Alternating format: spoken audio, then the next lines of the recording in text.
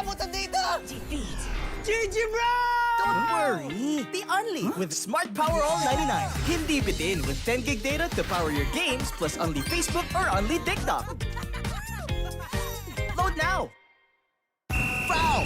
You know your scalp can get up to 5 times more dandruff? Get triple anti-dandruff power. Supercharged with Clear. Hey, you, did you know men have 1.4 times weaker scalp? Get a shampoo that's 100% made for men. Supercharged with Clear. Enemy alert. Your scalp gets 1.5 times greasier, causing dandruff. Get triple anti-dandruff power. Supercharged with Clear. Stop and pull over. Your scalp gets 1.5 times sweatier. For cooling power. Supercharged with Clear. Hey, where's your safe place? A place where ideas ignite, where laughter lingers, where work feels light. This is mine, and I'm not gatekeeping it. A chair isn't just a chair. It carries me through wins, through stepbacks, through every step forward. And a desk isn't just a desk. It rises with me, stands tall when I do. Through triumphs, through trials, this space keeps me growing. This is my safe place. Home, playground, grounds where I stand. This is TT Racing Home Grounds. For every dream I chase, every battle I face, TT Racing has my back. So I'll ask again, where's your safe place?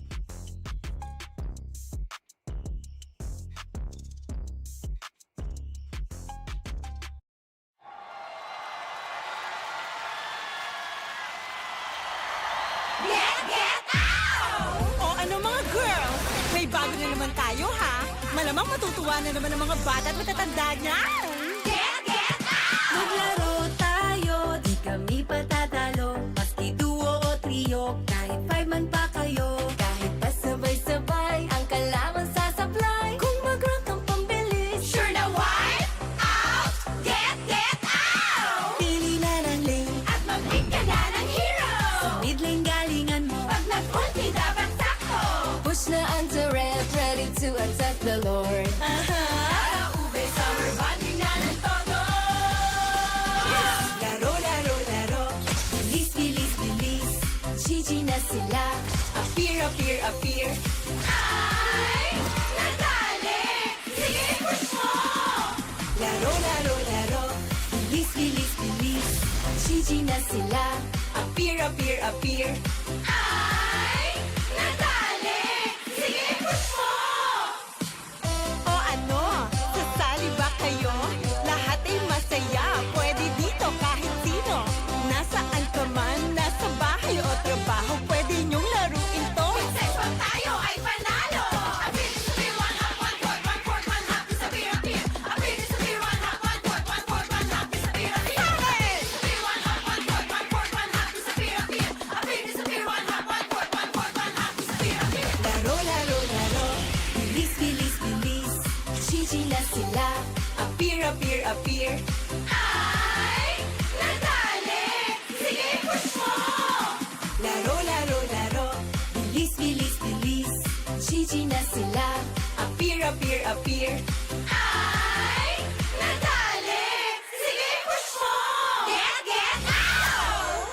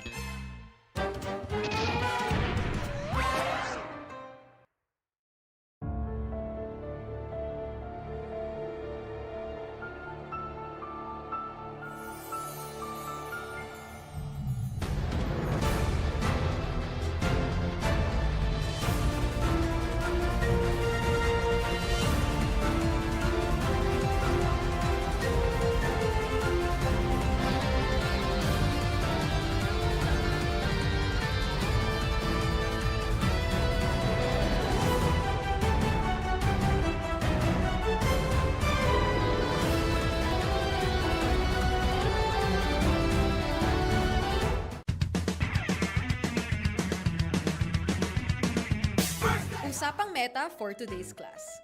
Excited na ako! Meta? May itatagos kaya?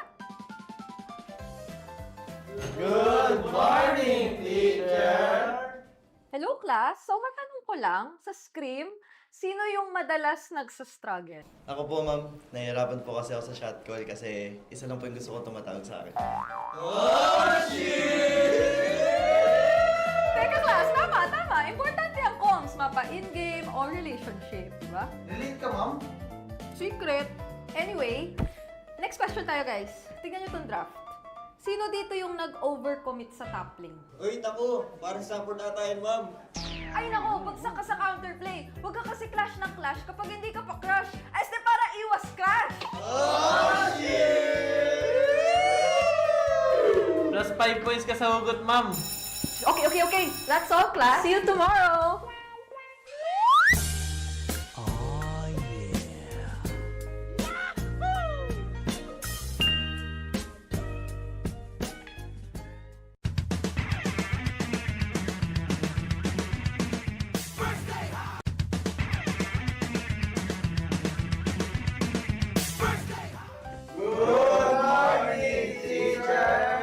May bagong grading sa loob ng classroom. Sino kaya ang bagsak at sino ang may palag? Okay. May grado na ang lahat base sa inyong naging pinakamainit na katapat sa lane. Now, class, ano sa tingin nyo ang palag ni Demon Kite kay Carl T? Ako! Si Cartesi Goat! Si Demon Kite, celebrity! Okay, pakinig. So, pag-usapan naman na natin yung iba't ibang uri ng rivalry, class. So, unang rivalry, yung team na palaging next season na lang versus yung team na palaging nag-champion. Ma'am! Masakit naman yan! Ma'am, parang may pinapatamaan ah. Grade 91%! May angas, may storyline, pero minsan pag finals, bigla na lang nawawala. Parang signal sa probinsya. Ma'am, di naman na kami yan, no? Okay,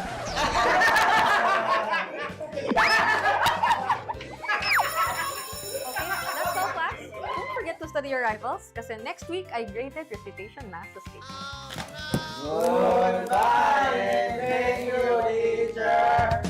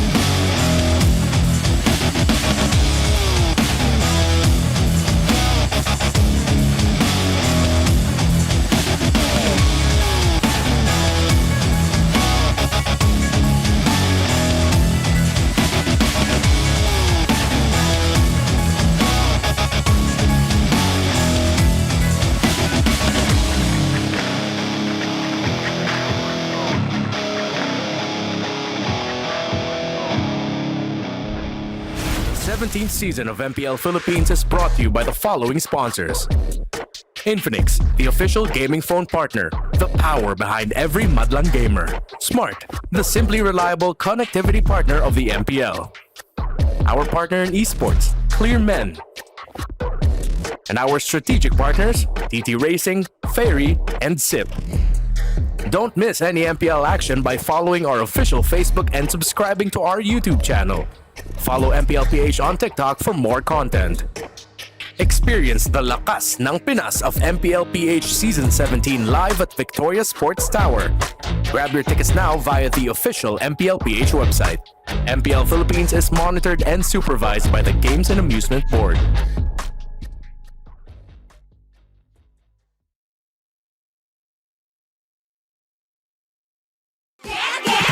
Maglaro tayo, di kami patatalo. Maski duo o trio, kahit 5 man pa kayo. Kahit pa sabay-sabay, ang kalaban sasablay. Kung mag-rank ang pambilis, Sure na wipe out, get out! Ay, nadali! Sige, push mo! Get out! Get out! maglaro tayo, di kami patatalo. Maski duo o trio, kahit 5 man pa kayo. Kahit pa sabay-sabay, ang kalaban sasablay. Kung mag-rank ang pambilis, Sure na wipe out, get out! Sabi one hop, one court, one court, one hop, sabi appear. Sabi one hop, one court, one court, one hop, sabi appear. Sabi one hop, one court, one court, one hop, sabi appear. Sabi one hop, one court, one court, one hop, sabi appear. Vibe check pa ka mo? Ganon mag-opening. This is your very own sex bomb, Odin. At ako naman, ang inyong sex bomb, Denise. Oh my God, Odin. Nakakapahagod ang ating simula. Instant get out for everybody. At saktong-saktong energy na yan dahil meron tayo agad unang match and that is between APBR and Twisted Mind. Kaya naman MPL Superfans, ihanda ang inyong pinakamagagandang sayaw at pinakamalalakas na sigaw dahil today ay Superfan Saturday! Dito lamang yan sa tahanan ng pinakamalalakas. This is MPL Philippines Season 17. Palag na to! Get out! Magandang hapon sa lahat ng sumusubaybay sa MPL Philippines Season 17. Kami pa rin ang mga kasama nyo sa hapon na to. Sex Bomb Umi nga pala, kasama si Sex Bomb Burrito at si Sex Bomb Midnight. At para naman sa ating English panel, kamusta naman kayo dyan? I guess we're not We Bear Bros today. We're gonna be Sex Bombs today. It's me, Naisu, Leo, and Wolf. We're here. Sex Bomb Naisu. We all promised that we're gonna dance with Burrito, pero sadly Burrito mo ikaw lang na ano. He promised on our behalf! He promised on our behalf. Oo nga. That's true. Kaya sumayaw din kayo kasama ko. May utang pa kaming sayo sa'yo, Burrito. And by the way, this tournament is monitored and supervised by the Games and Amusements Board. Narito na tayo sa ating Week 3, Day number 2. Kahapon nakanood tayo ng dalawang sweep. And mukhang may kakaibang kaganapan ngayong araw na ito dahil birthday po ng ating idolo, si Brigida. Happy birthday kay Idol. Happy birthday, Tol! Happy birthday, Happy birthday, Sex Bomb Brigida! Tama. Happy birthday sa'yo. Sana hindi ma-apply ang iyong buff ngayon sa ating ano. Wait lang. Kasya ba mukha mo dito, pare? You know. Kasya ba? Legends na ka nakakalam. Legends na ka nakakalam. Kasya ba? Ganyan o. Ayan o. Happy birthday, Tol! You know. Happy birthday sa'yo, Don. And alam mo, the celebration continues dahil ngayong Superfan Saturday, bukod na lamang of course sa ating mga Sex Bomb antics sa simula, ay balibalita ko ay may special guest daw tayo bukas na hindi pa natin pwede sabihin. Pero feeling ko, sa lahat ng mga nasabi natin ngayong araw na to, parang naramdam na natin kung sino yun bukas eh. Sabi nga daw, mapapag-get out ka talaga eh, no? Oo, out talaga. Pero ang hindi out dito, ay syempre, yung number 1 sa ating standings mula sa Infinix standings, TLPH, number 1 pa din. Ibang klase talaga. Dahil napakaganda kasi ng simula para sa TLPH. Even after being doubted dun sa kanilang mga decisions, dun sa kanilang roster. And it's still surprising that they went 5-0 na napaka-dominant in the past few days. And most importantly, baka mag 6-0 pa sila dito dahil yung kanilang mga katapat is nandun sa top 7 ang TNC. Oo, and for TNC Pro Team, no, parang nag-fluctuate talaga ang kanilang galaw for the past few seasons. At mapapanood po natin no, ang nabanggit na matchup na yan between Team Liquid Philippines at TNC Pro Team sa ating pinakauling match ng Superfan Saturday na to. Ang ating simula ay labanan ng mga sophomore na napakalupit last season, na ngayon naman ay magsisimula mulit. At ang pangalawa naman ay Omega kontra Falcons. Mukhang may mga pass na makakalungkay sa araw na yun. And I can't wait because I was actually watch partying. I was watching the Omega game yesterday, and a lot of my viewers had a lot of interesting things to say about, you know, the way they went through that series, and I hope to see them improve today against Team Falcons, and of course later on, that's going to be a banger match. TNC against TLPH. Nagkatingin na kami ni Wolf kasi yung matchup na to, historical to eh. Kasi every time nagtatapat ang TNC at TLPH, kakagaling lang sa talo ng TLPH. So, ang TNC, for 2 seasons, lagi nila nakakalaban yung galit na Liquid. And look, parang napakahirap manalo against galit na Liquid. But mamaya mapapanood natin yan. Ang ating simula ay labanan ng mga general. It's KLVJ versus Lansu. Parehas na captain sa XP lane na hindi ganun kadalas natin nakikita. Yeah, alam natin dito sa side ng the Twisted Minds, usually you would say na si Shonya na matindi or si Nosha, but this time it's going to be Lansu. Apparently ay ang general ng team na to, so since naval sila, siya yung admiral, siya rin naman yung tunay na captain actually, and then he's gonna be up against KLVJ na maganda rin naman ang ipinapakita as of late. Oo, KLVJ from his international stint all the way back here in the Philippines, isa sa mga inaabangan talagang mga manlalaro, dating child prodigy na ngayon ay tinitignan na bilang isang kapitan para sa APBR. Merong alternative universe na naging karibal ni KLVJ, si Carl TZ. That's true. Ganun kalayo yung narating ng career ng isang The King, KLVJ. Makakarap niya ang isang journeyman din, na minamasahe pa ng kanilang roamer at sino man. Ang dami nila doon. Lansu, who I believe through a conversation earlier before the match, no? Parang kanilang leader nga in-game. Yes. I mean, it's the King versus the Admiral at makikita natin yung mga stats natin dito. When we look at the numbers, ano bang sinasabi ng mga numero sa atin? Alam mo, makikita mo rito si Lansu, talagang admiral na admiral. Ini-embody niya yung kanyang pagiging captain. Most of the time nakikita natin sa Twisted Minds, he is the body shield. Kumbaga siya yung tumatangke ng lahat ng poproblemahin ng kanyang kakampi, walang problema kasi sasaluhin niya lahat. Shot call siya at susunod lang yung kanyang mga kampi. Kaya feeling ko minamasahe siya ng Twisted Minds. Boss, masakit na ba yung muscle mo? Oo. Ganun din kasi sa in-game, siya din yung minamasahe pag naka-Urano siya, pag nakapag-alis. And then si KLVJ, ang difference naman is, para siya yung setter, para siya yung catch type. At I think mas successful ang APBR kapag catch type yung heroes ni KLVJ. Yeah, ako mag-agree ako dyan. Kasi again, dun sa mga past performances nila, Sora talaga yung bumuhat. Nakita natin kung gaano kalupit si KLVJ sa paggamit nun. Oh, and speaking of KLVJ, nakita din natin kung paano siya maglaro with carry XP laners, yung mga tipong bumabawas talaga. Pero bago natin puntahan itong matchup na to, ay panoorin muna natin ang video na to. Ano nga bang sinasabi nila? Thoughts ko na maglalaban kami ni Lanzo isa na. Parang excited din ako kasi para sa akin yung mga laro ni Lanzo nung mga nakaraan kahit puro sila talo is decent. Like, nagagalingan ako sa kanya. Plus yung nga sinabi na captain siya din, parang sa kanila daw talaga lahat umiikot ng shot call kay Lanzo. Kaya parang nakakabilib yun na nakapag-perform siya mechanically and nakapag-isip din siya ng tama. Hindi ko masabi na ako alas pero siguro gagawin na lang namin yung best namin. And syempre mas prepared kami ngayon kasi syempre dalawang talo na kami from TLPH and Onyx. So yung mga talo namin doon, i-review namin din. I-apply namin siya bukas. So siguro wala naman yung sa kalaban namin bukas eh. I mean, wala naman kung twisted yung kalaban eh. Kumbaga, dapat kasi kahit sino kayanin namin. Wow. Ibang klase talaga yung maturity ni KLVJ, no? And in fact, even back then, nung tinatagurian pa siyang child prodigy, ay kamangha-mangha na ang pinapakita niya. But looking at Twisted Minds right now, on their second season, sophomore slump na nga ba ang ating tinitignan? Medyo masakit dun eh. Alam mo, I really love watching this team. But during the season 16, yung kanilang entry is 3 wins, 1 loss. This time, ang kanilang first 4 matches for Season 17 is 1 win and 3 losses. Sobrang kabaliktaran, no, kanilang start from before.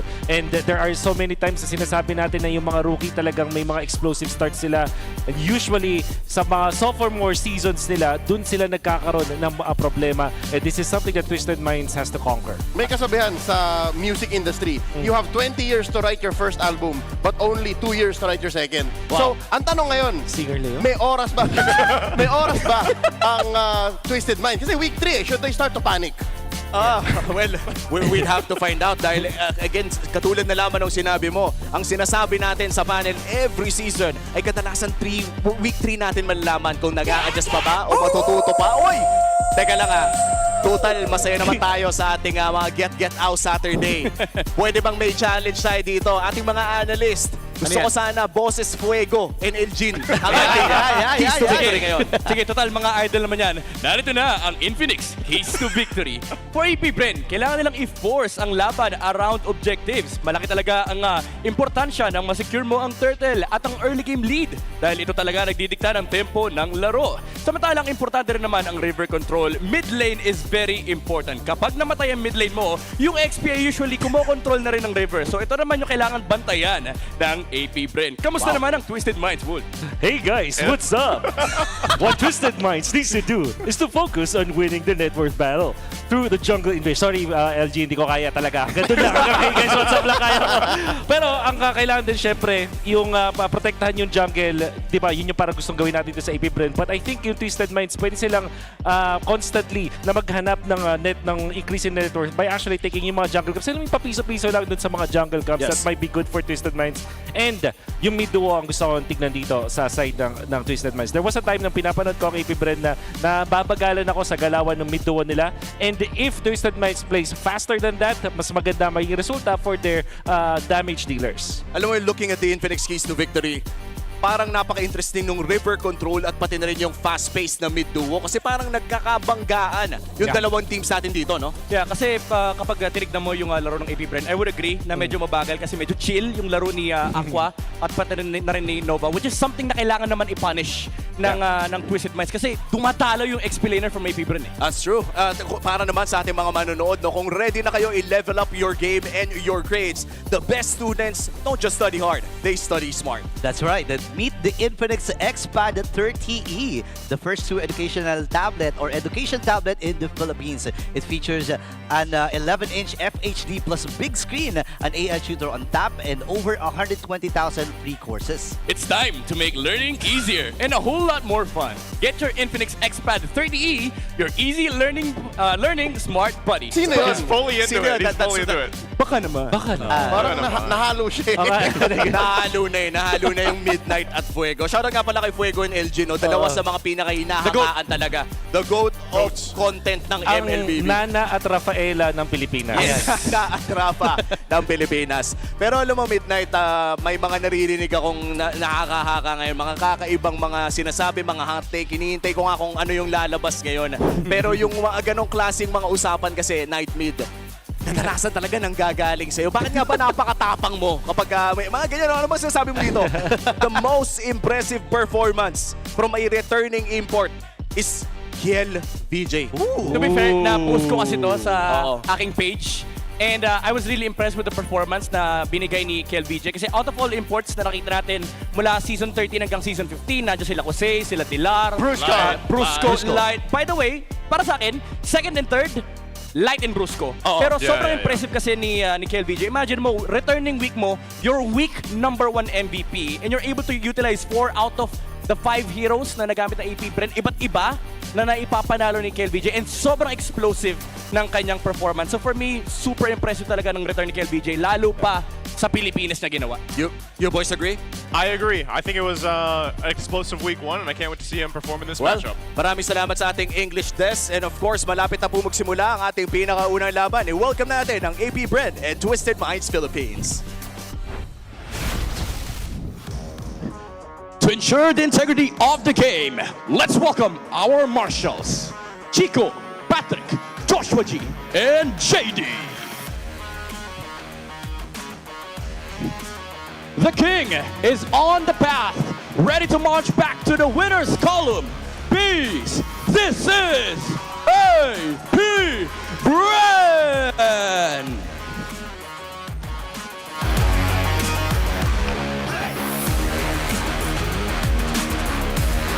The Admiral is steady and ready to steer his crew back to glory.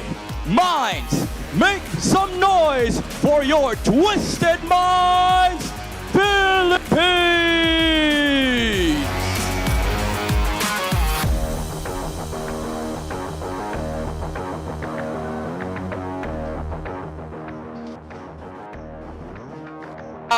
And our head referee, not master, set. And the head coaches, it's Coach G for AP Bread and for Bonchan for Twisted Minds. It's the King versus the Admiral. Who will survive the storm? Ito na ang unang laban sa Super Fan Saturday. And here we go. Welcome back to the English desk here. Let's go ahead and take us through AP Bren first, Leo. The jury is out on if TLPH is the singular most dominant returning import, but I gotta say, there are some nagging weaknesses that have come through in the keys to victory. Number one, mid-duo might be a little too slow. Aqua and Nova, they don't always have the time and space to work. Second is, again, that hero pool, they gotta work it out. Wolf, is this enough time? Is day 2 enough for them to step up the Twisted Minds? Oh, it has to be enough. And what I really want to see from both teams, in fact, you can even say that Twisted Minds, because they have been just playing like how they were playing from the previous season. Maybe that's also the problem why Twisted Minds with Lansu, MP the King, Sean, Kaloy, and Owl, they have not been that successful because they're playing as if it was still season 16. It was still their rookie season. They have to bring something different now. They have to see something different from MP the King, for example. Something different, you know, I'm still going to go ahead and wish that we get another chance at Gord. They're the team to bring it out. Maybe they bring it out this weekend, but I think one thing specifically, even when you look at the stats, like you guys mentioned, Twisted is having a very different start to the season, especially in this first half than they did in the last one. And I think at this point, you kind of have to start to take things into consideration of what that's going to do towards that second half of the season, where we see a lot of times teams really have to kind of adjust and are a little stressed on getting that pressure done to end up higher in the standings. My sweet child, if we are going to look at this as a similar route, but also a reversed route to season 16, I'll take that deal. That means Twisted Mind struggles in the first half and then dominates the second. Yeah. Is that not a good situation to be in? A much better situation, actually. And for Twisted Minds, however, I think that it always will be a difficult spot for them right now. And I think it's mainly because that's all the teams in MPL PH Season 17 are striving to be really, really good, right? Striving to improve. That's also very true for AP Bread. This is no longer an AP Bread that's always in the lower part of the standings. Yeah, Carl called him a contender. That's right. Yeah, I think anybody at this point right now could be a contender. But before that, before we get to the match, let's throw it over to our Smart 5G Ink Test. Uy! Mababa sa akin, pre. Alam mo talaga pag hindi kabado yung yung galaw. May pressure ako. Alam mo talaga pag sino kabado sa atin eh. Hoy, mat ako. 90 lang ako. Ganyan talaga pa kasi pagkabado. Awrado kasi kayo kay Nova. Kay Nova. Ano? Kalayo, galit na lang kay Nova. Balita ko si Yolak, gigil kay Nova eh. MDL pa lang. Pero angas kang watch ha. Yun pre oh. Nag-100 na rin sa akin pre oh. Wala na, kabado na rin ako. Medyo maangas yung relo talaga. Hindi ko may bahala ng mga viewers pag gumawa kami ng mali oh. Ang taas ng heart rate oh, kabado to. Collab ng Sex Bomb kapon, nalaman ko na yan kasi sinayaw ni Lanzo yung kapon. Mamaya pag nanalo, sasayaw yan si Lanzo sa stage. Sa interview, sasayaw yan. Magsa-Sex Bomb ba tayo sa stage, pre? Yung BJ, gusto daw ni Kel sumayaw ng get James Frank, ikaw, James Frank, ikaw? Yari ka boy, level 2 na ako. Okay, I like how that was basically the MP Smart 5G ping test. That's right. A lot to say there. And actually, on that point, let's talk about the heart rate monitors. What do you guys think about that? Because I like what he mentioned about the viewers, because that's what I see. A lot of people are like, oh man, he's so kabado, he's so nervous. Yeah. What do you think? Do we love the heart rate monitor conclusion into this? Yeah. First of all, yeah, I love it. I just really want to know how to make sense of those stats. Making sense, yeah. Because, you know, I think for me personally, because I drink a lot of coffee, my heart rate is always Same, pretty, same. even when I know that I'm mentally okay. So I think there has to be some professional, you know, judgment on this. Maybe we speak to a doctor or someone that can actually explain. Someone mentioned, like yesterday, in yesterday's matches, for example, in the match that the heart rate monitor was showing, they're like, notice the XP laners. They're always like, they're usually the higher heart rate from the teams, and it's like, why the XP lane? I don't think that's a play style situation. I don't think that's because of the role that they're in or the way that they play. I think it's more of a physical thing. Yeah. You know what I'm looking forward to? Physically active players and what their Like a resting heart rate? is. Yeah, because again, athletes, right? Yeah, that's true. That's true. Physical athletes. So if you're, is it true that if you're an athlete, you're like Your resting heart rate is lower, yeah. The more in shape you are. Okay. And, you know, to get there, you need moves, man. So this guy right here, James Banks, the show of the million moves, the man with a million moves. You can see here, this is when he gets to pick, or when Suyo is banned. The results that he has when Suyo is banned. He's one with a box, yeah. He's one with a, he is the box. That's it. He is the Baxia. Hey, He is the That's box. right. who did I hear saying that anybody can play Baxia? Was this yesterday? This was during our. Oh, this was behind the scenes. This was behind the This scenes. is something to come in the 8G podcast. So a little Can bit of a anybody play preview. Baxia? Oh, yeah, actually. There's a group of players who said, "Oh, yo, anybody can play Baxia." Yeah. So what does that mean for James Banks? Oh yeah, this was behind the scenes today. That's right. I mean, it's an episode coming like a week or two from now. Maybe 3 weeks from There now, you go. actually. But yeah, basically that's the idea. Like, not everyone can play the Suya, but Baxia is not a hero that is, you know, always equal to skill level. I mean, it does take some skill to choose That's the very right, true. All right. wall to jump over, man. I think that was, of course, that was said part in jest. It's But a I think macro that hero, it's a dude. macro hero. Just That's the thing. It's a And, macro hero. Hey, let us clouds are remember ever that the shifting, Baxia, but this heart from remains wins and losses, steadfast. actually brought us a trophy, an international trophy. That's right, more than once. More than once. More What than is that, once. 3 From times experience. now? Actually, you're right. Yeah. 3 times now. Baxia From winning and losing. is Filipino. The hidden lore. That's true. It's Yeah. Filipino. 4 times if you count the loss on the other side. that's right, Basically, that's at right. this point, he needs a Filipino skin. Baksha. Gotta have Let's one. think about it. Let's jump into the draft here. It's going to be Broken Walls for Game 1. This is AP Brent's choice. Yep. Alongside Go in Blue. Yeah. So despite their losing situation, the way they are, they don't change at least their choices here. Yeah. So with the ban on the carry, you are now already thinking about the priority on the Claude. Maybe AP Brand will want to first pick that. But at the same time, Jushin will never ever be ignored in the first few picks, especially because we mentioned river control and mid duos for both these teams during their keys to victory. So I'm thinking Claude or Zushin only for the first pick. All right. Also, And the Baksha, of course. The Baksha. There's also, we've seen a whole lot of blue Valentina also. I think, I would say Baxia, Baxia. because you want to split the Baxia Zushin. That's right. You can give the Baxia Claude or Zushin Claude. That's right. Yeah. That's right. You don't want to give up at least. Well, of course, Twisted Minds can pick both Claude as well as Jushin because that means that they're kind of open. Or Eve and Jushin, Eve and Claude. So the benefit of the glue right now, it's a flex pick. It can be played in the EXP and it can also be played in the roam role. Yep. But yesterday, this cost AP Bren. That's also true. Their high priority of the glue put him in such a weird position. Yeah. But I don't think they're sweating bullets now for the timing of it because look, Kalia's open. That's right. Marcel is open. Like, it's not an issue for Nova. Nova for sure would want to have that Marcel, especially because they're playing up against the glue, and the more time that you waste on the ult of the glue or the duration of the split, more chances you have. And of course, this is an incredible synergy with the Baxia. There's just so much that you can set up with, and then you pick up something like a Claude now. If you're AP Bren, you're not worried about the carry anymore. Easy stacks on the AOT. That's right. Yeah. What, Claude Marcel? Potentially, or do they sit on the Claude and wait? All right, that's going to be the Harith. They go Harith and Eve. They're going for a box setup here. Oh man, I really don't like combining Baxia and Harith. There's just so much magic.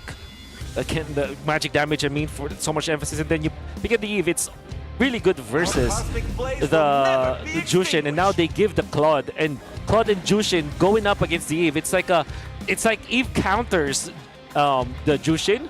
But Jushin with the Claude can now eventually be a problem for the Eve. You think this is also just one of the cases of comfort? Because Shizu, if I remember right, last season was phenomenal on the Harith. So maybe it was That's just one of also those decisions like you want Claude or Harith, and you know, they just went with the Harith. That's very true. But the problem I have with it is that not only are you giving a good combination and a counter for your hero, but you're also countering yourself with the glue already being picked up by Twisted Minds. Remember, glue has been notoriously good against Harith. So he picked the Harith into the glue. That's right. Willingly. I think, yeah, there's got to be some reason to that. I got this reasoning. Coach, look me in the eyes. You know, I can handle this. Shizo can win. I think this is the time where they will consider KLVJ to deal the damage. Maybe get a bit, I don't know, maybe a Benedetta, Arlet if it's not perhaps. banned out. I mean, without the Phobius, without the Sora, what else is left there for the EXP lane? They have to look for damage in that department for sure, because they already picked up the Baksha, which is not that reliable when it comes to dealing the damage. And what else could fit into their... A Yuzhong maybe? A Yuzhong maybe, actually. Yeah, I'm thinking damage. Benedetta might just... It could work, but like, when was the last time that we saw KLVJ play the Benedetta? I mean, it's been a long time. I'm not even sure if it's, Not in recent memory for sure. I think Twisted Minds are going to pick up their jungler in the 4th pick. Going up against the Baksha, there's always the Fredrin, there's always Harley that they can use up against this Eve, as well as the Harith. So I think Harley should be banned here by AP Brin. So is the Fredrin. It's also a consideration. Yeah, it might just end up with that matchup, Fred Baksha. They're going to go with an Alice ban, so that even the Harley's still being open, but I'm not sure if that's something that MP wants to necessarily bring into this. It might be better just to face him off with a Fredrin here. Fredrin and Leomord, of course, the MP the King special. Before Leomord was cool, he's already playing that. Before Leomord was buffed. And he was playing it with the Marksman emblem, right. It was MP. Yes. It MP? Yeah, it was MP. It's MP, and I think today he's still the only one who does it in MPL. But That's here we right. are. There's the Harley. A little faster, a little more proactive. Yeah, no Khalid, no Hilda, and then no Glue. What is your invade here of your AP Brain? Or will you just go for Kalea to go with the Eve? But I think I think the Kalea is actually a good option here for AP Brain. If they want to go defensive, they can always go for the Gatot Kacha, a great hero with a taunt. Yep. And the Grok also makes a lot of sense versus the Claude. So those are the 3 options. And then I really feel like the Arlet for Brin and Yuzhong. Because it's open, you know, if they wanted to take Arlot, this is one of the heroes too that he's performed really well with. But there's a Marcel, and then we find out it's going to go in the hands of KLVJ here to face up against Lansu. Yeah, but there's Arlot. The Arlet. I think the issue still stands though. Not enough reliable damage. Yeah. Twisted Minds, they now can put this glue into the roam role and then maybe look for another tanky hero to supplement their front lines. Because Marcel is really hard to deal with if you're just if you're glue from the EXP, so you want to look for maybe a Uranus or a Lapu-Lapu actually makes a lot of sense here. Okay. I feel like I like Twisted Minds composition more than AP Bren because of the counters, but this Marcel, the fact that it actually got through, that might be their trump card in this scenario. Well, you guys can let us know what you think, because super fans, you can scan this QR code and correctly predict the match winner to win 1,000 MLBB diamonds. Don't forget to scan there. And also, if you guys don't want to, I'm not sure why you want to miss a chance on 1,000 diamonds. You can let us know in the chat as well who you think is going to win this first matchup of our super. Wow, there's the prediction. Oh, wow. For our super fans right there. 77% leaning towards AP Bren. Are the mines caught lacking? Because the Hives are standing on business again. They are here in droves. Like we filled half of the stadium with them. Yep. What's going on? Where are the mines at, y'all? Because I'm gonna echo what you just said. I like Twisted Minds lineup. Yeah. It's very proactive. Yeah. They fight when they want to. They're online literally at what, 6-7 minutes? Yeah. Maybe you're doubting 6-7 how dormant the KLVJ fans were. Maybe they're just, they have been very quiet for a long time. And now finally. Yes. Because the King's back. Because the King is back. Oh, they're like Long live the King. They're like the silent group of just It's a secret society. The king's back. The king's back. The loyalists, you know? The loyalists. The king is back. All right, let's jump into the game here. We're in the Land of Dawn. Let's take a look at the emblems here falling into place. Nothing too different. We got Nova running that hybrid over here. This is one of the things I like seeing him, the quantum charge too, like it just allows him to be more annoying on the Marcel. Now I know when we first saw Marcel grab his first couple of wins here in the MPL Philippines, it got back-to-back wins, and so now we get to see it come through in week 3. Was it picked at all yesterday? I don't think Marcel was, right? Did not see a single snapshot yesterday. Oh, MP, very low. TLPH might get punished. Vengeance through. Wow. Some spell back, and in comes Nova, the flicker, the takedown. And Lansu suffers first blood. Down goes Kiel. The king has fallen at the hands of MP, the king. For sure, for Twisted Minds, they're going to be happy about that, especially because it was MP the King having a time of his life.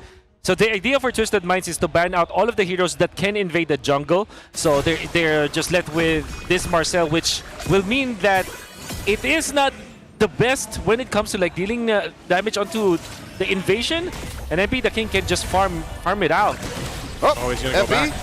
Hat-trick, face escape, back in. Kaloi very low, flickers through, might get taken down here. MP gets a revenge kill on to Nova. Both roamers have fallen. MP gets a double. Aqua. That's fancy footwork right there by MP, man. For sure. And there's a reason why this Harley has been so dominant. Now sitting at 3-0 already. You know, you see the strengths of the composition of Twisted Minds, right? They have Kaloi on this glue, a roam glue, that is not going to be as effective as the EXP laner, but they put it in the roam. Now it is a good sandbag for MP the King, and also a lot of vision. And if you combo that up with the Jushin, they have so much mid priority. They can clear out the waves so quickly so that they can help MP the King if ever APBR decides to put 3 people in front of this Harley. And that's what Kaloi is doing. Look at this, pushing 4 back into that wine brush. Taken down very low. Can he get the split? Gets the mount! Gets it off. Flickers back. Where they go in, Kiel can't dive in, can't deny the take from MP. He scores a turtle, swiping away Aqua. That's a defensive use of the RWM as Twisted Minds get the big one. Good work by Kaloi. I mean, he just bought so much time and space for Twisted to go ahead and secure the turtle there. Yep. Unfortunate for him to go down, but job done, at least for Twisted. Up, Shizu trading ults with Owl. Blazing duet for the Zaman Force, pushing back the Claude underneath tier 1. Yep. See, this is the reason why you pick up the Harriet, though. Of course, overall, you see that the Claude will be such a good pick for APBR, but the struggle of the Harriet is that it just wins the lane for you. So long as there is no carry, you're gonna have a great time in that gold lane, and even something like a Claude is not gonna last that long in front of a Harith. So now APBR, it is revealed to us that their MO is to win the lanes, so that eventually during the Turtle T fights, it will be in their favor. So watch out for Turtle number 2. Of course, Twisted Minds has got the lead in terms of gold, but this composition from APBR is scary come Turtle 2. Oof. They know they want to make a play down here, but this is sniffed out by Twisted, so they're here for the counter play. Not sure if this will actually fully commit on either side, so they just kind of stop things, bad things happening to Al there in the gold lane. I think this is what's best for Twisted Minds. Again, I don't know if this is just making sense now, but this makes Teddy's performance all the more impressive. Claude rarely wins the matchup. Yeah, for sure. And it's mainly because it's a pure 1v1 here in the bottom lane. There's really just no help from the members of Twisted Minds into that gold lane. And of course, Harriet will excel in that matchup. matchup. Nova! Put down to a fourth of his health. They commit the deadly magics. Massive final slash from Kiel. Taking down MP. No retribution for Twisted Minds. Kiel VJ taken down by Lansu. 1-for-1 so far. Nova looking for that snapshot. Stopping Kaloi right in its tracks. The split. Saving Twisted Minds roamer. Lansu trying to stop the turtle take away from APBR. Sean underneath. Where's James? There's the retribution. Do they find Sean? Sean gonna get taken down here. The man with the million moves finds him. Oh, just a little bit of disconnect there coming out from Twisted Minds. They did commit onto to Nova, I mean. But the fact that Nova was able to run away with this Marcel, again, if you pop your ultimate, or at least you get those snapshots with your passive, you get so much sustain and you're very tanky. And then Twisted Minds got into APBR's zone. KLVJ was just hiding into that bush, not even having to commit the flicker to catch MP the King off guard. And that is what you get from KLVJ when he plays the catch type of heroes. And Sean did not have time to pop the ultimate during the teamfight when MP the King was still alive, and because of that, they just straight up lost that. Sean having to pop the ult far too late meant that they lost so much ground. Oh, Owl here. BMI out as James Banks threatened him, popping that poison. You see that? That sudden final slash? Yeah, I mean, he wanted to use it, but that's what I was wondering. Well, okay, drop down the Zombie Force just to get the turret. So I think Shizu will be happy with that, and they'll go ahead and rotate across the map. But yeah, this one thing you have to kind of be worried about if you're Twisted is KillVJ's Arlot. We highlighted this even back in week 1. And, you know, he's able to really test the limits, I feel like, with this hero and set things up. And even when we compare the two XP laners, the captains here with both these squads, KillVJ and Lanzo, you're seeing how it's being played out. And even the build that he's going to be going for, he only picked up that little bit of Fury Hammer to have that little bit of extra damage. Yeah. But then he's going to go ahead and build into more of the, a defensive hybrid Arlot. Yeah, I want whatever MP's having. He's spiking at 160 compared to his roamer and his XP laner at sub 60. Yeah. Look at that, Kaloy's so chill. Yeah, Kaloy is very chill, but I feel like MP the King has always been the most energetic person. And I really love talking to that guy. That's why I always get him on my podcast whenever possible, because it's like as if I'm talking to a shoutcaster. MP's a talker, y'all. He's got a lot to say, man. Yeah. I remember sitting in the audience with him one time, and Sean here put to a third of his health, a fifth maybe even. As they catch Shizu! Deadly Magic's enough shields to stop him from popping. He's fine. Turtle here, James Banks on it. Marcel can just tank up so much damage, like Wolf highlighted earlier, especially whether you use the ultimate or not, just the way it works in his kit. So now the fight for this turtle, does Twisted actually want to do anything here? With MP with a sneaky retribution! Space escape out, just gets out of the RWM as well. Hat-trick again. He's juking 3 members of AP Brand. They try to take him down, but it's not gonna happen. Crimson Beacon by Sean. MP comes back and lands him in the back line, cutting Aqua off. As Nova's next, flickers on out, catches the Deadly Magics, and that's all she wrote. Twisted Minds, another turtle scored. Oh man, MP the King has not always been on top of your list when you're talking about the top junglers, but this game so far, MP the King has been phenomenal. Despite that one death, a wonderful retribution, and then you see how he juked the members of AP Bren even after the golden hour being committed, as well as the real-world manipulation on just one hero. MP the King making it happen for Twisted Minds. I get why he's such a big star in Cambodia. Yeah. I can hear people watching this now.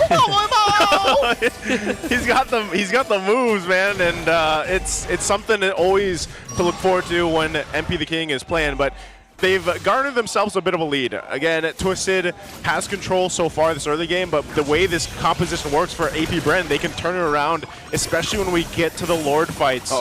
And this is where we start to see also the gold laners come to play here. They've basically been able to just kind of farm up. You see the standings that they have here. They have the items they essentially need to go ahead and contest into this first big objective in about 30 seconds.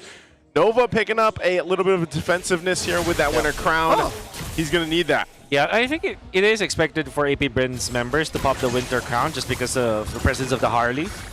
And there is also that trick where you go for the golden hour and then you go for regen afterwards. Then you just, you know, spam up your skills, and then when you're in threat again, you go for the winter crown. Of course, not in the golden hour because that's counter to it. I was going to say, you juggle it basically. You stack that's it. Right. Al picks up his golden staff, so he's got that.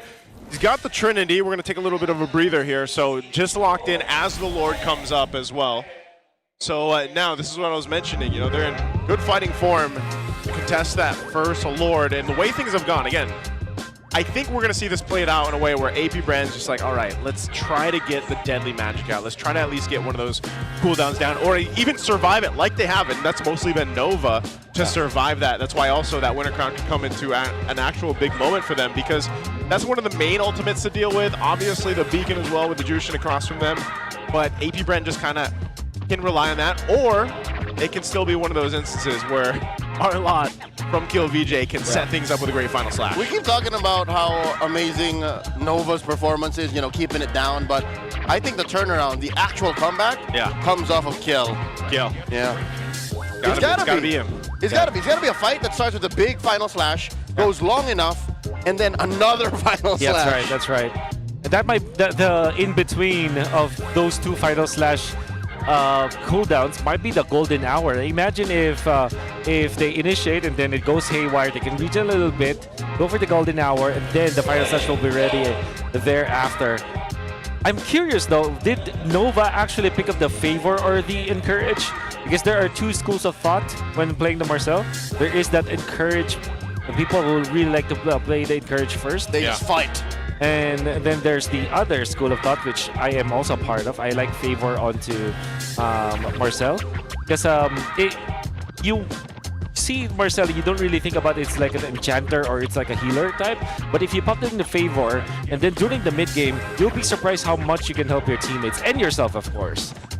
Well, let's see. There's the chop. We're going back in. And like I mentioned, the Lord is up. So what does he have? Let's take a look here. Do we have? Well, we don't have it just yet behind us, but he's got encourage. Phase boots, encourage. He's not in your camp, Wolf. So he's on his way to the Oracle. All right.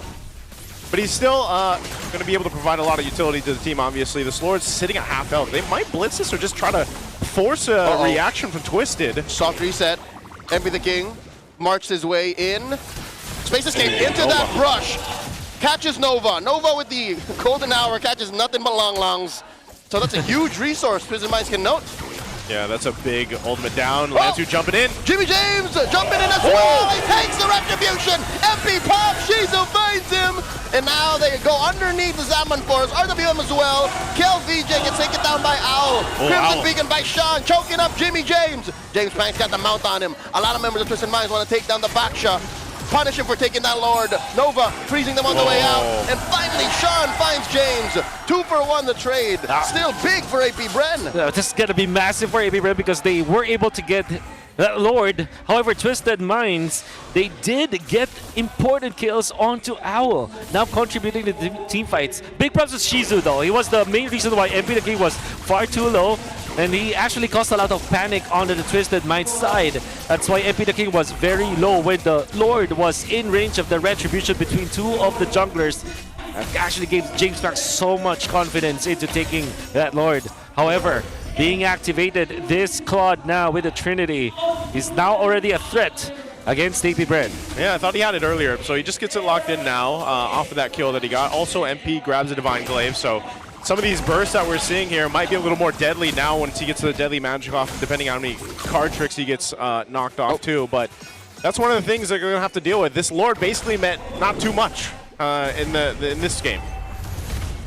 There is always that factor for AP Bren where if the Zaman Force is perfectly placed on top of the Purify, Twisted Minds will not have enough to deal with him. So that will be, of course, the problem later on. Because what I see is Nova can just pop the golden hour onto the backlines in case that the Zaman Force is activated. Yep, so deny the punish. That's right. So Shizu can go relentlessly into Twisted Minds. Now, the question, well, wait, I'll ask it in just a bit. It looks like AP Bren wants to fight.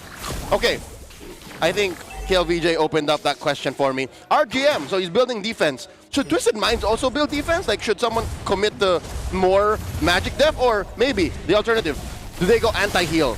Do they stop the shields from Shizu? I believe that it is, yeah, there is a lot of merit if they do go for anti-heal more than defense. Kasi I think that they want to dive and burst on the members of AP Bren. It's not really an actual big dive with a burst. It's more of a, they dive and then there's the Cloud and the Jushin. And they have to wait for a little bit. That's why all of those anti-heals will be crucial in that factor because the only way for AP Bren to counteract the dive coming out from Twisted Minds is if they survive the actual dive. Yeah, so someone's got to build an halberd. Someone's got to build. Sean just got his glowing wand. Yeah, by the way. Got glowing. So what? Is Lance on his way to a dominance ice? Maybe from Colloidy Ice is important. Yeah. Either way, I think it's going to be tough for them to actually convert some of these team fights right now. Nova picking, or no, Aqua picking up the Divine Glaive, so he's got that. I mean, he's got his own glowing wand too, to kind of deal with the sustainability that comes out with Twisted's lineup, especially with a glue for Kaloi. But now this Lord is up. This one could go more or less the same how we saw in the previous one. It's just maybe the positioning will be better from Twisted. James Panks himself picking up a winner crown. So we'll see. He got the retribution off previously. Can they win a fight this time? trying to get in position. Nova spotting things out. Oh, here from Twisted.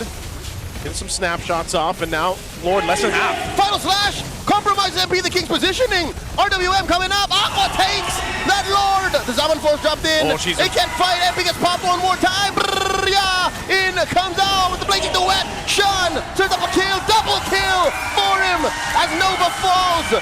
James Bank's gonna be up next. Where you going? There's the freeze, and then the eventual takedown. Triple kill for Sean. And those are stacks for Sean, as we just mentioned a Sky Piercer earlier. Yeah, what a great take coming out from Twisted Minds as they counter-engage against AP Bread. Although, you gotta say, KLVJ is a problem for MP the King. They still also the reason why Shizo eventually was able to take out MP the King. The combination between these two side laners for AP Bread is phenomenal, but Twisted Minds, their mid-duo, that really is the problem. We can see through the replay, Kaloy and Sean not punished by AP Bread because AP Bread were just too focused onto MP the King. And of course, Owl on the other side, making sure that Shizo is always getting damaged by that Blazing Duet, is also out of the fringe. James Max and KLVJ could not reach them. And we are also seeing why Twisted Minds, or why we favor Twisted Minds' composition. You can see this dive from them is just too good. I love the veterancy and the ballsiness of Owl to position there when he knows that there's like 2 more members of AP Brent to his left. Yep. I think he's almost in a sense of the safety of having a Jushin, for example, like fighting around that beacon, and then even Kaloy and the glue.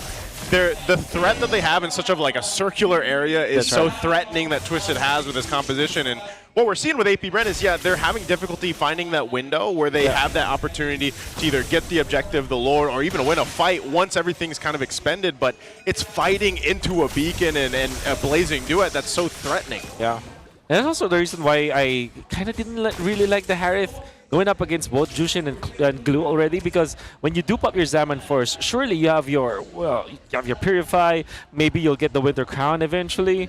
But the fact that after one set of dashes with the Zaman Force, you're left with nothing, and if Twisted Mind survives, you see how deadly it could be for Twisted Minds. But of course, I think that there is really a fix here for AP Bread. If they go front to back, I feel like, against Twisted Minds, and then take advantage of the golden hour, that is the dream scenario for them. Make sure that Shizu's always going for the -1, and maybe not focus on the objective anymore. Surely they're getting all of these Lords, but they're not winning the team fights because they're not utilizing their composition the way that it was designed. Yeah, part of that fight for the Lord that we've seen now twice, it's going to get tougher for them, especially when we get to evolved Lord territory, where even if they throw themselves to fight Twisted, they're going to just have a bit of a rough time dealing with that circular area. You see Owl picks up his Malefic Gun, concentrated energy for MP the King too, because MP is actually the one, he's basically the squishiest one. He's probably a sacrifice at this point. Yeah, at this point, he's more of a distraction. He needs to stay alive for the retribution if he can get it off here. So they're starting it up. Yeah, Lanzo has the D-Ice already, by the way.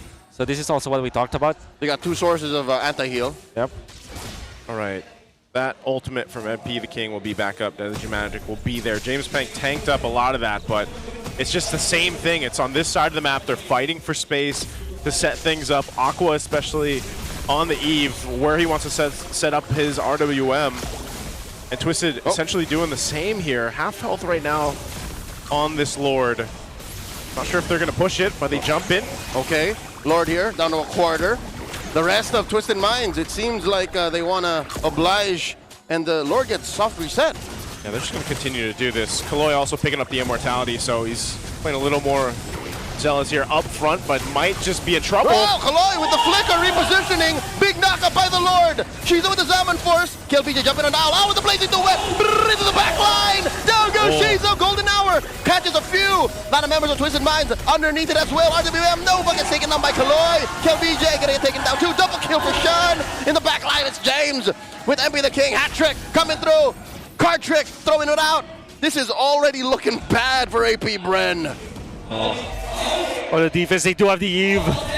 But this is the entirety of Twisted Minds. Lansu can actually jump onto Aqua. Oh, he does. Bravest Fighter to the face. And they get that inhibitor up top. Mid gonna be up next. 2 lanes penetrated by Twisted. Oh, MP. MP. Oh, nice choke here by Sean. James Banks running away. Pausa Poisans, a little bit of damage reduction. Next up is the base. Waves crashing in. Wave did not make it through. AP Brand still in it. Great defense to clear out those minions just in the last moment when Twisted was looking to cap out game 1. But AP Brand buys themselves some more time. 7,000 gold behind though, and it's the same thing when we saw that fight break out.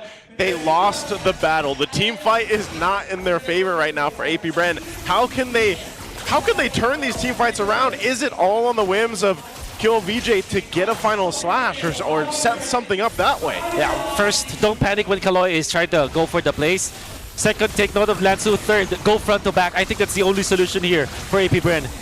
All right, they start off again. Same thing as Deja Vu for this Lord. Fighting for positioning. A couple flickers down, though, on both sides. Both teams probably just going to wait for all those to be available as they're crucial battle spells for both these comps. Whoa, whoa, whoa, whoa, whoa, Oh, what is MP going? MP, you're in danger. This is not good. Oh, massive space escape, but does it again. Yeah, he's playing pretty aggressively, pretty upfront. He wanted to go for Aqua, but they got to clear the base, so this is an opportunity for them to go ahead and secure this Lord here. That's a clear go. Shizo with the Zaman Force. Lord here at 10 of its health. Lansu, bravest fighter in. The choke by Sean, displacing James Banks. Twist and Mind score their first Lord. All right, Lord secured. And unfortunate for AP Brand as they had to divide all of their members. Of course, it was MP the King's doing, but also the fact that they have pushed the bottom lane naturally and timed their take onto the Lord when there is a fat wave of minions already in the bottom lane. Chubby. Chubby wanted that, and as AP Brand will have to answer that they divided all of their pieces. And Twisted Minds have played so perfectly. They even punished James Banks when James Banks wanted to go for the steal. That is so good coming up from Twisted Minds. And you know what sucked? They lost that turret anyways. That's right.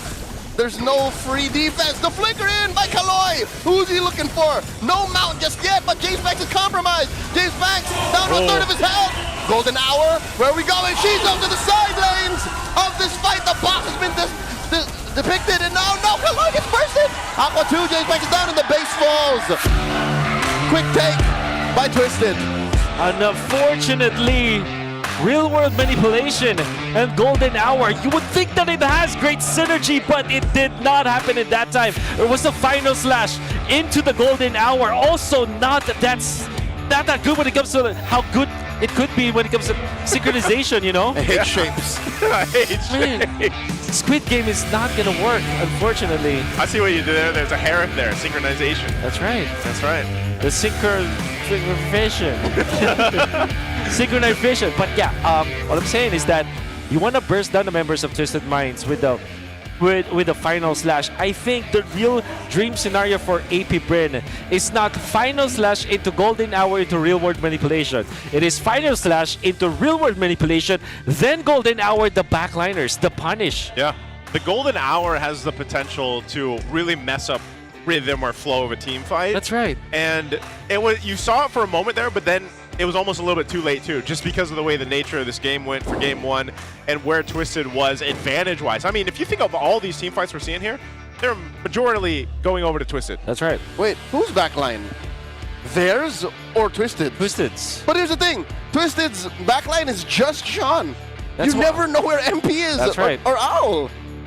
But it's worth it to just pop it there into the backlines. I feel like you have to really isolate, because I feel like when they do go for the golden hour into the real world manipulation, it's very exciting. But get out. But this guy, Sean, what he does is that if he gets caught in the middle of the golden hour and the real world manipulation, first of all, he makes sure that he still has the ultimate. Right? So what happens afterwards is you go for the real world manipulation, you think you already caught the Jushin. What he will do is to pop the ultimate, all of a sudden he's out of the zone, he's already stacking up the lantern onto the Eve. Now Eve has to decide, should I still go for this ultimate or should I just accept my death or get out of there? And that's why I think it was so difficult for AP Brand to beat this lineup. It's an anti-box lineup. It doesn't fight the orthodox way. For sure. Yeah. Because there was only really one kind of golden hour for Nova. Yeah. It was the everyone in it. Yep. And this is, as we look at the highlights here too, Sean, I mean, he had the stacks on the Skypiercer. I mean, he went 8-1 here. I think he got 4 of those kills after he had gotten the Skypiercer. But again, it was just such a good approach, and that's what exactly Wolf is mentioning. It's this anti-box composition that works really great, and that's what we were highlighting. You see all these team fights. It was so difficult for APBR to actually fight to these because, as you see, the beacon, the blazing duet, and even if you survive those initial ultimates being used, you can't escape. There's no way for you to really get out of there, especially with a Jushin across from you. I think I was looking back for the members of Twisted Minds and how they are able to win. It's also their management of spells. Yeah. Like you can see that there is a clear connection between Sean and Owl in a way that, hey, let's wait for APBR to overcommit. Let's time our lantern, our beacon, and the blazing duet together so that there is a lot of impact. You can see here, final slash into the golden hour into the real world manipulation. What happens? Only Kaloy is left in there. Twisted Minds are able to disperse. I think that for APBR, they have to utilize this golden hour the way that they utilize it in week 1, and that is through isolation. They utilize the golden hour to isolate the correct pieces for them to take out. So you isolate someone and it just cuts them off from the team, and you're able to go ahead and get a kill before they come back. Exactly. So don't use it for the bigger explosions. Use it to really dissect the team fight in your favor.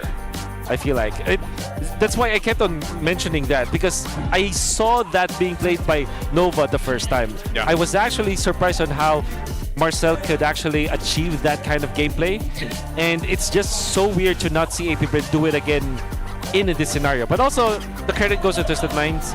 I feel like Sean and Owl, the way that they're managing their ultimates is just really good. It allows for Kaloy and Lance to just do whatever they want.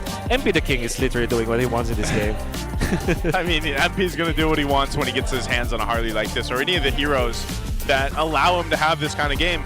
But I think you really mentioned this as well, that mid lane duo. I mean, this was back in the Keys of Victory, you know, the mid lane duo specifically for Twisted, especially when you don't see this many. I feel like you don't see it too often. The performances of a Rome Glue performing this way. I think Kaloy also played very great in this game to allow Sean, to allow Owl that space. And even Owl, man, imagine, he basically farmed for the first few minutes of the game, the early game. He dealt with a little bit of pressure, but Twisted alleviated that pressure so well by just being there, making sure that it wouldn't be a collapse on Owl.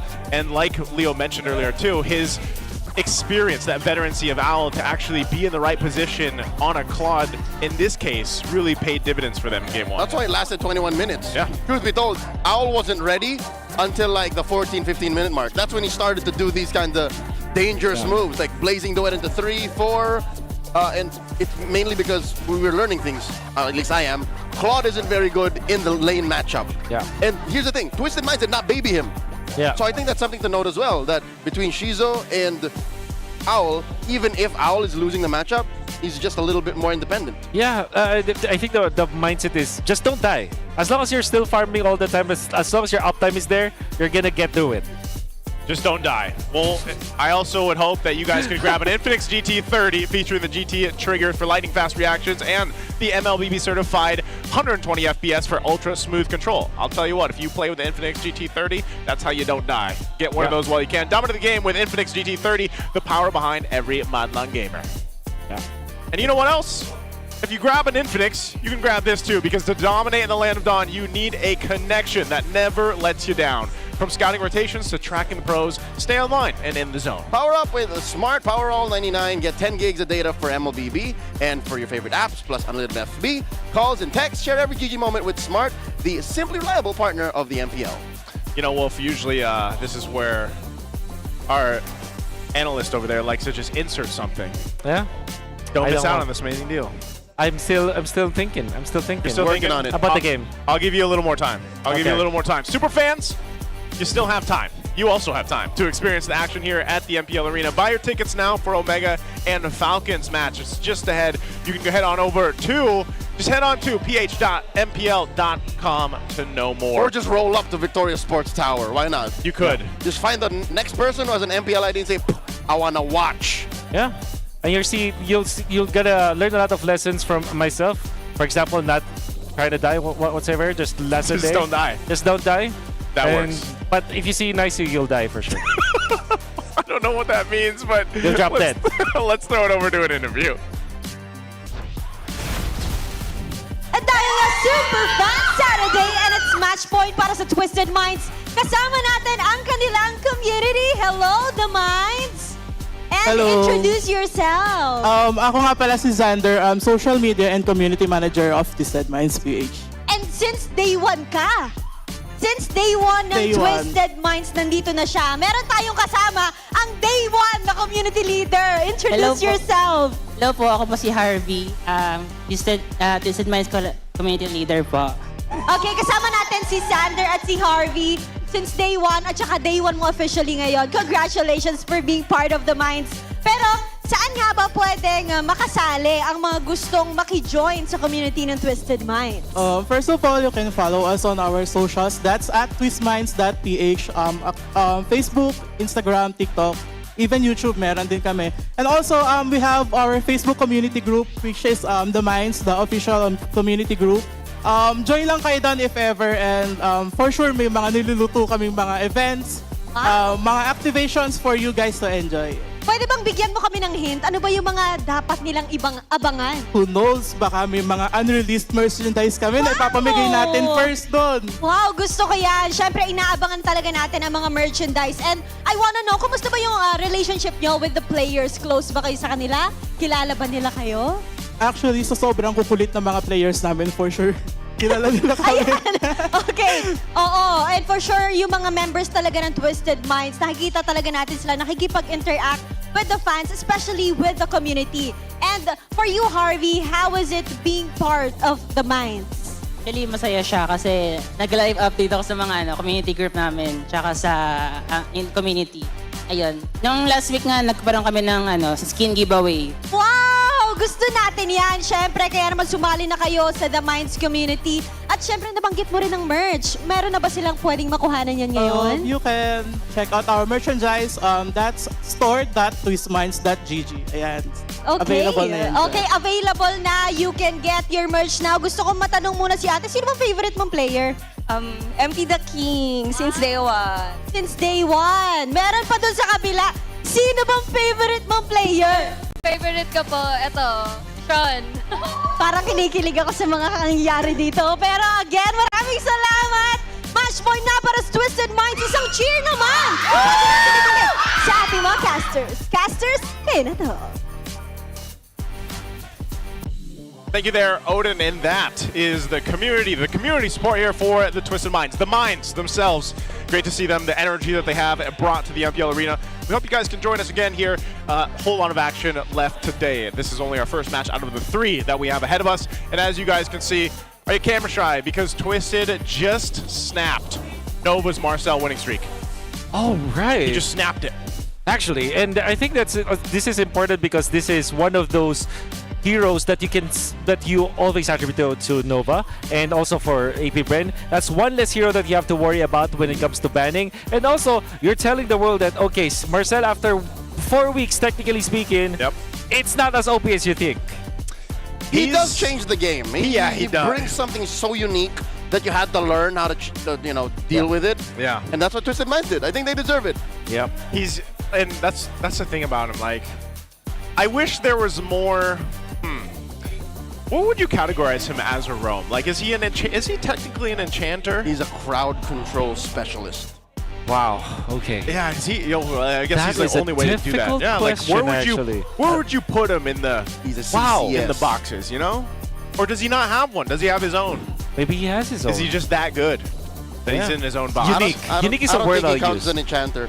He does nothing to in his base kit, right? He enchants them with his moves, man. No, like his allies. Whenever you say enchanter, right? Like it's a Matilda, it's a Florin, it's a Estes, it's an Angela, even a Diggy. Marcel does none of that thing. So I'm wondering, like, it's more for his opponent. So he's like is it just so weird So that he's a disenchanter? I don't know. A debuffer? We don't have that many in MLBB. Actually, there is that archetype in some games. That's design space for our developers to think about, to ponder, because we need more heroes like not this. even a debuff, dude. It's literally crowd control. He is crowd control incarnate.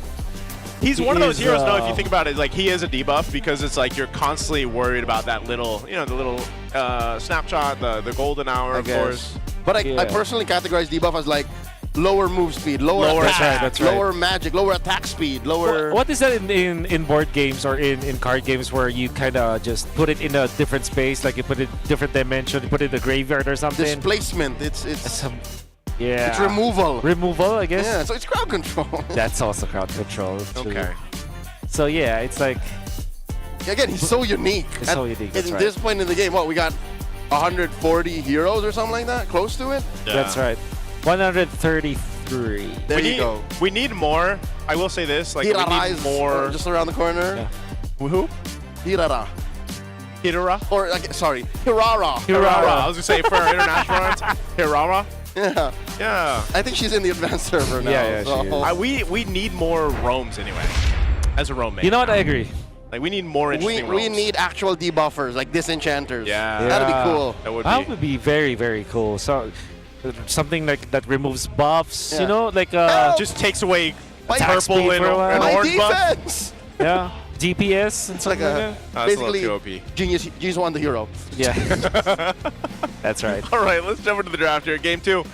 This time we're going to have Twisted over on the blue side. We've got AP Bren over on the red. Similar bands coming out. Obviously the Suyo and the Sora being targeted bands here from Twisted. Now AP Bren taking out the fray at the Baksha. What's priority here now on blue for Twisted? Okay, so I feel like it should be still the Jushin. Yep. I think for Twisted Minds, especially because you're not worried about the Baksha anymore. And you don't have the Sora to worry about as well. I feel like Jushin is the prime pick for Twisted Minds. The problem if they do decide to ban like Eve, they will not ban the Eve, so it will be the Phobias. Now if you're AP Bren, you're like, okay, yeah, we'll give you the Jushin, we'll have the Eve anyways. We're better off banning out maybe the Claude for Owl. I think that's... Honestly, I think the Claude ban, I believe that's the best option here for AP Bren. Or even a Zushin ban. I think that's also warranted. Also true. Yeah. Actually, you know what? Yeah, that's way better. The And then Jushin? what happens to Sean? He goes to Akimi. No, he plays Gord. Gord. Or Yeah, he plays Gord. Has that one just Alright, yet. you ban the Jushin, you first pick Claude if you're Twisted Minds. I think so. Yeah. You know, they think Claude, that's then the you're best going to option. trade out what? Like, what's the trade there? You You get your give Claude. Eve for AP Bren. You get the Claude, you stabilize your gold lane, Little magic to dream or you get the Harley. First pick Harley, the Gear of Our Lord 2026. Oh my lord, they are really stepping on James Banks' next figurative hero pool. Yeah. It's like, what are you gonna do now, Jimmy? Jimmy, Jimmy James. Jimmy James, you don't have the Baksha. Did you start calling him Jimmy James last season? Yep. No, Was it- just yeah. was it ever last since, season? ever Last since season, I yeah. think. Jimmy James. Jimmy James. Oh. Gonna have to come up with some new moves. That's what they're doing. Like they're forcing James Banks, man with a million moves, to have another one. I think you're better off with the Valentina now. Tail's been itching for a real fight. Kalea. Kalea Val? Kalea Valentina, I think, is the better option here. Instead, okay, there you go. Instead of the Eve, because it's way too passive. And now, I think this is a much better opening for AP Bren, especially because Harley was the first pick for Twisted Minds. I don't understand that kind of mentality here. If you're Twisted Minds, you're looking for a purified gold laner now. Harith may be taken out away. Maybe Owl can play it, or of course the Claude is still available. And Carry as well is an option. Oh, and by picking Carry, you deny the combo. That's also true. I think you're better off with Carry here for Twisted Minds. But of course, pick up the Claude. And it's the Zetkian. No Gord for you. Yeah, no Gord. They're just twisting the minds here. It's funny because Sean actually popped out here earlier on before the match. Nope. And he was like, nice you, Gord. Yeah. And so I thought that was a sign, but I guess not. You know, maybe you can't get it approved by He was Coach here. teasing you, He was Joseph. teasing me. Yeah. You should have approached Bonchan. That's so in that Sean. scenario. Yeah. All right. Next time. All right, what's the pick here to round out phase Harley. 1? I think it go Harley. Has great synergy with... Harley? They have a Harley. Sorry, Harith. Yeah. I think it has great synergy with Kalea. Yeah. It's gonna win the matchup. It will definitely be banned out by Twisted Minds if you don't pick it up. Sir, what's your command? But it's the Fanny. Okay. It's... Okay. Wait, the Fanny has a 1. Was that, did I see that right? Yep. That's Seems a like whopping 0%. And Fanny. here's what sucks. I mean, they can ban red 4-5, you know, the natural predators of the Fanny, but Twisted Minds has the EXP and the roam to find answers for the Fanny. Yeah. If you're AP Bren, it's like it's imperative to ban Hilda. There you go. And then Khalid eventually. But that will leave Twisted Minds available with the Cho, for example. And there still is a lot of ways for them to invade the jungle. I've been waiting for too long. That's the carry ban for Twisted Minds. Maybe Harith 5th ban. Okay. What are you going to be left with for... Moskov. Yeah, putting, like, what do you put? The gold lane there. Moskov, actually. Really have no choice here if you're AP Bren. Maybe Granger, if you... At least it has that synergy with the Kalea. So if you're AP Bren, do you ban Cho or Khalid? I think Khalid is definitely a ban here for AP Bren. Because those are invade heroes. But then, if you're Twisted Minds, you still have access to the glue. That can count as an invading hero, actually. You know what? Maybe the glue is the better ban here for AP Bren. Oh no. Find out what they end up going They with can put here. it on KL though. You can not ban it and then pick it red 4. Aja. If it's that bad. Oh no. Speaking of bad, the ultimate suppress. Yep. There's the Harith. Oh, narrowing down the gold lane even more. You get the glue now if you're AP Bren. Even when there is, free stacks that you give. Yeah. I think that it's gonna be brutal to give the glue to Twisted Minds because they can go for glue Khalid. And that would not be a very, very scary. Glue Especially for a Khalid Fanny, sounds yeah. painful. Oh, yeah. So much. Okay. I think a big part of this, though, too, is to see how James Panks himself handles this. Again, the Fanny has struggled so far being picked up here in the first couple weeks of the season. And you have to have a certain type of composition and also just the teammates to set this up for you to allow you to get to that point where you're able to scale up really well, really quickly for James Panks and then pop off later on. So we'll see how that's all played out here throughout this game. Looks like a deadlock duel in mid. Like there's enough sustain and damage output from both duos. Top lane seems to be equal as well. MP the King bumps into Nova. Shizo obliges, deals a lot of damage, putting MP down to a 1/5 of his health. I wonder if Nova's still going to show himself there. He knows he's low. He knows MP's low. So yeah, he's going to jump in. Oh wow, he's the one who gets invaded.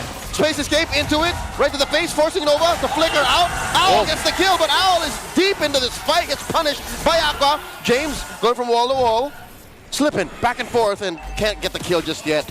Wow. Okay, so for sure that looked like a really good play coming out from MP the King. But AP Bren with that kind of maneuver, what they achieved was giving James Max a kill, giving him one jungle invasion, denying one card from Owl. Might even have been 2 cards, actually. And although it was a 1-1, it felt like MP the King came out great in the end. AP Bren has won the first 2 minutes of the game. Yeah, we'll see how the first turtle plays out then. Nova, not level 4 just yet, but working his way up there. They're going to have to grab the buffs here. James Panks getting his purple. And Owl will have to, play a little bit of catch-up, but he did garner himself a kill earlier on. You can see he's not too far behind in terms of against Shizu, but right now, we'll see how if they even want to go for objectives right now, as both junglers also just need to go ahead and secure the buffs. Wow, that was a great maneuver from AP Bren, honestly. And the way that they picked up and played with Nova, playing anti-invade, right? Imagine there is that Harley that can actually go to the Lizard. He just put himself in front of this MP the King Harley.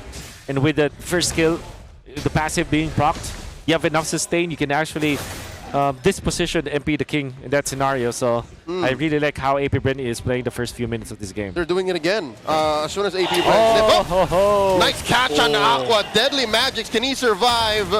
I don't really know. MP, nice pickoff. I was saying. Oh wait, Tamaram. All right, they're fine. They're just farm dueling. So up top in the turtle. That's a man advantage for Twisted Minds. For sure. So they should be able to get this. Lanzu obliges, jumping on the kill.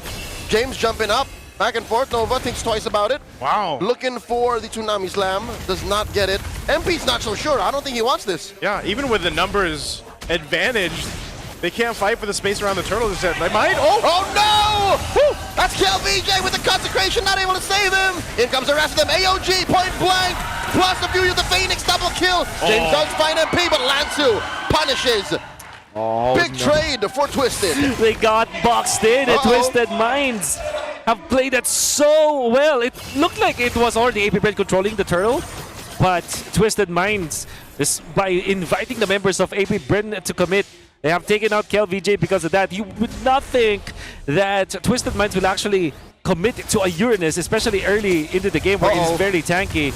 But they have punished APBR by inviting them into their own box. Yeah, so the losing factor here for Twisted right now is Owl, man. Not only did he have trouble earlier on in the beginning of the game, even though he got a kill, but now the turret is gone. After that Purify was used, they dealt with, let's take out the objective at least. They knew they were going to go ahead and trade in for a turtle.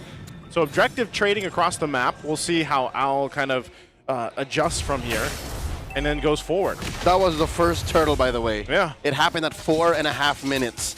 So this match is protracted. APBR's amazing start was counteracted by Twisted Mind's sound fundamentals. This whole greed is going to bite him in the butt. I hate to say it, but did it bite him in the butt at 4.5 minutes? Yep. Look at the difference there. Now the gold lane. You got almost 700, 800 gold difference. That's the way Shizu was able to play that. And this is, one of the things about an Obsidia is being able to set it up so that this hero can just kind of pop off like we've seen later on. It just kind of happens, with Obsidia, especially when you get those stacks. Uh-oh. Nova threatening Owl with another Tsunami Slam. Is this another matchup that Claude just loses? Yeah. Claude just really... But he's still picked all the time. Yeah, because he has that power spike. It's clear. But yeah, here for the first 7-8 minutes, Obsidia just wins. Yeah. Obsidia just wins, and then you call Nova in your side of the jungle, your side of the map, I mean. And eventually, you are able to set up for a lot of farm onto that Obsidia. You can see that, again, this time Owl, he did die once. Uh-oh! Cal gets hit by the final slash. In comes Shizo. Fury the Phoenix. Gives him vision. All right, there's enough space for you. MP gets that push. Yeah, I think they just wanted to see if they could get something. Turret goes down, so that's for Twisted. But again, this is the Flying Cloud map as well, so pretty quick reinforcements to where they need to be, depending on how they play that. So right now, this is Owl's time to play a little catch-up. They might try to get that turret down bot, but they could end up just trading here once again. Yeah. Wow, did you see how much they juggled for the cannon minion? Okay, APBR. They tried.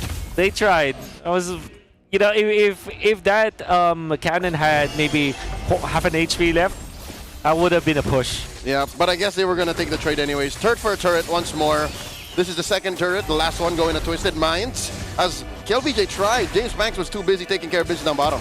Oh, I think it's set up. Tsunami Slam! Captured by an AOG to Fury the Phoenix! Lancer taking a lot of damage. They're looking for Aqua. James Banks at half health.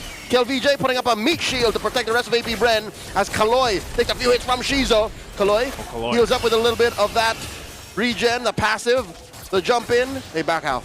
Back out. A whole lot just happened there, but no one died. A little bit of battle spells used, obviously. Lansu with a vengeance and a final flash. No one home. It's a mix-up of a backing off and backing out. Back out.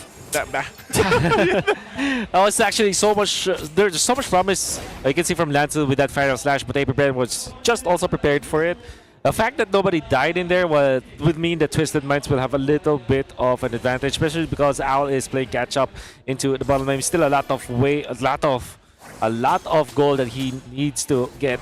He's one band down. Yep. The fact though that remains is that James Banks is unable to really take off with this Fanny.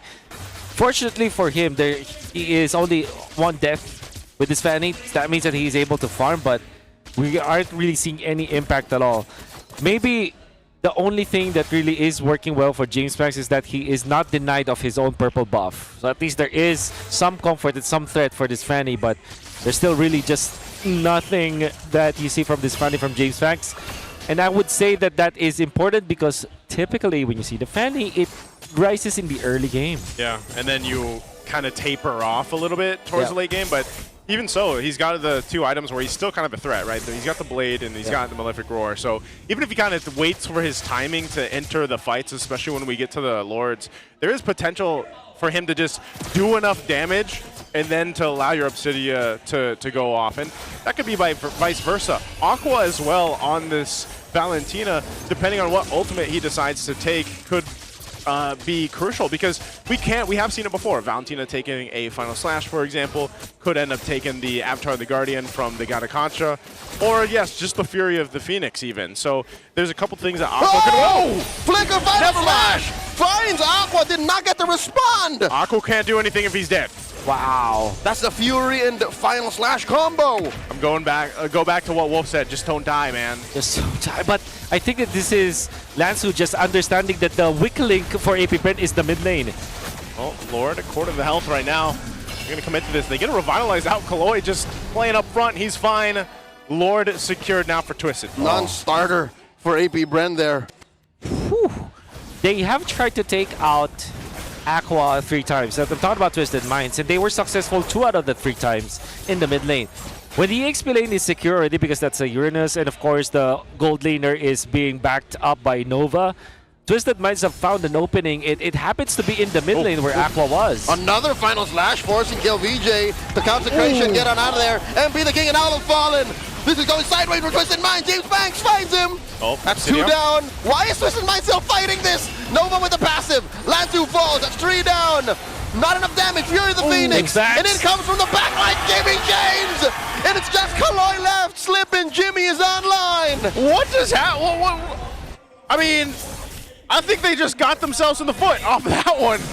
And you know, Nova was able to get into the backlines. Here's the thing. Twisted Minds went in for the KLVJ play, and it's not as instant as they did during the Aqua pickoff. And what happened was Nova was able to pop the stun actually from long distance. It's almost like a very athletic, an Olympic level kind of jumper coming up from Nova. Max range. Utilizing with the flicker and the second skill, maximum range. And because of that, there wasn't any additional damage after MP the King utilized the Deadly Magic onto KLVJ. And then now Aqua deals the damage.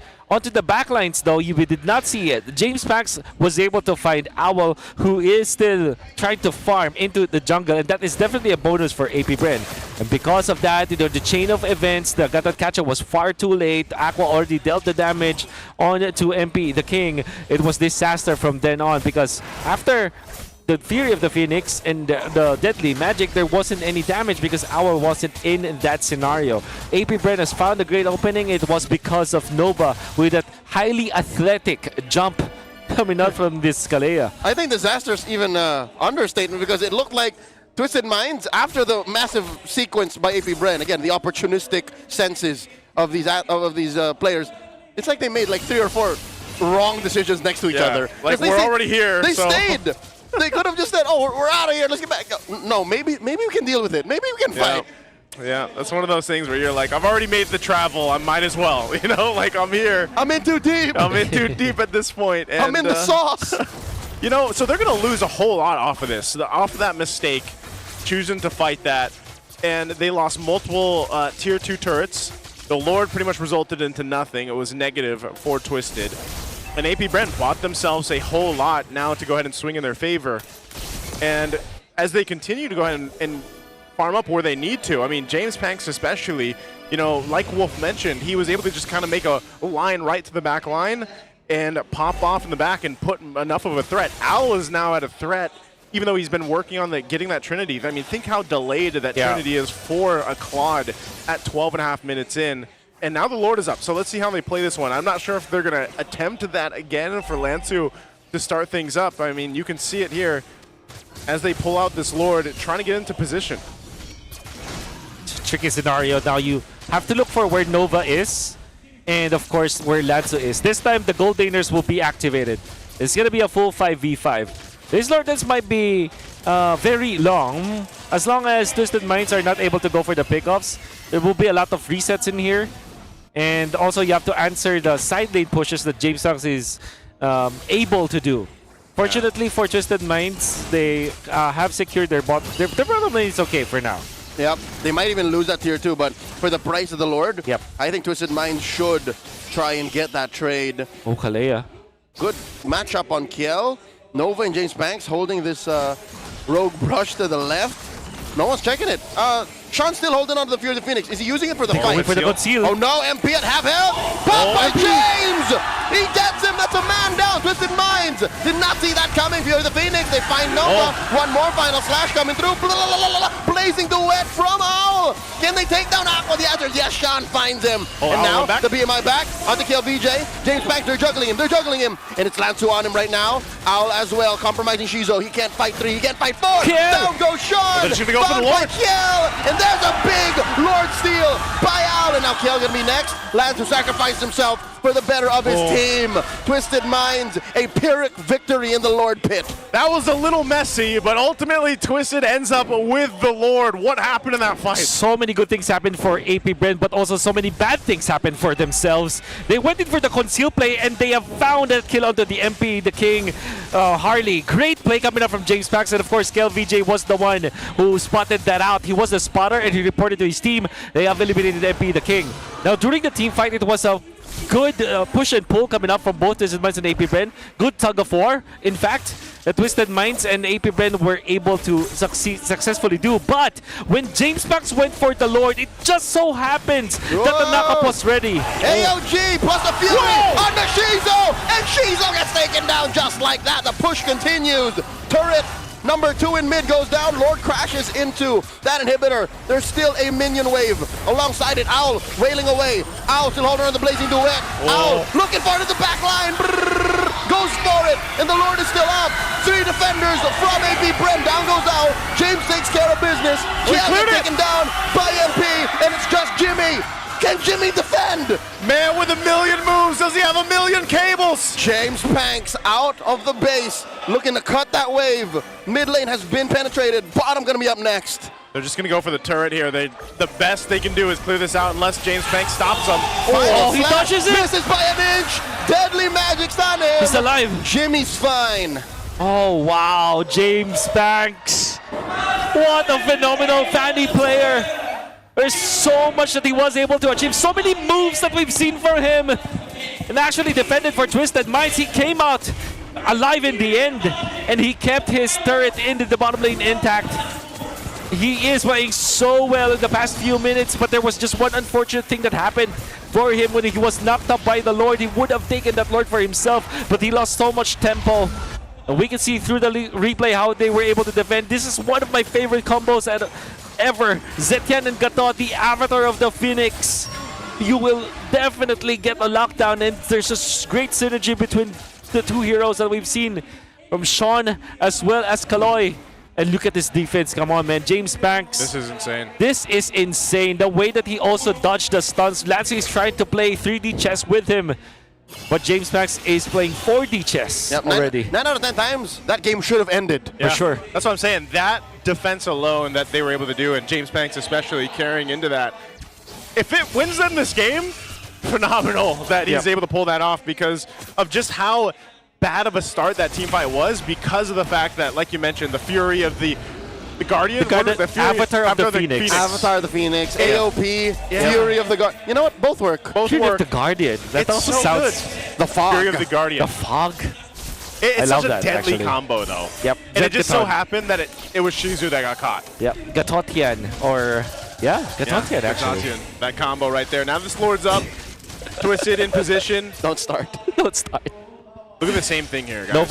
Nova with the backstop play with the conceal. Oh, Conceal this again. is light-like maneuvers. That's right. Yep. This is how that M7 World Championship was won. From maneuvers from this angle. The Twisted Minds, no, again, Sean is holding on for the Fog, the AOP. So he can't just pull the trigger here to expose where Nova is. Oh, he's crossing over, Maneuvers. Like a shinobi. There it is! They're blitzing it. Fury of the Phoenix, MP secures. Maneuvers. In comes Nova, flickering to reposition. Where'd he go? Who'd he find? Final slash already. Owl takes down one. Nova gets his immortality pop. Now Lansu pushing around. They're circling around Owl, protecting him, twisting.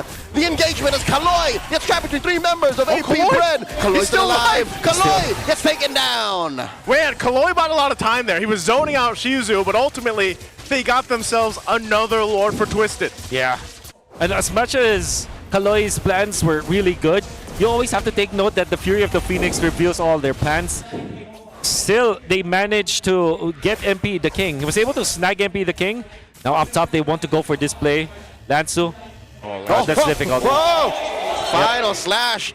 brushing James Banks out, gets out the old-fashioned way. Yeah, but they did stop the teleport in the more time that they are able to buy. There is still the Avatar of the Phoenix that will be available soon. They just have to wait for it. It's not in time for the Lord push. Yeah, so I Galor's think we see another one. Yeah. We might, yeah, because I don't think they can even get a base turret. I don't even think they're going to get the bottom base turret down just because they can't pressure themselves into this base and get a little crazy and then end up turning it all over to AP Brent. Right now, their defense is actually pretty good as well. So Nova will hold them up. Even Kaloya is up. We'll see if they decide to use that combo we've been talking about here, unless they decide to force a fight. Aqua takes the Fury of the Phoenix himself. Oh, kill VJ. There it is, Fury of the Phoenix responding to that Tsunami Slam. Final slash on. Yes, they get that. Yeah, blazing the web by all. Taken down to Nova, and Aqua have fallen. James Banks getting chased down by MP. MP no versus energy. James. James picks up that immortality. That is a predictive. And James gets a sidestep. Not today, MP, not today. Oh, and he stays alive with the immortality too, so he didn't trigger it. He still has it. They can still defend. Final slash on the KLVJ. KLVJ gets bursted down here. Consecration won't save him. Bottom lane getting pushed in by Owl. what the stun. They're inside the base. They're on it. Shizo firing away at these 4 members of Twisted Minds. James Banks clearing the waves. Almost gets popped by Owl. Owl still so alive. risky. They're trading. Shizo with the flicker back. Oh, and that's James. But the base is exposed. Twisted Minds with a sweep. Final slash to end it. He timed it well. He was fishing for the Fanny for the entirety of the game. But during that last moment, he was able to secure it. Perfectly timed final slash as the finale for game number 2. What's that saying? It's not how many casts you throw out. It's how many fish you catch or something like that. What a game. What a final slash. The Admiral went far. And he caught a sweep. He caught a sweep. He was fishing. Impressive. Fishing. Oh, man. Aye, Captain. I got. You remember, you got to think how many final slashes he wasn't able to catch. That's right. The Fanny. But during that last moment, he timed it perfectly well. I think he utilized those minion waves as a bait. And not only did he catch the Fanny, he also caught the Obsidia. Yeah, I caught both. So, yeah, Lansu was just way too good. And that stun as well, they were able to connect. There's so many good things, and I think the Admiral Lansu is the MVP of that game. You played the AP brand though. Again, some slivers of hope. Episodes of brilliance here and there. Yeah, this one. Look at that athletic jump coming up from Nova. From one end to the other. It's like Yes, see, look. So here they still decide, maybe we can fight. Yeah, like, maybe we shouldn't. No back, no, fight. And then they're like, oh no. Yeah. And then this is where James Banks gets to go to the back line too. That's Boom, right. everyone's for the taking. See? Like, what if 5 seconds earlier they decided, yeah, this is not worth it? Yeah. That's right. I want to see the Zepkatot, the FOG later on that actually won the game. The FOG, the Fury of the Guardian. the I think Fury it of the depends. Katot. I think it depends on what comes first, Like, Yeah. if the Fury starts, Because he then actually it's the fog. jumped. He was mid-air That's right. Then when it dropped. Then that's the AOP. Yeah. That's actually my combo, because what you do is you guarantee the Guardian connecting. Well, Look at that. we're going to have to go ahead and throw it over on stage for our winning interview with Twisted Minds. Let's see what they have to say. And with a great start this Super Fan Saturday, it's a sweep for Twisted Minds! Welcome back to the winning column for Twisted Minds. Like you said, 2-0 to start our day 2 of week 3. Tanungin ko na agad ang ating team captain Lansu. Natalo kayo ng Aurora week 2, no? Kung babalikan, but you guys are back to the winning column. Ano yung mga kailangan nyong i-address these past few days para makuha itong panalo nyo? Siguro po nag-adjust po kami sa may inassign po kasi kaming team leader eh. Parang ako po yun, parang nag-step up po talaga. Yun lang po. Pero today, saan kayo pinaka na-challenge with this match? Wala po eh. Wala, hindi ka na-challenge. Hindi ko po alam. Hindi niya alam, parang hindi pa rin siya makapaniwala with this win. Pero Lansu, gusto ko lang din ihabol sa tanong, no? Kasi medyo nahirapan din kayo, meron kayo naging struggles in the first few weeks. So masasabi mo ba na itong panalo nyo ngayon ay bulaan or hindi totoo yung sophomore slump na sinasabi nila? Madami rin po kasi nangyari yung nakaraan eh. And ngayon, goods na po. Goods na po. Okay, halata sa smile ni Lansu. Nag-goods Malaki, na malaki sila. yung ngiti, oo. Oo, pero ngayon gusto ko rin tanungin si MP, the King.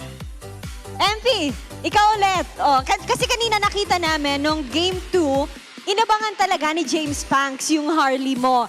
Kinabahan ka ba during that moment? Kasi maglo-lord na kayo nun eh. Hindi po. Nagtiwala lang ako sa sarili ko. Nagtiwala ka sa sarili and successfully ay na-push nyo rin naman hanggang dulo na kayo ang manalo. Ako naman, a question for Kaloy. Kaloy. Hello po. Kaloy, kayo yung unang nagbigay ng talo sa Marcel ni Nova. Baka naman pwede mo kaming bigyan ng insights, no? Ano yung mga tips para doon sa pagkatalo na yon? Paano nyo yun ginawa? Siguro po, heads up lang po. Kahit struggle lang po yung mga teams, ganun. Talagang kailangan nilang bumawi sa mga ganong klase ng moments. Pero ngayon, gusto ko rin tanungin si Sean. Sean, nakita ko may buff ka doon kanina. Pero anyway, yung sunod yung laban, familiar yung makakatapat mo, and that is Haji, your former teammate. And ano ba ang masasabi mo sa performance niya ngayon with Team Falcons? Sobrang laki ng in-improve ng Falcons since nung pumasok si Haji. Kaya feel ko, di naman sa upgrade, pero parang nag-fit siya ng sobra sa Falcons. Parang missing piece talaga siya ng Falcons. And if he's watching right now, ano ang mensahe mo kay Haji? Good luck sa bukas. Galingan mo kasi gagalingan ko. Gagalingan niya daw. That's the attitude that we're looking for sa ating mga players. But for now, ngayon, nasilip tayo sa screen. Sino kaya ang MVP natin for this match? who do you think it is? That is you, Lansu! Lansu, lumalaki na ng lumalaki ngayon ang The Minds. Ano ba ang mensahe mo sa lahat ng sumusuporta sa inyo? Salamat po sa mga sumuporta.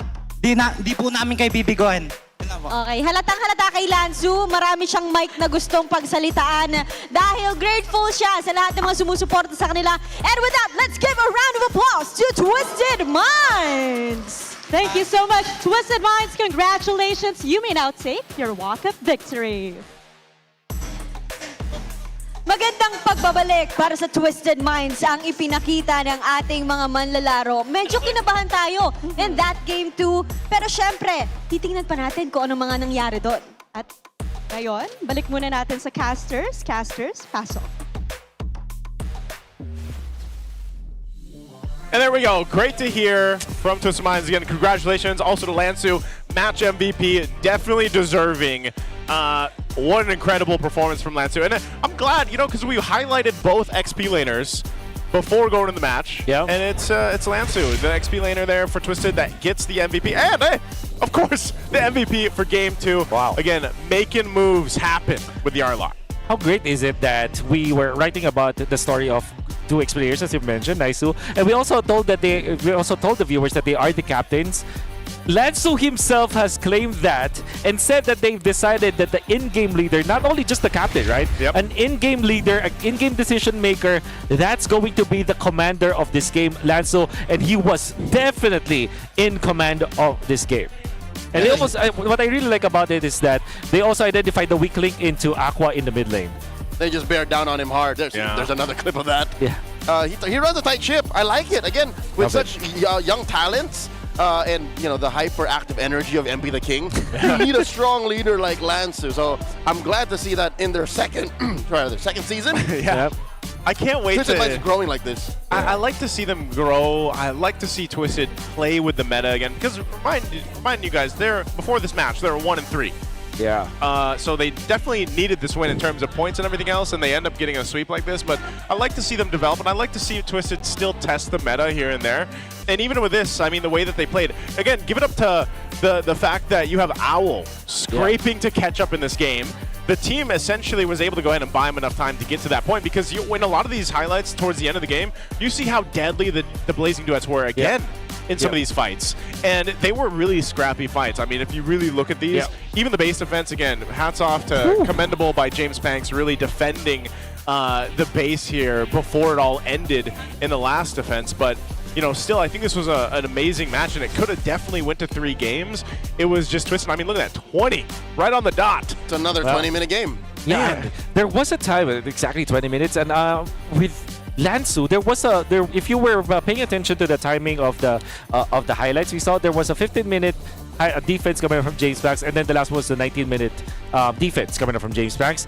He did the same maneuver, and it felt like the Admiral Lansu has learned the telemetry of James Banks in the first during the 15-minute defense.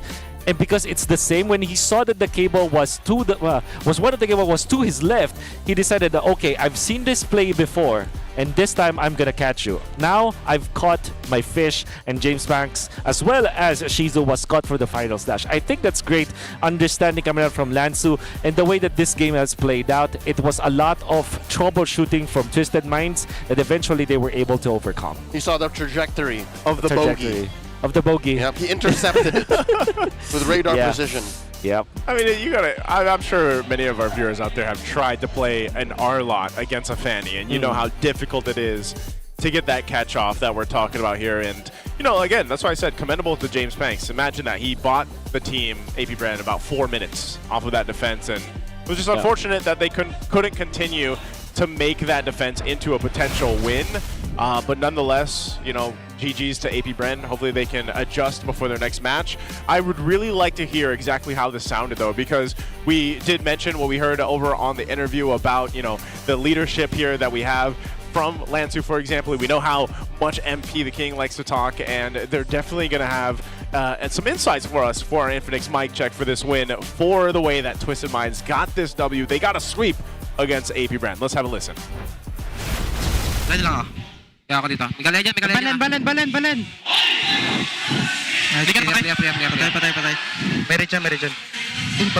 Tara. Lord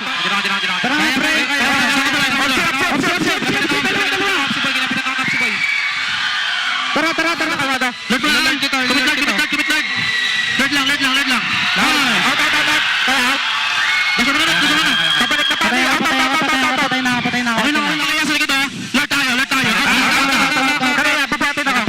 kang tuwata. Lagay ka, Loy, pre. Sapa ka lang. Sige, Loy. Sapa ka lang, Loy. Okay na. Lagi, kuha natin, Lord, pre. Ay, nakalabog yung mid, pre. Nag-win chant yun, nag-win chant. Double dash balen. Pansinin nyo, Yura. Stangko. Nahuli ako. Tingin sa akin. Si Jam, pre, ha. Wait, Yura. Totloy. Pita ka sa pani. Nice boy. Stop. Sa pani. Lock, pre, kaya ba? Pani.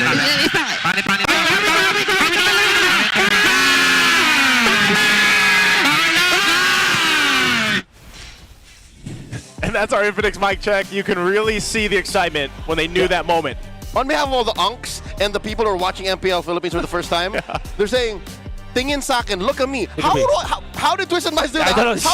Which one do I look at? How do I do that? And also, we mentioned that Lance already knew where the Fanny was going. You see that mic check. The moment that he saw the cable, he's not seeing the Fanny yet. Yeah. He already knows where it will land. That's how, you know, I think Lance just confirmed our theory that he actually understood what happened. It like 15 minutes, the 15-minute defense was also the same with the 19-minute defense. That or he's clairvoyant. Also, that's true. Either works. We're going to have more matches for you guys after this. We're going to take a quick break before our next match. We'll see you for match 2.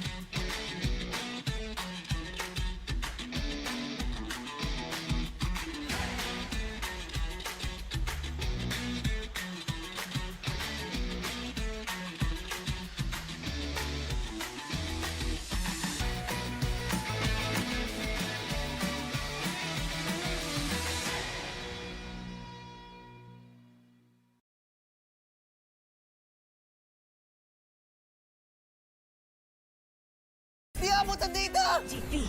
GG bro! Don't worry. The Only with Smart Power All 99. Hindi bitin with 10 gig data to power your games plus only Facebook or only TikTok. Load now. Foul! You know your scalp can get up to 5 times more dandruff? Get triple anti-dandruff power. Supercharge with Clear. Hey, you. Did you know men have 1.4 times weaker scalp? Get a shampoo that's 100% made for men. Supercharge with Clear. Enemy alert. Your scalp gets 1.5 times greasier, causing dandruff. Get triple anti-dandruff power. Supercharge with Clear. Stop and pull over. Your scalp gets 1.5 times sweatier. For cooling power, supercharge with Clear. Hey, where's your safe place? A place where ideas ignite, where laughter lingers, where work feels light. This is mine, and I'm not gatekeeping it. A chair isn't just a chair. It carries me through wins, through setbacks, through every step forward. And a desk isn't just a desk. It rises with me, stands tall when I do. Through triumphs, through trials, this space keeps me growing. This is my safe place. Home, playground, grounds where I stand. This is TT Racing Home Grounds. For every dream I chase, every battle I face, TT Racing has my back. So I'll ask again, where's your safe place?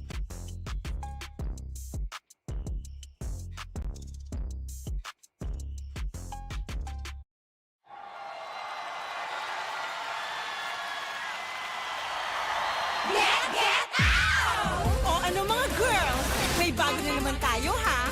Malamang matutuwa na naman ang mga bata at matatanda niyan. Maglaro tayo, di kami patatalo. Maski duo o trio, kahit 5 man pa kayo. Kahit pa sabay-sabay, ang kalaman sasablay. Kung mag-rank ang pambilis, sure na wipe out! Get out! Pili na ng lane at mag-pick ka na ng hero. Sa mid lane galingan mo, pag nag-ulti dapat sakto. Push na onto red, ready to attack the Lord. Ube, summer bonding na ng todo. Laro, laro, laro. Bilis, bilis, bilis. GG na sila. Appear, appear, appear. Ay! Natali! Sige, push mo! Laro, laro, laro. Bilis, bilis, bilis. GG na sila. Appear, appear, appear. Ay! Natali! Sige, push mo! O ano, sasali ba kayo? Lahat ay masaya, pwede dito kahit sino. Nasaan ka man, nasa bahay o trabaho, pwede niyong laruin to. Sex pag tayo ay panalo! Abilis sa beer, one hop, one court, one court, one hop. Sa beer, appear. Abilis sa beer, one hop, one court, one court, one hop. Sa beer, appear. Abilis sa beer, one hop, one court, one court, one hop. Sa beer, appear. Abilis sa beer, one hop, one court, one court, one hop. Sa beer, appear. Laro, laro, laro. Bilis, bilis, bilis. GG na sila. Appear, appear, appear. Ay! Natali! Sige, push mo! Laro, laro, laro. Bilis, bilis, bilis. GG na sila. Appear, appear, appear. Ay! Natali! Sige, push mo! Get out!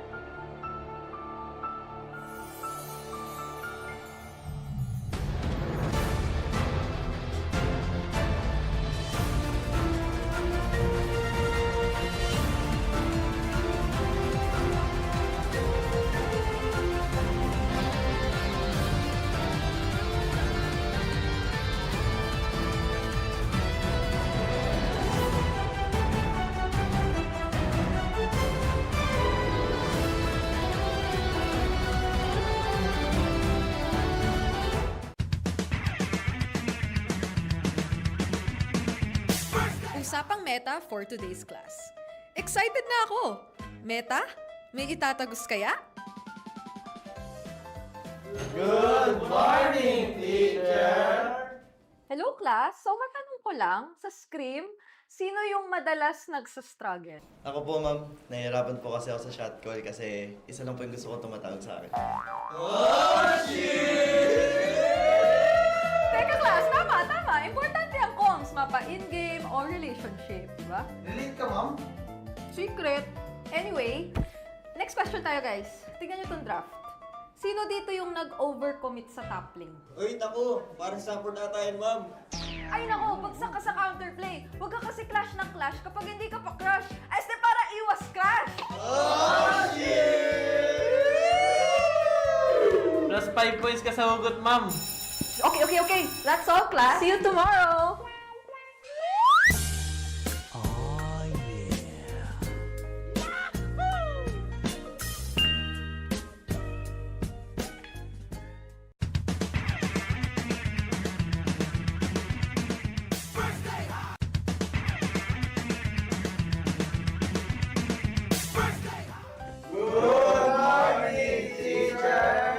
May bagong grading sa loob ng classroom. Sino kaya ang bagsak at sino ang may palag? Okay. May grado na ang lahat base sa inyong naging pinakamainit na katapat sa lane. Now, class, ano sa tingin nyo ang palag ni Demon Kite kay Carl T? Ako! Si Cartesi Goat! Si Demon Kite, celebrity! Okay, makinig. So, pag-usapan naman na natin yung iba't ibang uri ng rivalry, class. So, unang rivalry, yung team na palaging next season na lang versus yung team na palaging nag-champion. Ma'am! Masakit naman yan! Ma'am, parang may pinapatamaan ah. Grade 91%. May angas, may storyline, pero minsan pag finals, bigla na lang nawawala. Parang signal sa probinsya. Ma'am, di naman na kami yan, no? Okay,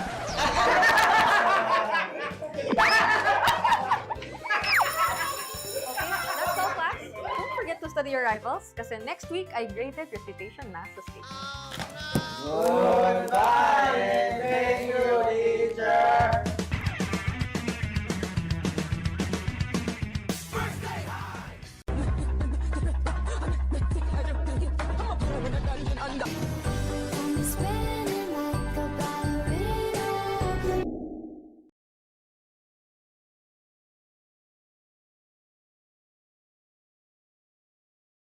Uy! Mababa sa akin, pre. Alam mo talaga pag hindi kabado yung yung galaw. May pressure ako. Alam mo talaga pag sino kabado sa atin eh. Hoy, mat ako. 90 lang ako. Ganyan talaga pa kasi pagkabado. Orado kasi kayo kay Nova. Ano? Kalayo, galit na lang kay Nova.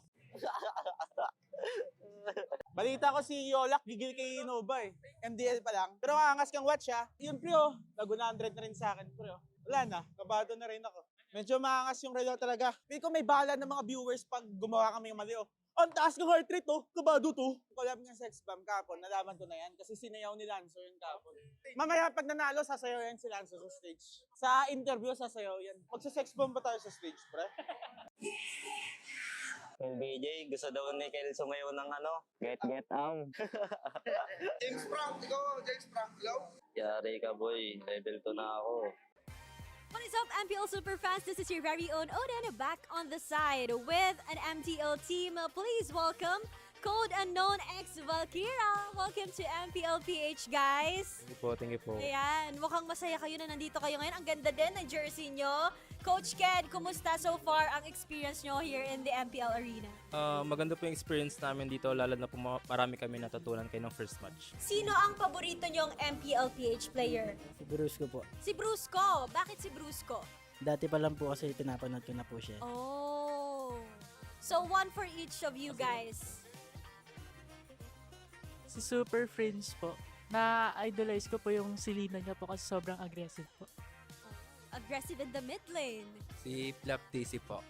Nakakita ko po sa gili ko sa kanya. Ay, parang pati flex niya kaya mo. Pakita nga ng flex.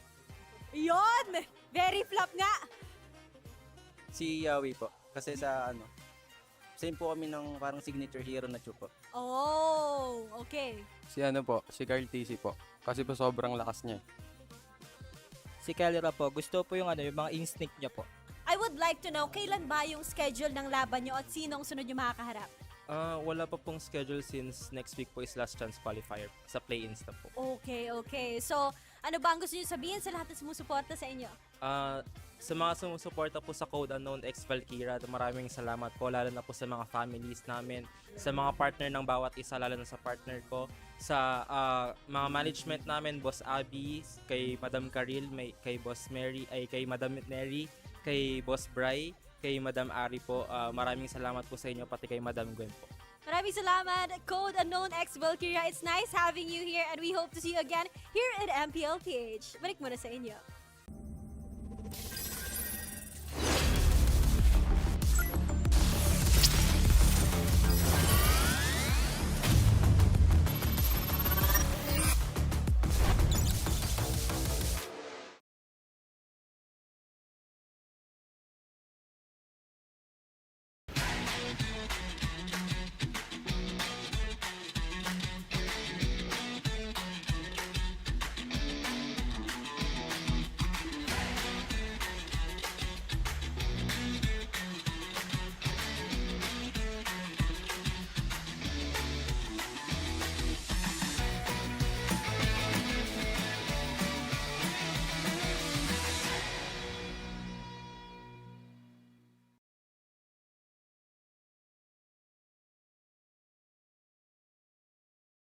Di abutan dito!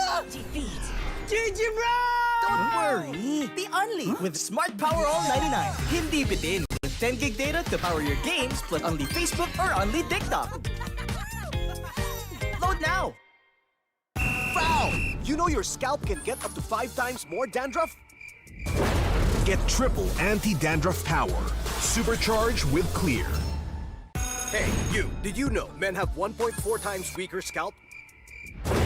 Get a shampoo that's 100% made for men. Supercharged with Clear.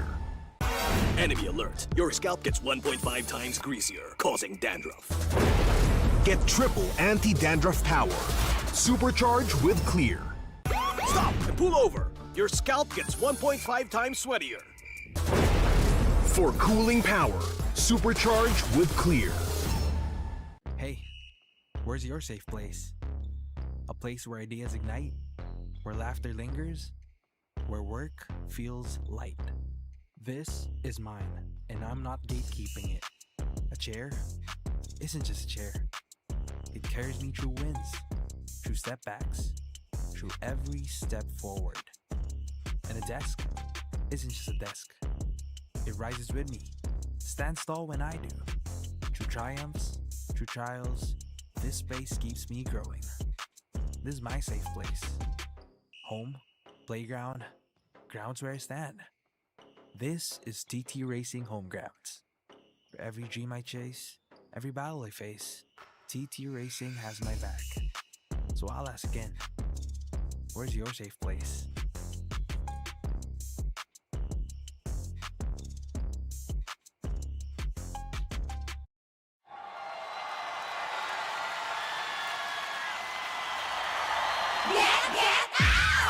O ano mga girls, may bago na naman tayo ha.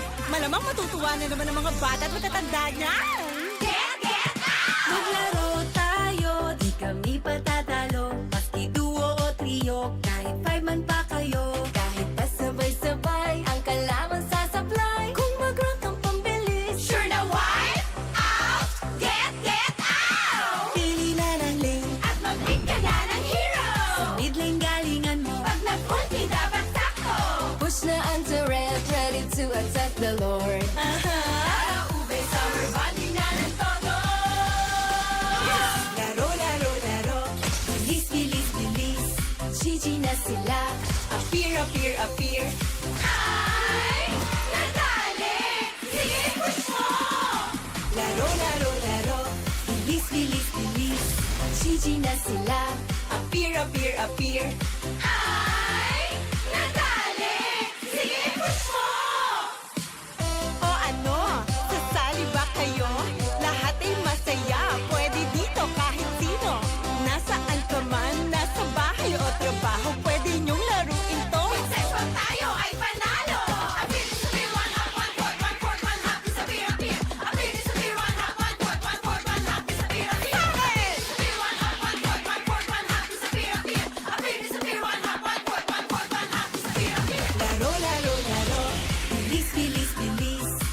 Gigi na sila.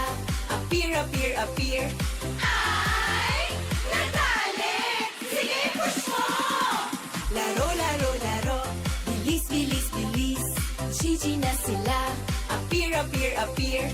Ay, nadali! Sige, push mo!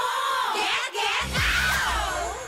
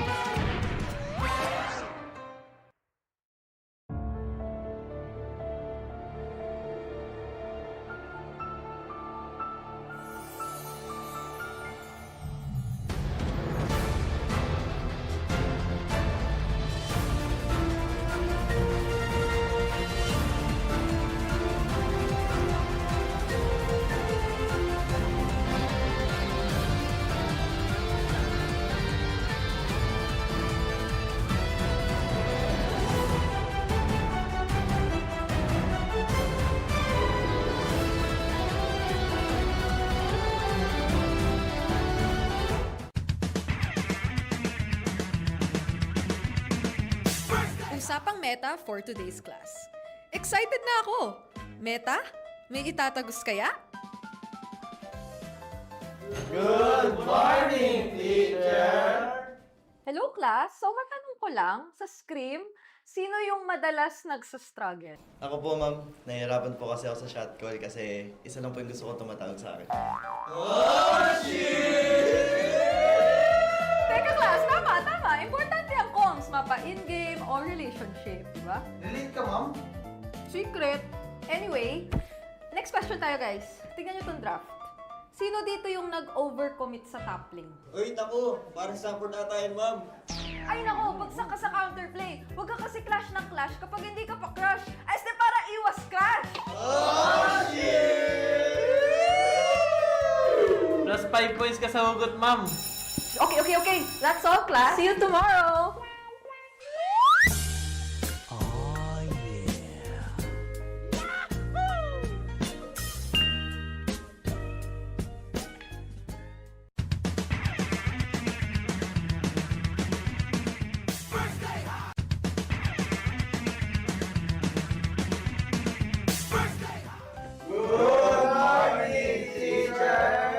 May bagong grading sa loob ng classroom. Sino kaya ang bagsak at sino ang may palag? Okay. May grado na ang lahat base sa inyong naging pinakamainit na katapat sa lane.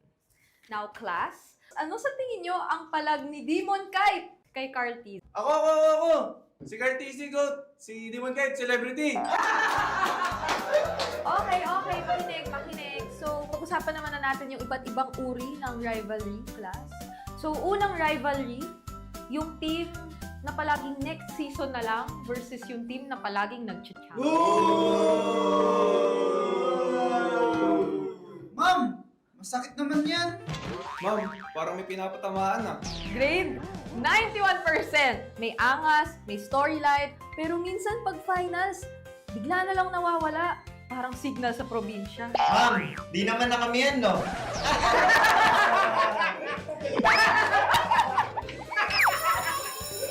that's all, class. Don't forget to study your rivals kasi next week ay graded recitation na sa stage. Goodbye and thank you, teacher!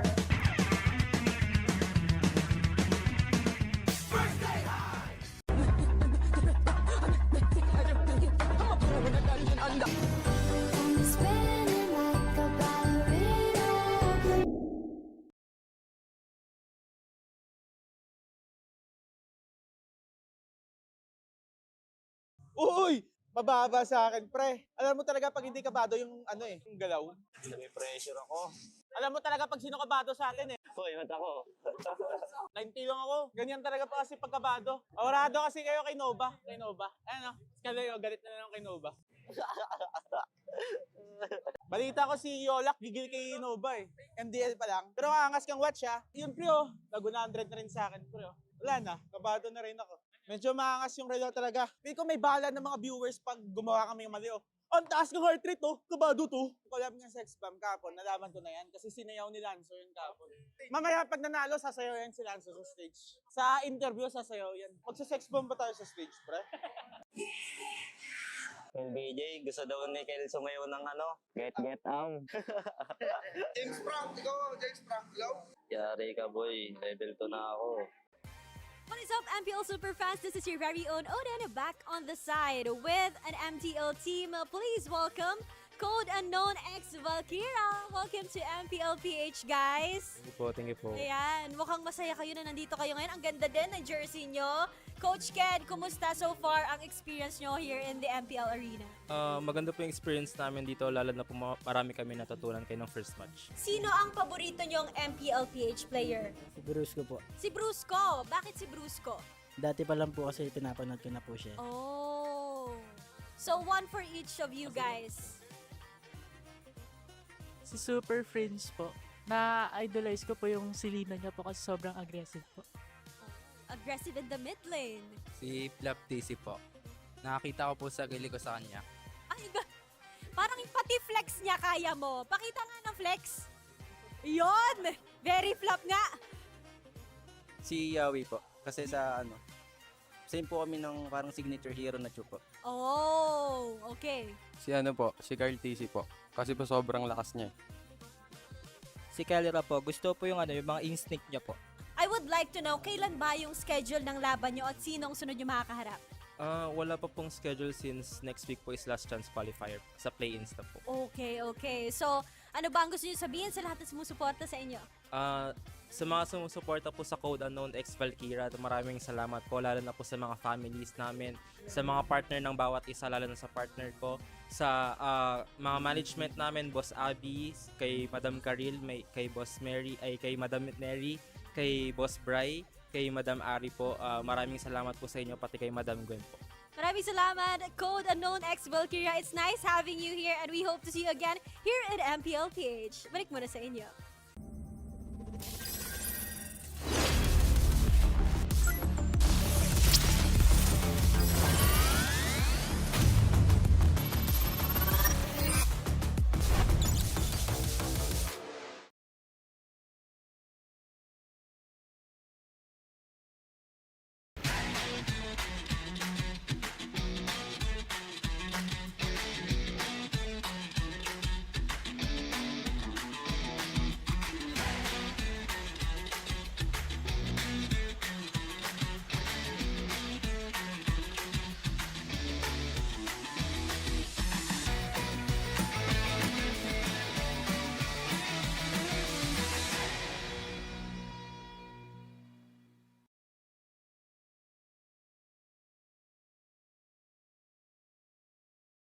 Di abutan dito! Defeat.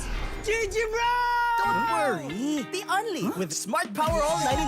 Hindi bitin with 10 gig data to power your games plus only Facebook or only TikTok. Load now! Foul! You know your scalp can get up to 5 times more dandruff? Get triple anti-dandruff power. Supercharged with Clear. Hey, you, did you know men have 1.4 times weaker scalp? Get a shampoo that's 100% made for men. Supercharged with Clear. Enemy alert. Your scalp gets 1.5 times greasier, causing dandruff. Get triple anti-dandruff power. Supercharged with Clear. Stop and pull over. Your scalp gets 1.5 times sweatier. For cooling power. Supercharged with Clear. Hey, where's your safe place?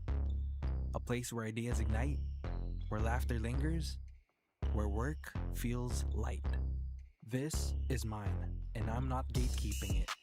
A chair isn't just a chair. It carries me through wins through step backs, through every step forward. And a desk isn't just a desk. It rises with me, stands tall when I do. Through triumphs, through trials, this space keeps me growing. This is my safe place. Home, playground, grounds where I stand. This is TT Racing Home Grounds. For every dream I chase, every battle I face, TT Racing has my back.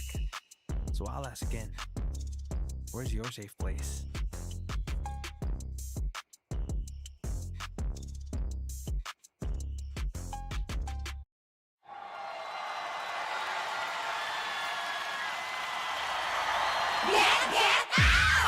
O ano mga girls, may bago na naman tayo ha.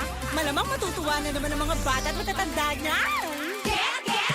Maglaro tayo, di kami patatalo. Maski duo o trio, kahit 5 man pa kayo. Kahit pa sabay-sabay, ang kalaban sasablay. Kung mag-rank ang pambilis, sure na wipe out. Get out! Pili na ng lane at mag-pick ka na ng hero. Sa mid lane galingan mo, pag nag-ulti dapat sakto. Push na ang turret, ready to attack the Lord. Para ube, summer bonding na ng todo. Laro, laro, laro. Bilis, bilis, bilis. GG na sila. Appear, appear, appear. Ay, nadali. Sige, push mo. Laro, laro, laro. Bilis, bilis, bilis. GG na sila. Appear, appear, appear. Ay, nadali. Sige, push mo. O ano, sasali ba kayo? Lahat ay masaya, pwede dito kahit sino. Nasaan ka man, nasa bahay o trabaho, pwede niyong laruin to. Successful tayo ay panalo. Abilis to be one half, one fourth, one fourth, one half. Disappear, appear. Abilis to be one half, one fourth, one fourth, one half. Disappear, appear. Abilis to be one half, one fourth, one fourth, one half. Disappear, appear. Abilis to be one half, one fourth, one fourth, one half. Disappear, appear. Laro, laro, laro. Bilis, bilis, bilis. GG na sila. Appear, appear, appear. Ay, nadali. Sige, push mo. Laro, laro, laro. Bilis, bilis, bilis. GG na sila. Appear, appear, appear. Ay, nadali. Sige, push mo. Get out!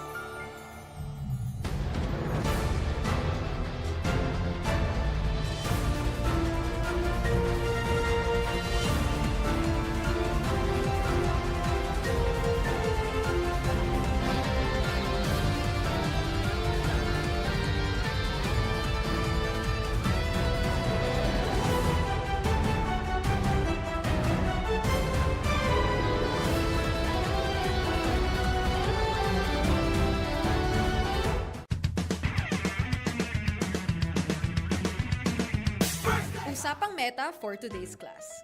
Excited na ako! Meta? May itatagos kaya? Good morning, teacher! Hello class, so matanong ko lang, sa Scream, sino yung madalas nagsastruggle? Ako po, ma'am. Nahihirapan po kasi ako sa shot call kasi isa lang po yung gusto ko tumatawag sa akin. Teka class, tama. Importante ang comms, mapa in-game o relationship, di ba? Relate ka, ma'am? Secret. Anyway, next question tayo guys. Tingnan nyo tong draft. Sino dito yung nag-overcommit sa top lane? Uy, naku! Parang support ata yan, ma'am. Ay nako, bagsak ka sa counterplay. Huwag ka kasi clash ng clash kapag hindi ka pa crush. Ay, para iwas crush! Plus 5 points ka sa hugot, ma'am. Okay. That's all, class. See you tomorrow!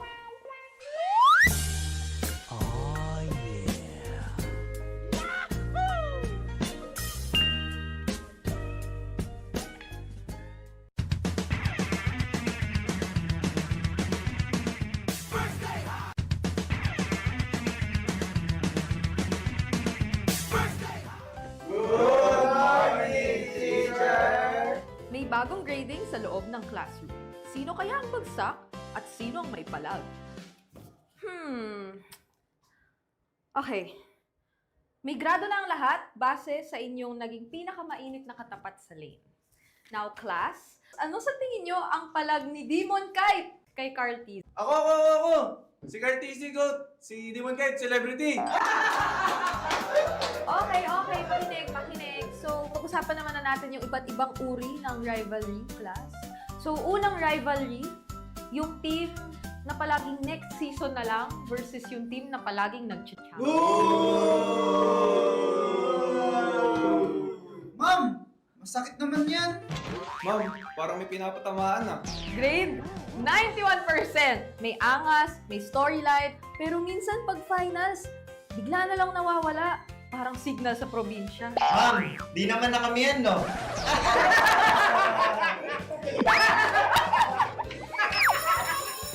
That's all, class. Don't forget to study your rivals kasi next week ay graded recitation math sa stage.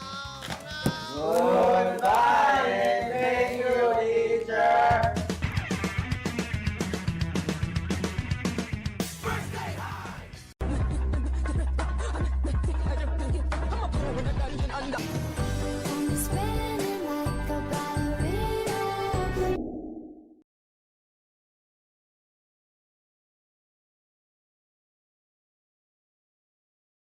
Uy! Mababa sa akin, pre. Alam mo talaga pag hindi kabado yung yung galaw. May pressure ako. Alam mo talaga pag sino kabado sa atin eh. Hoy, mat ako. 90 lang ako. Ganyan talaga pa kasi pagkabado. Awrado kasi kayo kay Nova. Ayan o. Kalayo, galit na lang kay Nova. Balita ko si Yolak, gigil kay Nova eh. MDL pa lang. Pero angas kang watch ha. Yun pre oh. Nag-100 na rin sa akin pre oh. Wala na, kabado na rin ako. Medyo maangas yung relo talaga. Hindi ko may bala ng mga viewers pag gumawa kami ng mali oh. Ang taas ng heart rate oh, kabado to. Collab ng sex bomb kapon, nalaman ko na yan kasi sinayaw ni Lanzo yung kapon. Mamaya pag nanalo, sasayaw yan si Lanzo sa stage. Sa interview, sasayaw yan. Magsa-sex bomb ba tayo sa stage, pre? Yung BJ, gusto daw ni Kel sumayaw ng get James Frank, ikaw? Yari ka boy, level 2 na ako. What is up, MPL Superfans? This is your very own Oden back on the side with an MTL team. Please welcome Code Unknown X Valkyra. Welcome to MPL PH, guys. Thank you po. Ayan, mukhang masaya kayo na nandito kayo ngayon. Ang ganda din ng jersey nyo. Coach Ked, kumusta so far ang experience nyo here in the MPL arena?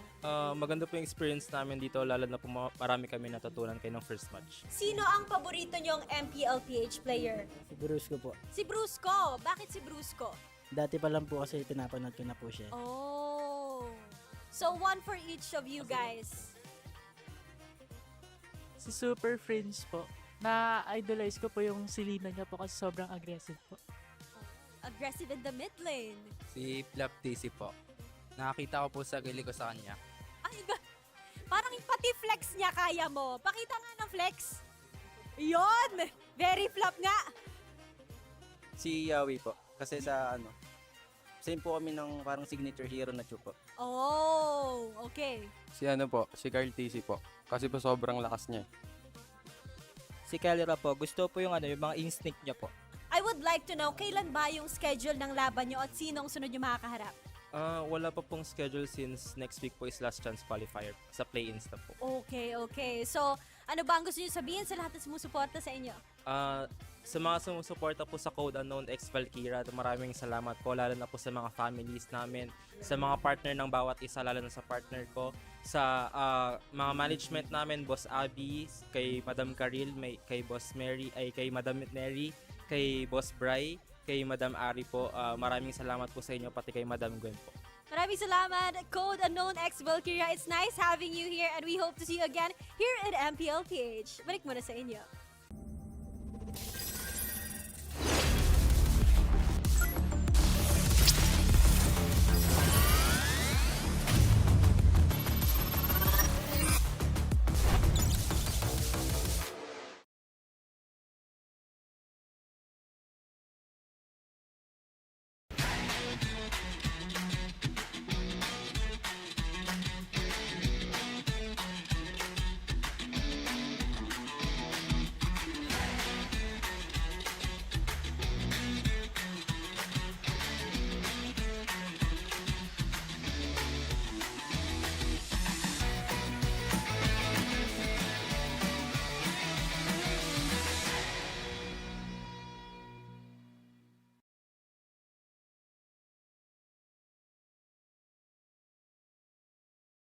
Di abutan dito!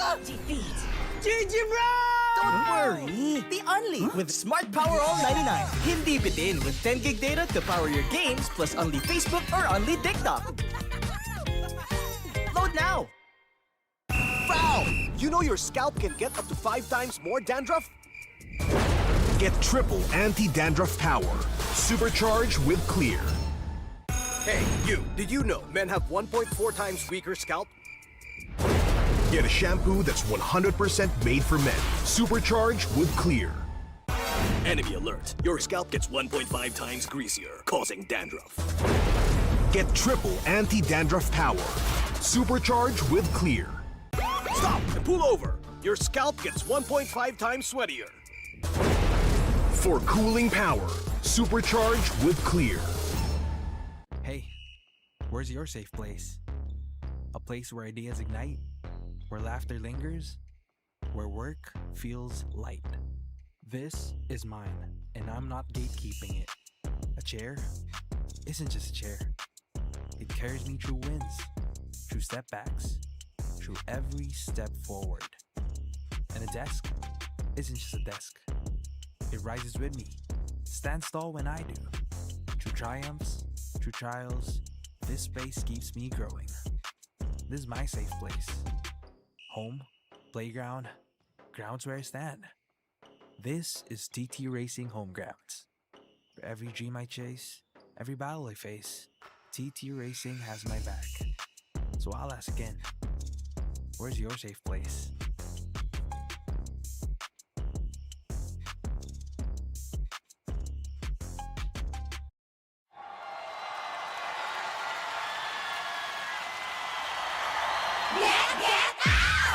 O ano mga girls, may bago na naman tayo ha. Malamang matutuwa na naman ang mga bata at matatanda niyan. Maglaro tayo, di kami patatalo. Maski duo o trio, kahit 5 man pa kayo. Kahit pasabay-sabay, ang kalaban sasablay. Kung mag-rank ang pambilis, sure na wipe out! Get out! Pili na ng lane At mag-pick ka na!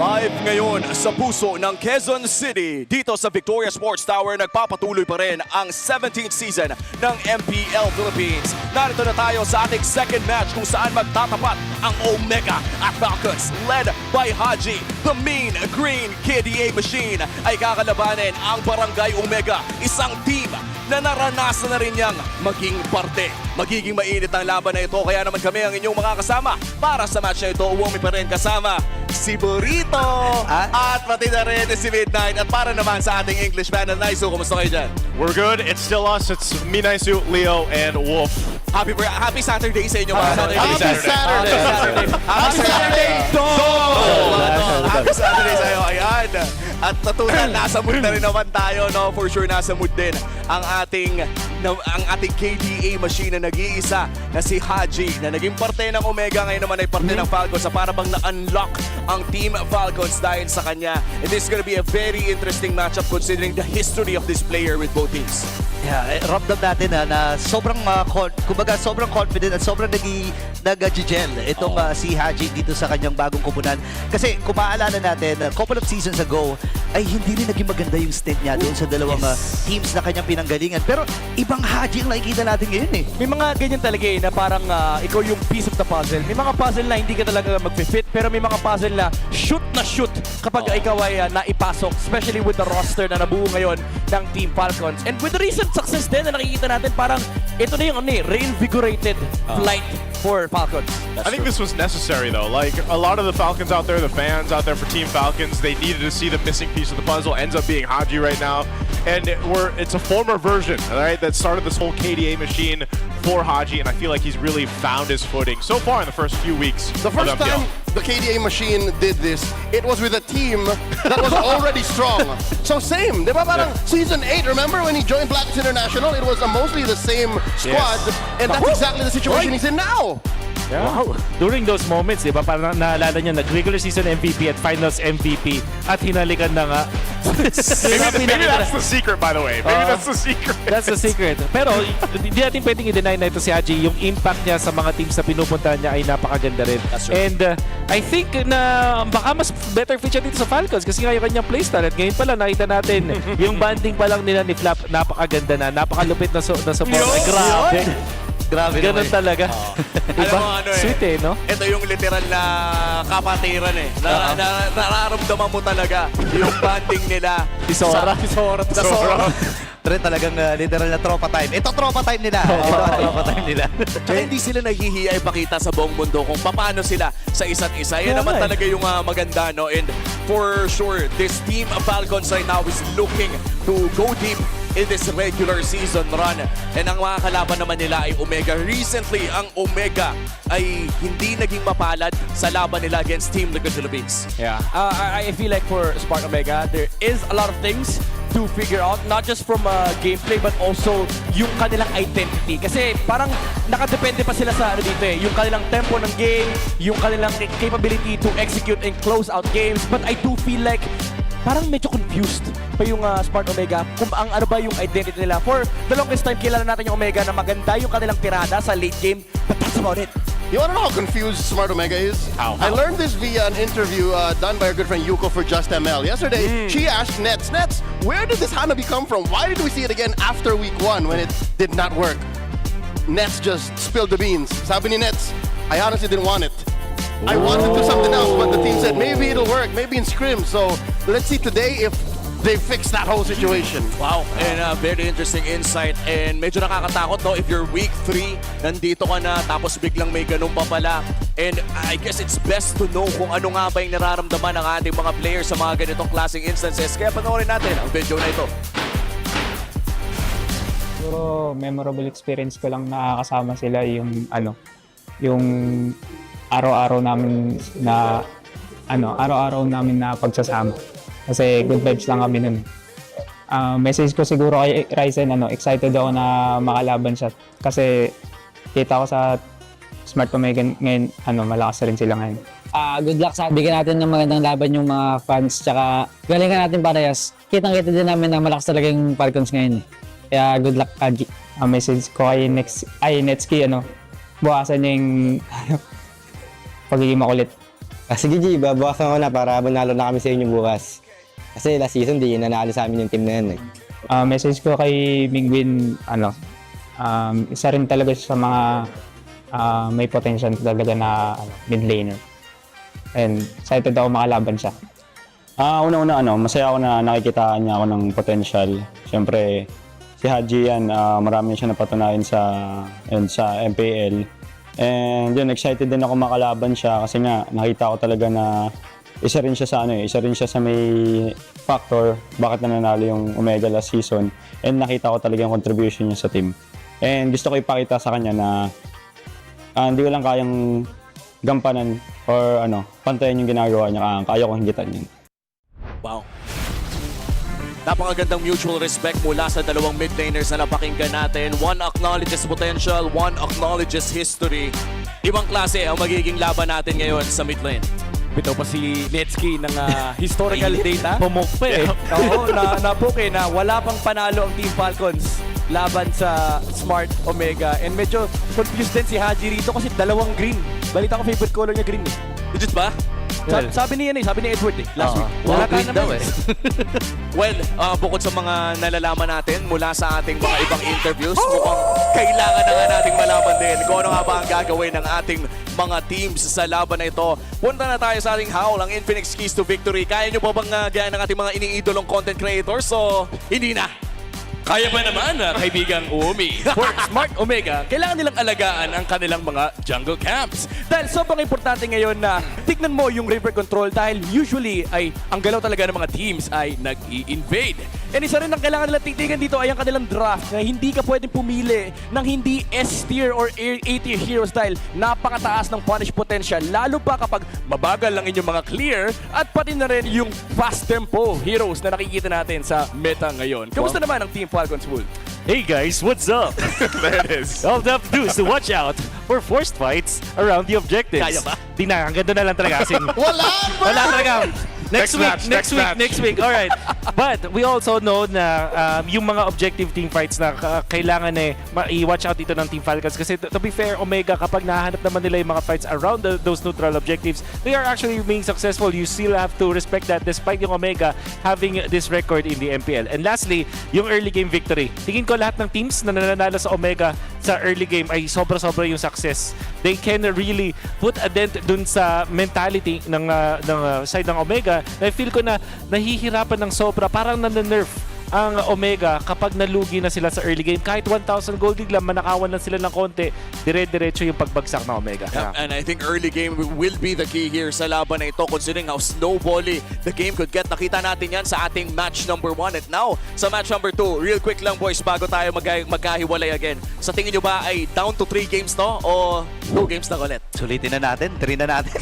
Depende kay Dol Depende kay Dol. I say 3. Let's go 3. Kay birthday girl. Birthday girl. Wala na.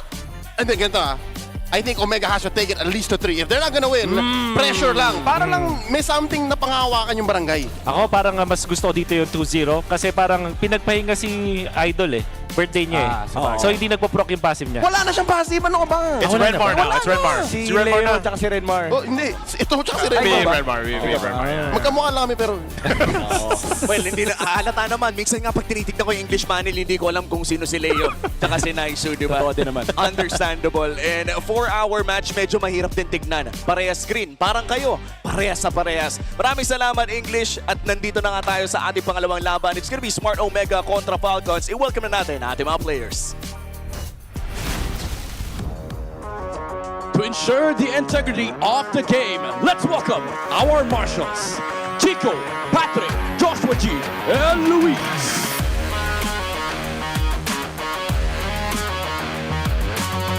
Back to square one and refusing to back down. Barangay Magingay para sa Smart Omega!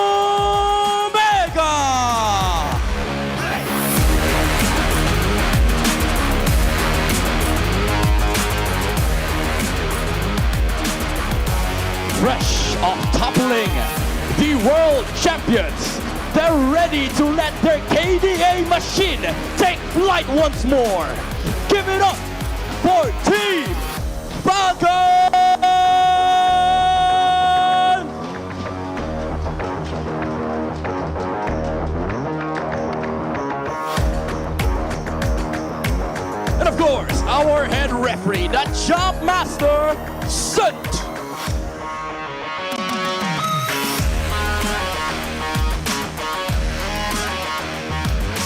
the head coach for Smart Omega, Coach Pura, and Coach Falcon.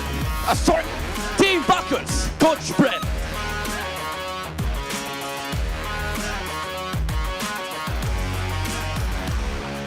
Can the old Cobras stop the green mean K-Day machine? This is Smart Omega versus Team Falcon. And here we go. It is electric in the MPL arena right now. Let's take us through Smart Omega, Leo. Just to double down on the keys to victory and, of course, the glaring difficulties Omega is dealing with. If you hit them hard in the early game, then all the more they can't even claw back. So if I were them, draft hard for the early game, give Nets something that goes online at the 5 or 6 minute mark. Yeah, I think that they have to stop doing those Hanabi plays, unfortunately. Don't take from the Dark Continent, just focus on what is good. But they are going to be facing against Falcons, a team that is actually very disciplined when it comes to drafting. This is Flap, Kyle, Haji, Ogwin, and Super Marco. 9 times out of 10, this team will focus on what is strong in the meta game, exploit it, use it, and then dominate in the early stages of the game. So are we saying Hanabi doesn't sit in the S or A tier list? No, absolutely not. So, Tier H. Tier H. Well, by the way, random that I just saw this before this matchup, I think Hanabi did get a win in the hands of Innocent today. That's true, that's true. So, but we'll see. We'll see what ends up happening here, but I do have to agree that, especially against Team Falcons, a team that really likes to go ahead and play around the objectives, secure a lot of things, also even play. They have so many ways to play into different members of the team of Team Falcons, and this is what has made them, over the course of their history, a tight-end team to go against. And you know, imagine this, like Smart Omega win against TLPH yesterday, now they got to go against Team Falcons. They got the reps in yesterday, and even when I was watching that, I was like, there's a lot of potential here for Smart Omega. I feel like I've been saying that for seasons though, and I'd like to see them finally come into form, make something happen. I feel like it's still there, there's potential, but we got to see it come to fruition against something like Team Falcons. Whenever they pick a Hanabi or they play a strat that is so from out of left field, I lose the picture of that potential. Same. So same, hard same. Yeah. So S tier, A tier. That's what we need from Smart Omega. Before that, we're gonna have to take a listen to our Smart 5G ping test for our players here. Hello. Ay, ang galing! Ganto pala yun. Ganto kayo nagkakarinigan dito. Kalmado ka naman today. Ano namang nafe-feel mo heading to your first game after Holy Week? Okay naman ako. Heart rate ko ngayon, 90 lang. 90. Hindi, Super. Hindi nakasta. Ayun, ang hilig ko ngayon talaga gawin, workout. Yan. Work. Alam sa gym, ganong ka-active si James? Sobrang active ako eh. Di naman, may rest day ako pero almost every day talaga. Almost every day. More on strength training. Heart rate check, 100. Flap, kinakabahan ka ba? Normal yan, normal yan. Normal lang to ah. Hidden talent, singing o dancing? Both eh. Wow! Saan ka mas malakas magbuhat? Sa ML o sa gym? Both din. Wow! Sino nagpapautang sa'yo, si Owen? Dad, may 1M ka. O sige, ito. Parang barya lang. Parang barya lang. Kung birthday ng crush mo, paano mo siya babatiin? Happy birthday, Dol. I didn't catch the ending there. What did he say? Happy birthday, Doll. Happy birthday. He said happy birthday, Doll too. Everybody is a part of happy birthday, Doll. Bringing the day. It is. You know, happy birthday, Doll. By the way, I like that we have a little bit of a mix-up with our ping test that we have here, because it's nice to see. Also, by the way, is it also Haji's birthday? Yeah, I think that's what he meant. Oh, not what we thought. But also. Oh, Mingwin. I think it's Mingwin's birthday. Yeah, that's right. Happy birthday, Mingwin. Mid laner who wears green, it's the same. Yeah, they're both in green. Both won medals for their company. I've for seen double now. Yeah. So it's I'm okay. confused. All right. Well, you know what? Happy birthday, boys. Happy birthday. By the way, Mingwin, one of the more, I would say, surprises that we've seen so far in the opening weeks of MPL Philippines Season 17. Again, he's one of the, he is the captain. He's the shot caller here for these boys from Smart Omega. He had a hell of a series. I would say him individually, especially yesterday on the Valentina, was great to see him play. Yeah. But, you know, again, I think the whole team really needs to come together to actually get a victory. Yeah. What I do want to see from Omega is for them to really just focus on trying to win one step at a time, because I feel like they are skipping the fundamentals. And I say that because they are picking heroes like the Hanabi, or they're looking for maybe like a Harriet or something, somewhere along those lines. And if you look back to the game that they have won, it was up against Twisted Minds. They look really phenomenal. They look like they're in command. So I think that if you're Omega, don't think yourself as you're a team that you're punching over your weight level, if you get my meaning. Yeah. Because teams that are in that kind of mindset tend to just go for pocket strategies. And I know that because that's really the reason why we lost most of our matches back in Season 14. Because, that's what I felt. Like, you kind of undermine yourself. You put yourself in a position where you think that the only way for you to win is through pocket strategies. And I don't think that's the right way to go. So they're losing on the mindset front alone. Yes. So look at Falcons and say, y'all ain't Titans. Y'all ain't world champions. Y'all ain't SEA Games gold medalists. Yeah. You're the same as us. There's a saying out there that basically you just take it one game at a time. Yeah. Something like that. Something like that. One play at a time, one game at a time. Why didn't you tell him that? Why? Like seasons ago. You should have heard why that. did you tell me that, Naisu? Or you tell Omega now. Because I maybe we weren't as close then. Oh, yeah. And now I can tell you whatever I want to tell you. That's right. I'm in the north and you're in the south. That's probably part of it. All right, let's jump into the draft here. Game one. Wolf, I'm telling you now, take us through this. All right, so I think that the Jushin as well as the Eve, that being part of the picks now, will definitely shape this up because that means that the Valentina will be the highest priority for both teams. No Freya out there. There is a lot of assassins, though, that can be played out. There's the Suyo, Harley, Leomord, they're Fredrine. open. And Sora is also open. So with that, the Valentina is the first pick for Omega. Makes sense. Block out that Sora. That's right. Yep. And if you're Falcons, you pick up Harith or Claude. Or Carry even. Maybe high priority Carry on Falcons. Yep. And then probably you still pick up the Sora, I feel like. 4 out of 5 pro players, even coaches, would name Marco as their carry. That's also true. Ask him first pick. Who is it? Carry. Marco. Actually. That's it's a Guinevere. Okay, why the Guinevere though? I think that they are kind of they know that between the choice of Suyo and Leomord and the Guinevere, the trio, the Guinevere is the safest to get it, but now they will give up the carry, and it has a combo with this Kalea already. I'm really liking this combo coming out from Omega. This the 3 picks that we are having, we prescribed that they should go for the S and A tier heroes, and not only that, they are getting the S tier heroes with S tier combinations as well. Carry as well as the Kalea. That's such an explosive duo. Yep. And with the Valentina taking the Farsa's Feathered Airstrike. Like, yeah, you're right. Almost auto kills. Another combo. Yep. Yeah. So like what? Again, magic number 6 or 7 minutes. 7. No, 6 or 7 minutes. Even the carry can join fights because all you need is like just one item. That's right. That's right. Guys, we need help. We need help, there's some like 6, 7. We're too Gen Z for our own good. Yes. That's right. All right, so do you still pick up the Harith now if you're Falcons? What? Okay, so this is where I really don't like it. The Claude picking it up against the carry already. And you already know that that's happening, and then you're going to be facing up against the Valentina primary predator of the Claude, especially the latter portions of the game. Now that the teams are not actually utilizing any defensive items on the Claude, only going for Rose Gold, Meteor, or not even the Athena Shield, The one. Mm-hmm. it means that the Claude can, the Valentina does have a lot of ways to deal with the Claude. This pick coming out from Falcons is very, very problematic for me. Yeah, at best, like when you're thinking about defensive items, Claude builds a Wind of Nature. Wind of Nature. That's it. Winter Crown maybe, but Winter Crown. RGM. Yeah. RGM, that's right. And you're most likely going to have probably 2 Purifies over here because of the Kalea also across from here for Team Falcons. So they're going to hone in on some of the jungle picks, Horizon. And Are they forcing him on the Suyo? Yeah, maybe. Yeah. Again, this is it's like the hierarchy of fighter junglers like Leomord, Suyo, and Guinevere. They're technically like in the middle. They're not assassins, they're not utilities, but they kind of supplement. They're in the same realm, I would say. Guinevere is the safest. It's like you're not countered by both Suyu and Harley.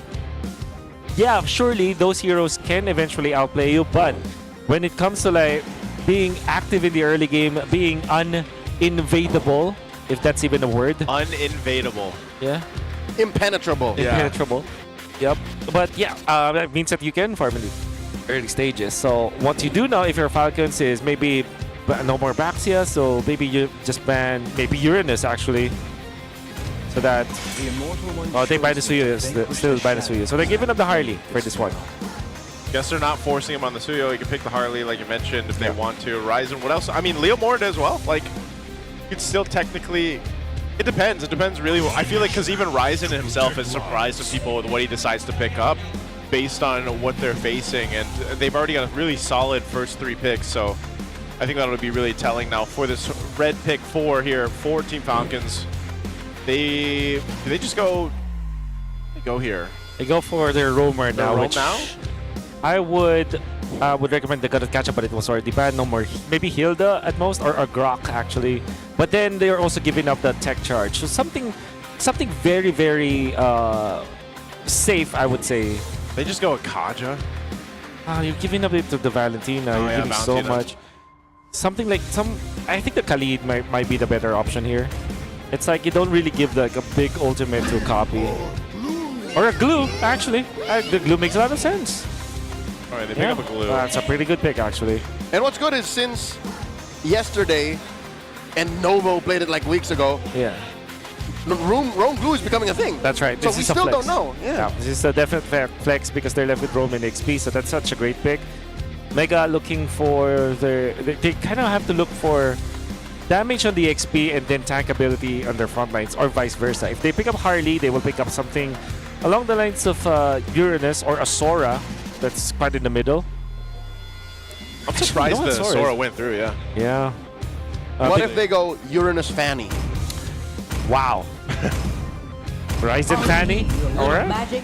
Oh, never mind. This is Harley Uranus. I got half the deal. It's because APBR did that earlier today. That's right. And there was some merit to it. I think this is better just because like going along the lines of the S tier, A tier. Yes, might as well go. absolutely. And going fast. And going fast. Because Uranus, this is his speed. Whatever. he spawns into the map the way he is the whole game. Yeah. Like, yep.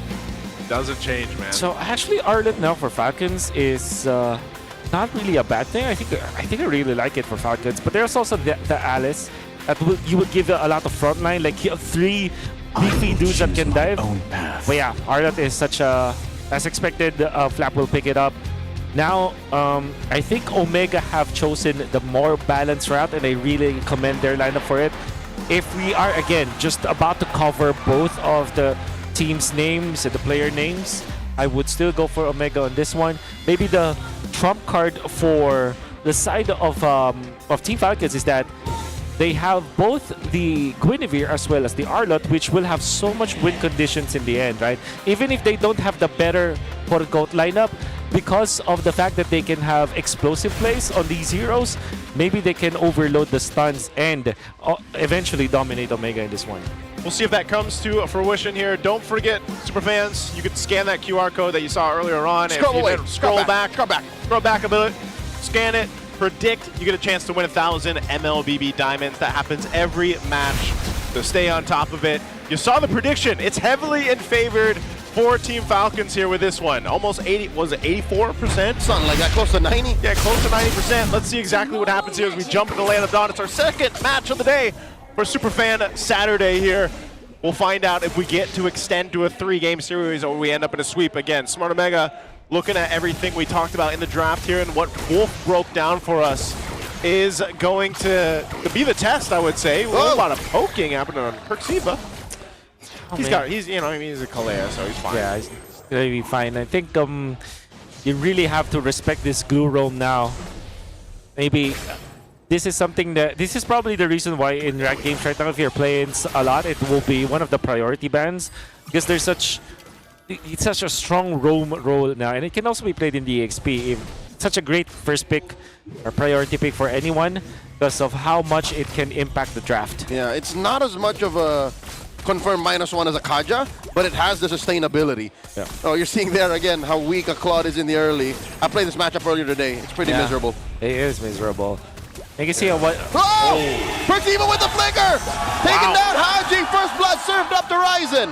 That was the aggression that needs to happen here for Smart Omega in the early game. Yeah, that's what they needed, and now rarely you rarely go to the gold lane now, right? If you are the jungler and if you're the roamer, you generally want to just defend your XP lane and just, far from that part, because you know that you can get to the turtle much easier. But Omega decided to go for the gold lane play, which is giving them so much. Oh, they force a flicker out of Flap just like that. Yeah, he didn't want to get deadly magic there, so he flickers out.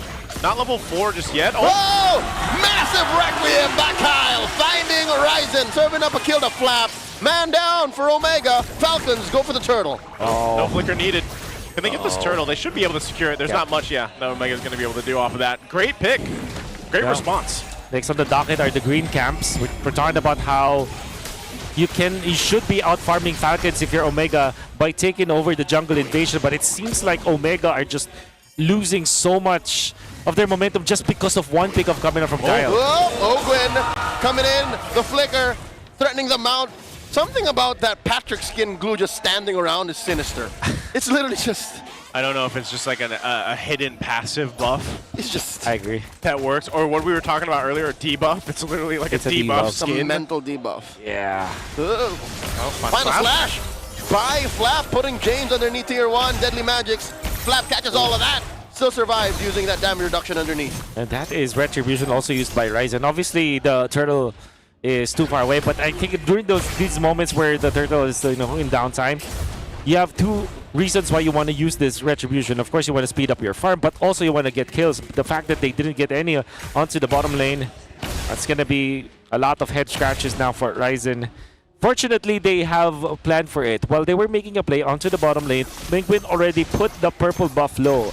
That's why he will not need the Retribution during that time. So Omega are still crossing their T's and dotting their I's, but they really need to be careful now, especially on Ryzen's part. Yeah, I think they'll just kind of wait, set things up.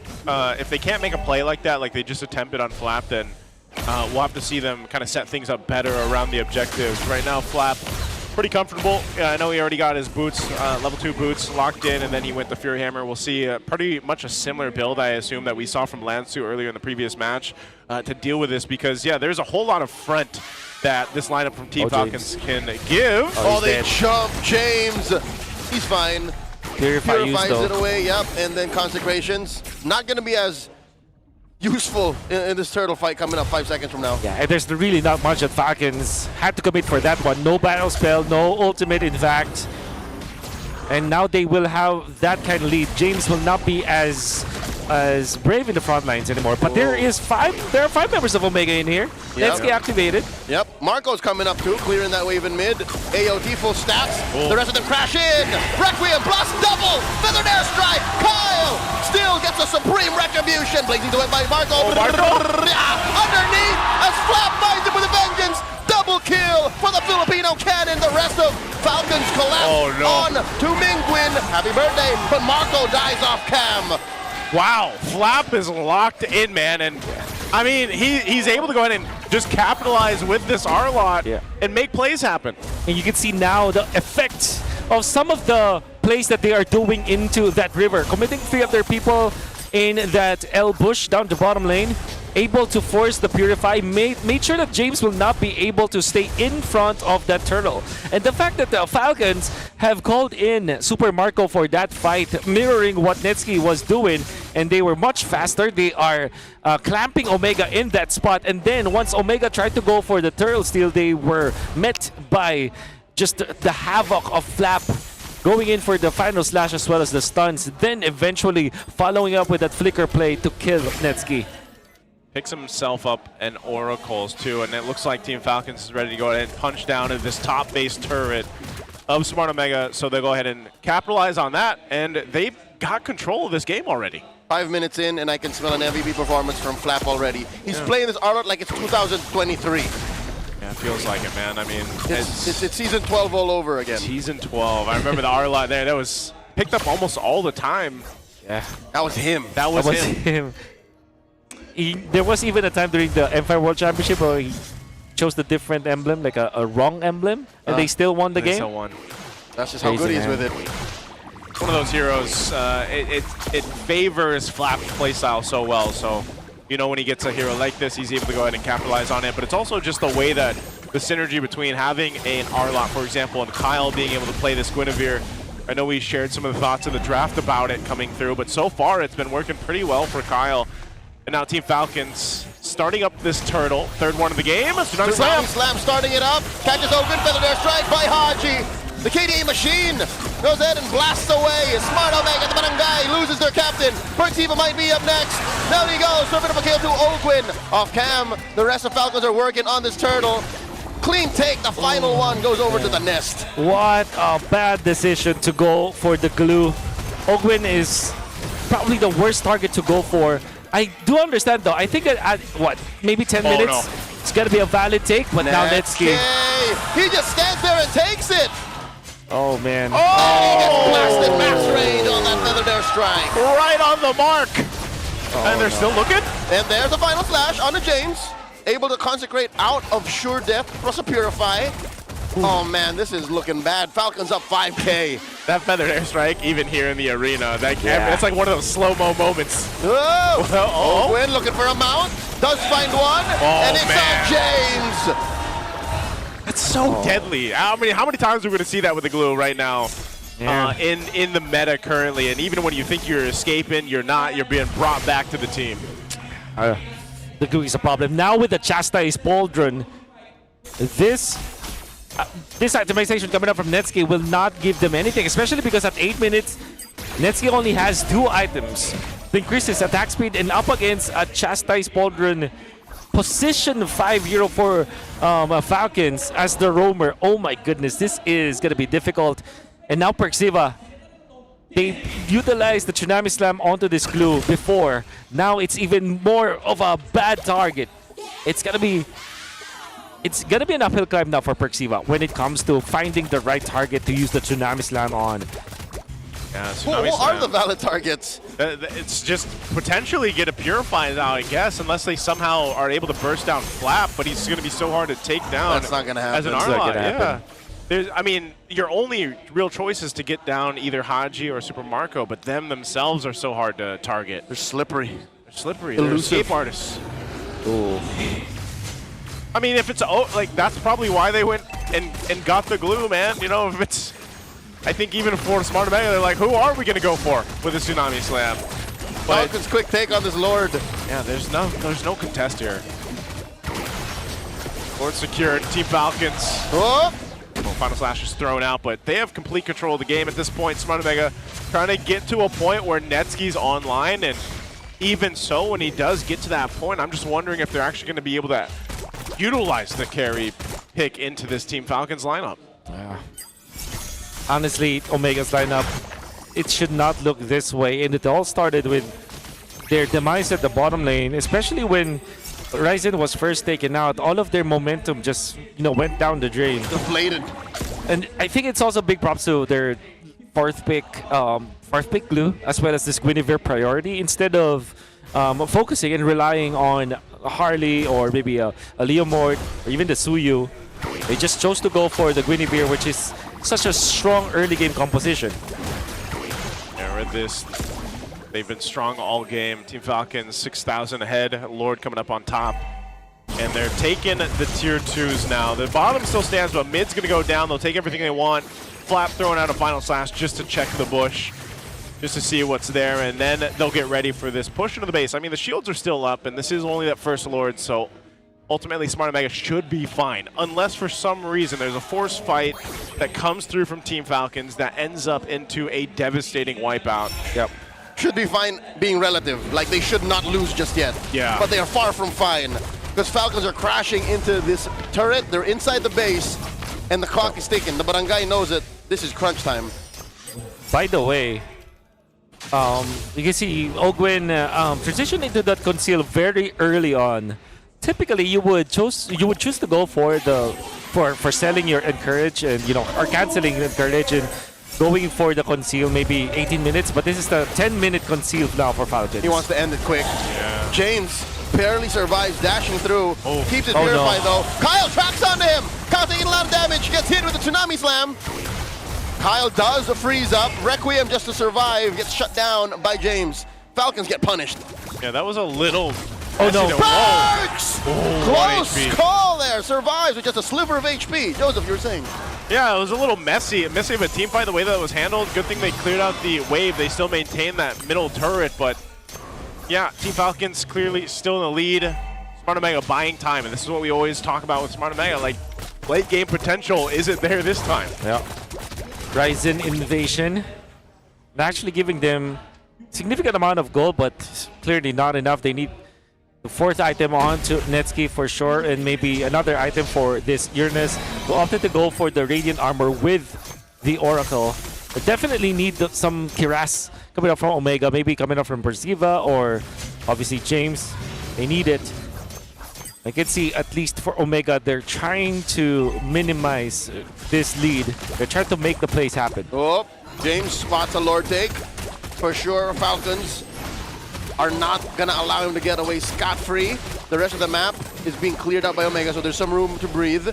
But they're not crossing the river just yet. I think Falcons take this again for free. Oh, they're going to get... Kyle gets it. They jump onto James.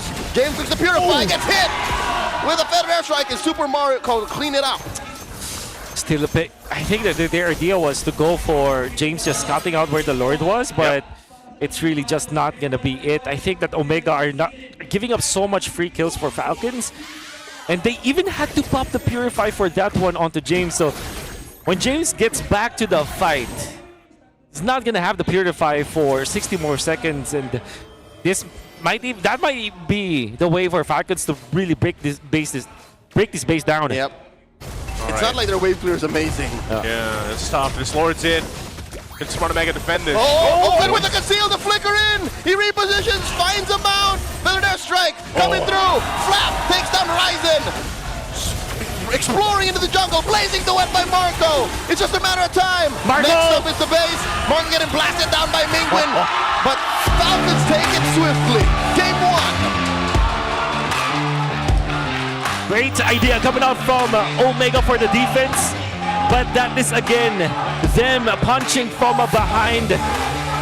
They are corralled and cornered by Falcons, and they had to be creative, but it wasn't enough. Flap was ready for that one. Super Marco was also ready for that kind of backstab play, and they have punished them afterwards. Super Marco proved to be really good in the end, and the entirety of Team Falcons just rode off of that momentum in the early stages of the game. He knew. He was like, I'm just going to lock into the base. We got this. It was a bit of a, there was an attempt there for Smart Omega, but I think they knew the writing was on the wall, essentially, for this game 1. And, you know, they were almost just at a point where let's just see what we can do. Let's see what we can make happen. And it just fell apart so quickly for them. I think it was a 5D play, that last moment by Falcons. Like, Marco's, kill me, Mingwin. Look, don't clear the waves. Kill me. So it was going to happen either way. It's just, you're right. Every little decision, even in that final base take, made a difference. It mattered for Falcons. So again, I think Omega need to work on their fundamentals. Yeah. There's something, that really sounds so harsh, but I do agree with it. It's Omega is just feeling lost. Oh, there it is, the 5-minute MVP call. You call 5-minute MVP. Oh, that's full the call? That's The full by the combo? way. That was the full combo. That was the full combo.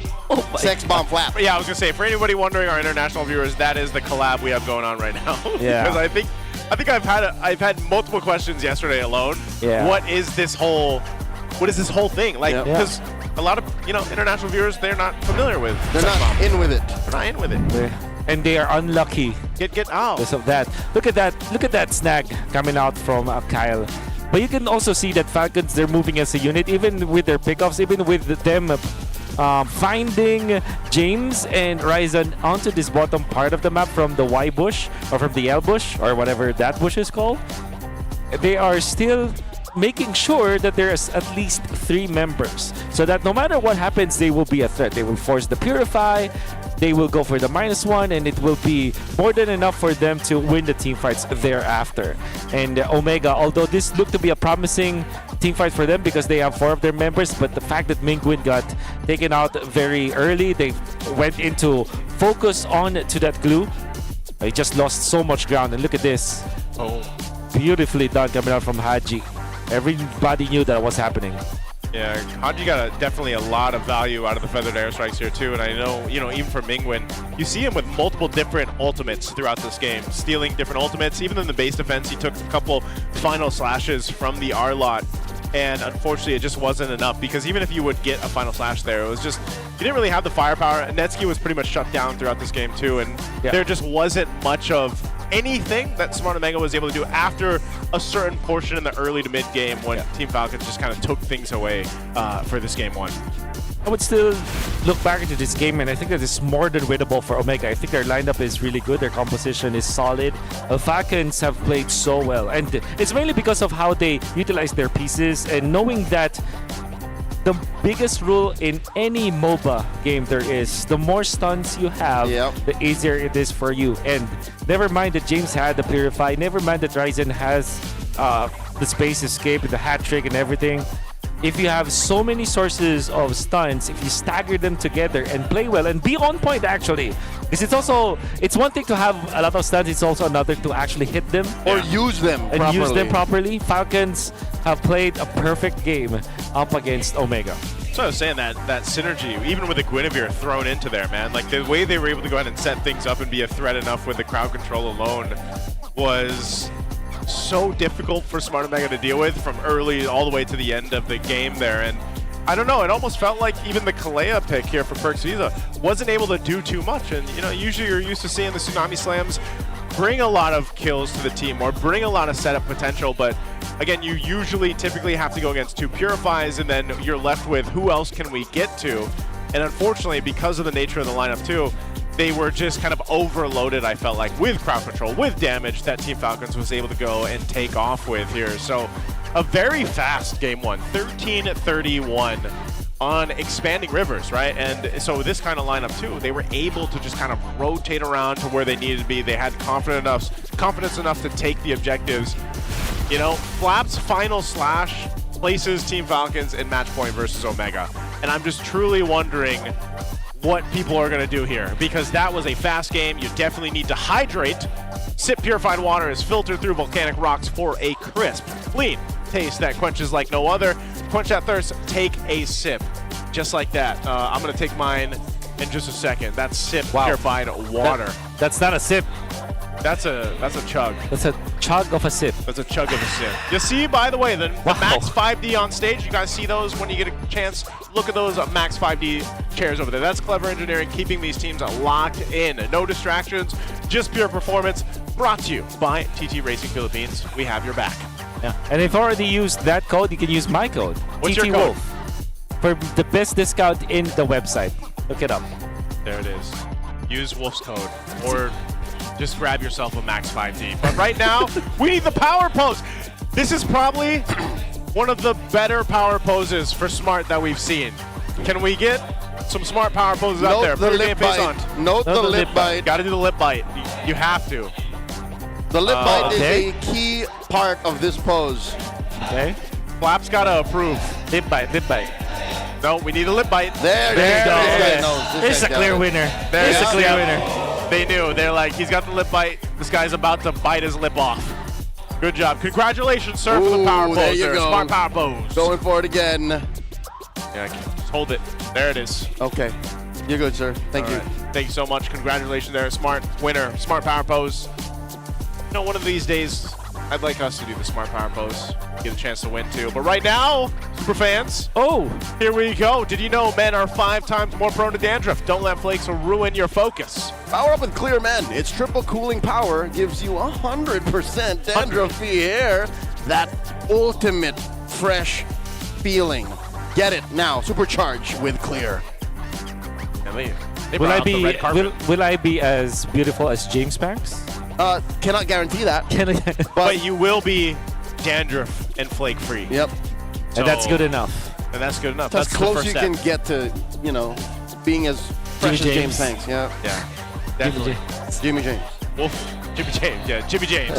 See, I think even over on Tagalog, they're answering the question that Burrito asked. Because Burrito's got the nice haircut, man. He's got the nice like mullet going on. He's got an 8-inch mullet.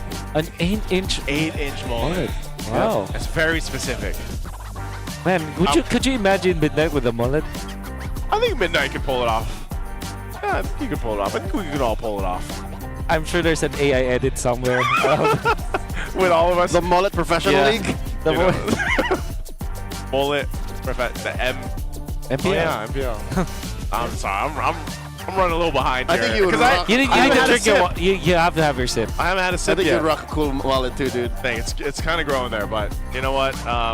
Before we move on to game 2, and before we talk more about bullets, let's go ahead and throw it over to this. We got a little special video to take a look at here. Let's see what the Wall of Legends has for us.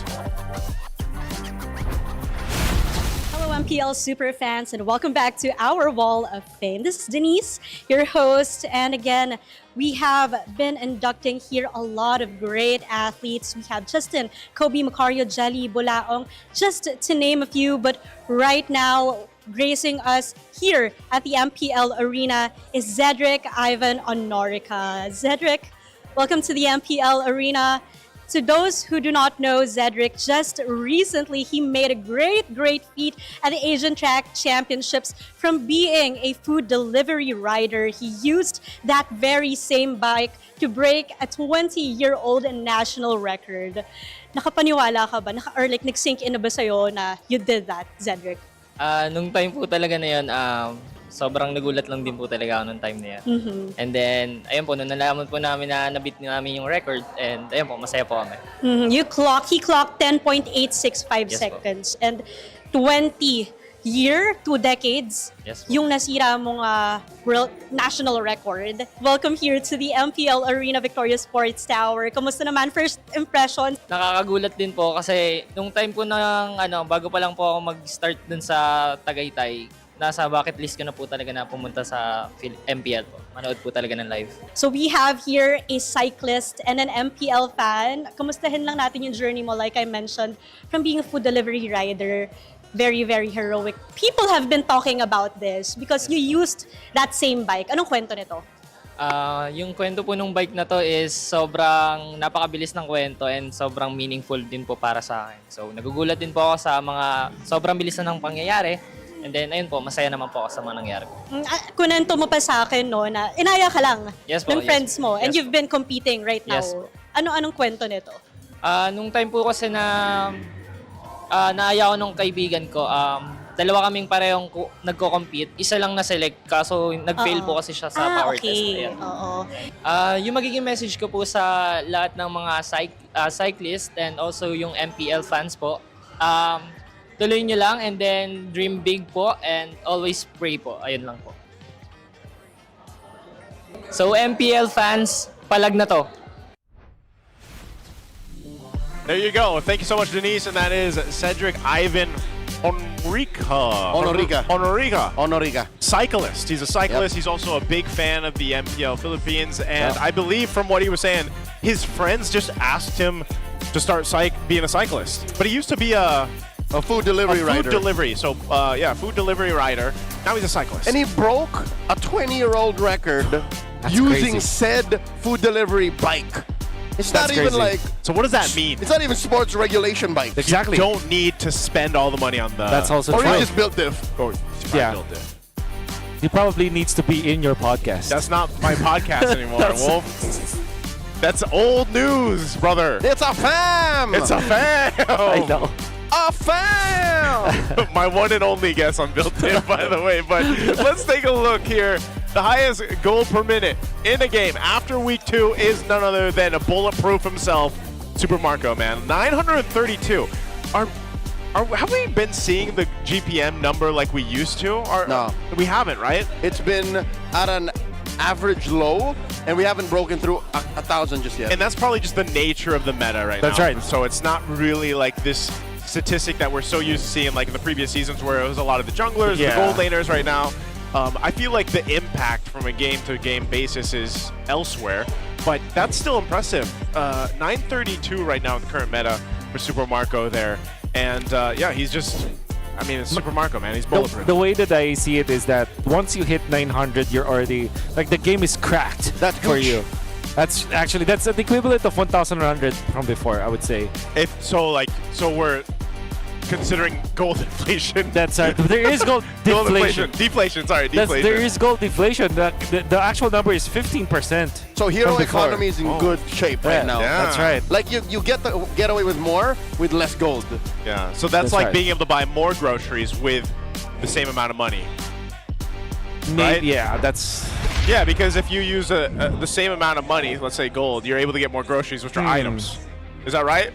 Or is that the wrong? No, it's like choosing the better deals with your money. Buy one, get one. Exactly. Like All looking right. for the better, better priced egg. Okay. Not much it is that your money is getting more powerful. Yeah. But you're choosing the better, better cook meat. I mean. Bang for your buck, basically. Bang for your buck. Let's go ahead and Pound jump for your in. peso. Pound for peso, gold for gold. Gold Here for we go. goods. Gold for goods. I'm really good with these letters. Yeah, today. Yeah, you are. These alliterations. Alliterations? Yeah. Alliterations? I'm a poet. Oh. A wordsmith. A wordsmith? A wordsmith. That's actually pretty good. I digress. Let's get into the draft. I Dan the man. beseech you. I beseech you. All right, let's go to the draft here. We got Team Falcons on the blue side. They're going blue. We got Broken Walls. Got a ban Jushin? Yep, got a ban that Jushin. The Falcons chose Broken Walls, by the way. Yeah. This is their coup de grace. Like they chose to go for the throat by saying, yeah, let's get a quick game going here. Yeah. And if the Jushin is banned, they will first pick the Valentino. That's definitely what's going to happen here. Team Falcons just feels like a different team this season, you know? There's something, like, aside from the obvious of, like, being an actual different lineup, they're just playing, I feel like this is like a meta that they really fit well into. Happy birthday, doll! Happy birthday! Oh, there you go. That's how we say happy birthday now, right? Is that how we say it? That's how we say it. Happy birthday, doll. So from this point forward, I expect every happy birthday post to be That's that. right. To be like this. At least for this year. That's right. For at least the next month or so. Yeah. No, my birthday's at the end of the year. I want to be a part of it. Then please, somebody necro the trend. Somebody. I had notice. Yeah. All right. So do you pick up Valentino or do you pick up Jushin? I think you take well, Jushin's banned. Oh, yeah, no, you're right. So yeah, it's Valentina, absolutely. Oh no! First pick Marcel. Absolutely not. It's Marcel. Wow. Marcel first. Why this? Why do they? They probably have a specific composition I for this refuse one. the can. Yeah. Like no one saw this coming. Yeah. There's only one thing that I know is that Falcons have developed a specific composition that if these are the set of bands, it will be available for them. And I think that the right way to do it is to go for the Fredrin and then a hard carry. Like Obsidian Fredrin is what I feel like here. Or Fredrin Harith actually for Falcons. In fact, I will not be surprised if Fredrin and Harith are the next two picks here for Falcons. Makes sense though. Yeah. I like how the Marcel is an early pick in Broken Walls. Because this is literally all Marcel does. He just runs around. Runs around. Really good cardio. Literally, and now that he has broken walls on the map, it's just easier for him. Yeah, imagine carrying 80 pounds of camera gear. Yeah. And then just- Yeah. That's a lot of batteries. That's pretty much clear, Richard. Yeah. Yeah, actually, yeah. Big shout outs to Richard. Richard is Yeah. dead. Yeah. Big ups, Richard. That's right. He's a pro. Okay. He's a real life Marcel. Free life Marcel. Apart from that, okay, so that is Harley and Yi Sun Shin. Okay, So this is a clear telegraph. That's a gold lane Yusun Shin. For sure. This is not the first three heroes I was expecting to come through. Absolutely not. And if you're Omega, you still look for the Kalea, I feel like. But with Marcel though, do you want to just go for Gatot Kacha if you're Omega? There still is that combo of the real world manipulation and Avatar of the Guardian. Yeah. Then maybe Alice for James. Eventually, not in the specific slot. So that could be a way to go. But maybe both Gatot Kacha and Alice will be last. When I give the Or word. go for the Khalid. Khalid? No, okay. This is weird because what happens now is you want to chase where Harley is, but you're gonna get constantly poked by this Marcel. Yep. Both teams are actually drafting from out of left field. Like they're both pitching with the wrong hand from what we expected. Yeah. This doesn't feel like It doesn't feel a follow-up game from what we saw in game one. But maybe this is also just kind of, in a way, like a testament to Team Falcons being like, you know what? We have adapted through so many metas at this point. We can play a different playstyle from game to game because this is a very different playstyle than what we saw in game one. and it's a bit of a wonkier start, but we'll see how they round it out with the last 2 picks. Sora is also going to be taken out here, so that's one thing also is what is Flap going to get his hands on with this kind of lineup to make it work? With Flap, I think that you would rely on tanky heroes now because you're not getting that from Marcel in the early stages. You're not getting that from the jungler as well. You need some sort of front line for Falcons. You need a wall. Need a wall. And I think that the best wall that they could get is Alice, I feel like. Because that will allow you to go to the backlines and counter deceive. But there's also that factor of going for the phobias, actually. So that you forego any sort of tank, you will now go for sustain. Yeah. So you're not that tanky, but at the same time you can stay as long as possible in the team fight, and you also have that knock-up that can eventually be a way to nuisance for the Claude. Okay, let's see what they end up doing here. Last ban for them. Interesting too that Selena gets banned out. Last ban from Smart Omega. So, oh, what was that?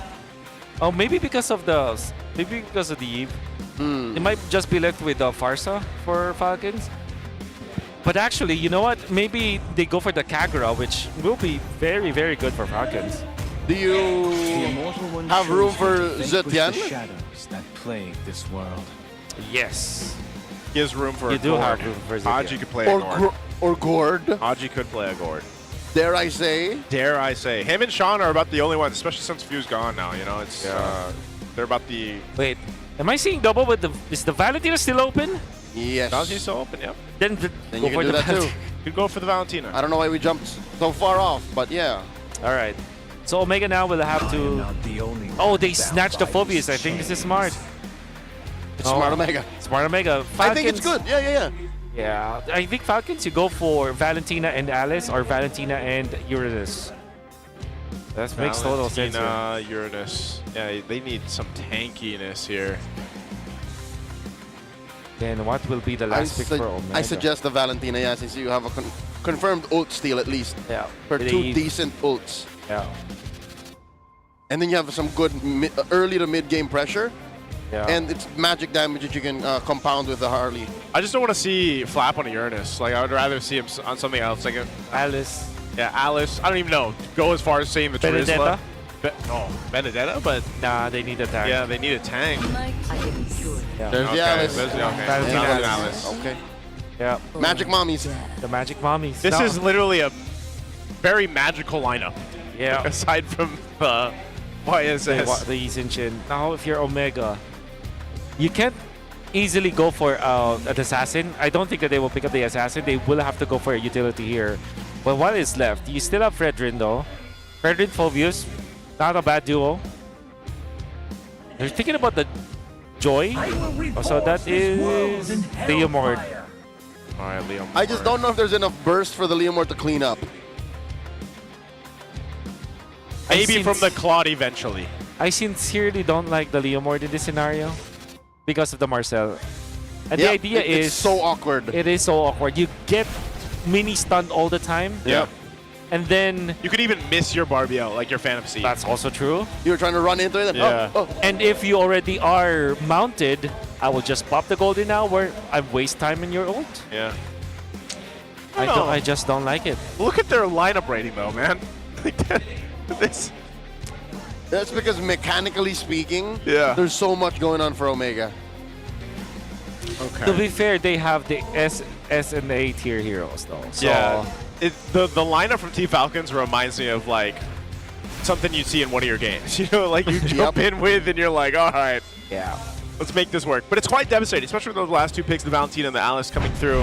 For this, a lot can happen, especially depending on what obviously ultimate you take. There's some good choices here. But let's go ahead and find out. We'll jump into the Land of Dawn. It's game 2. Are we going to see another sweep? Or head on over to game 3. Smart Omega definitely has a strong lineup. Can they execute it here and make it work? Ogwin.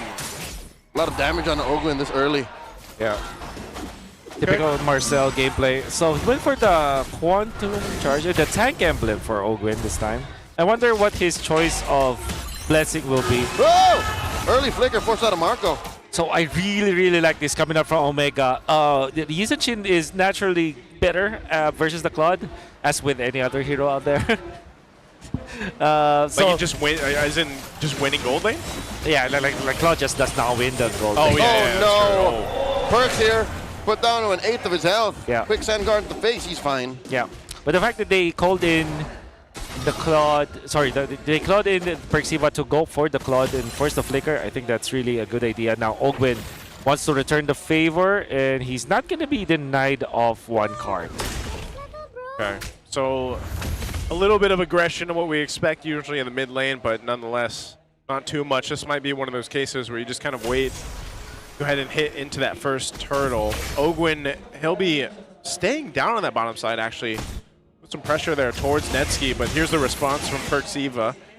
And the thing is, Perxiva, because he's the cleat, obviously he doesn't have to worry too much. He can take some poke, he can heal back up with quick sand guard, and he's ultimately going to be okay.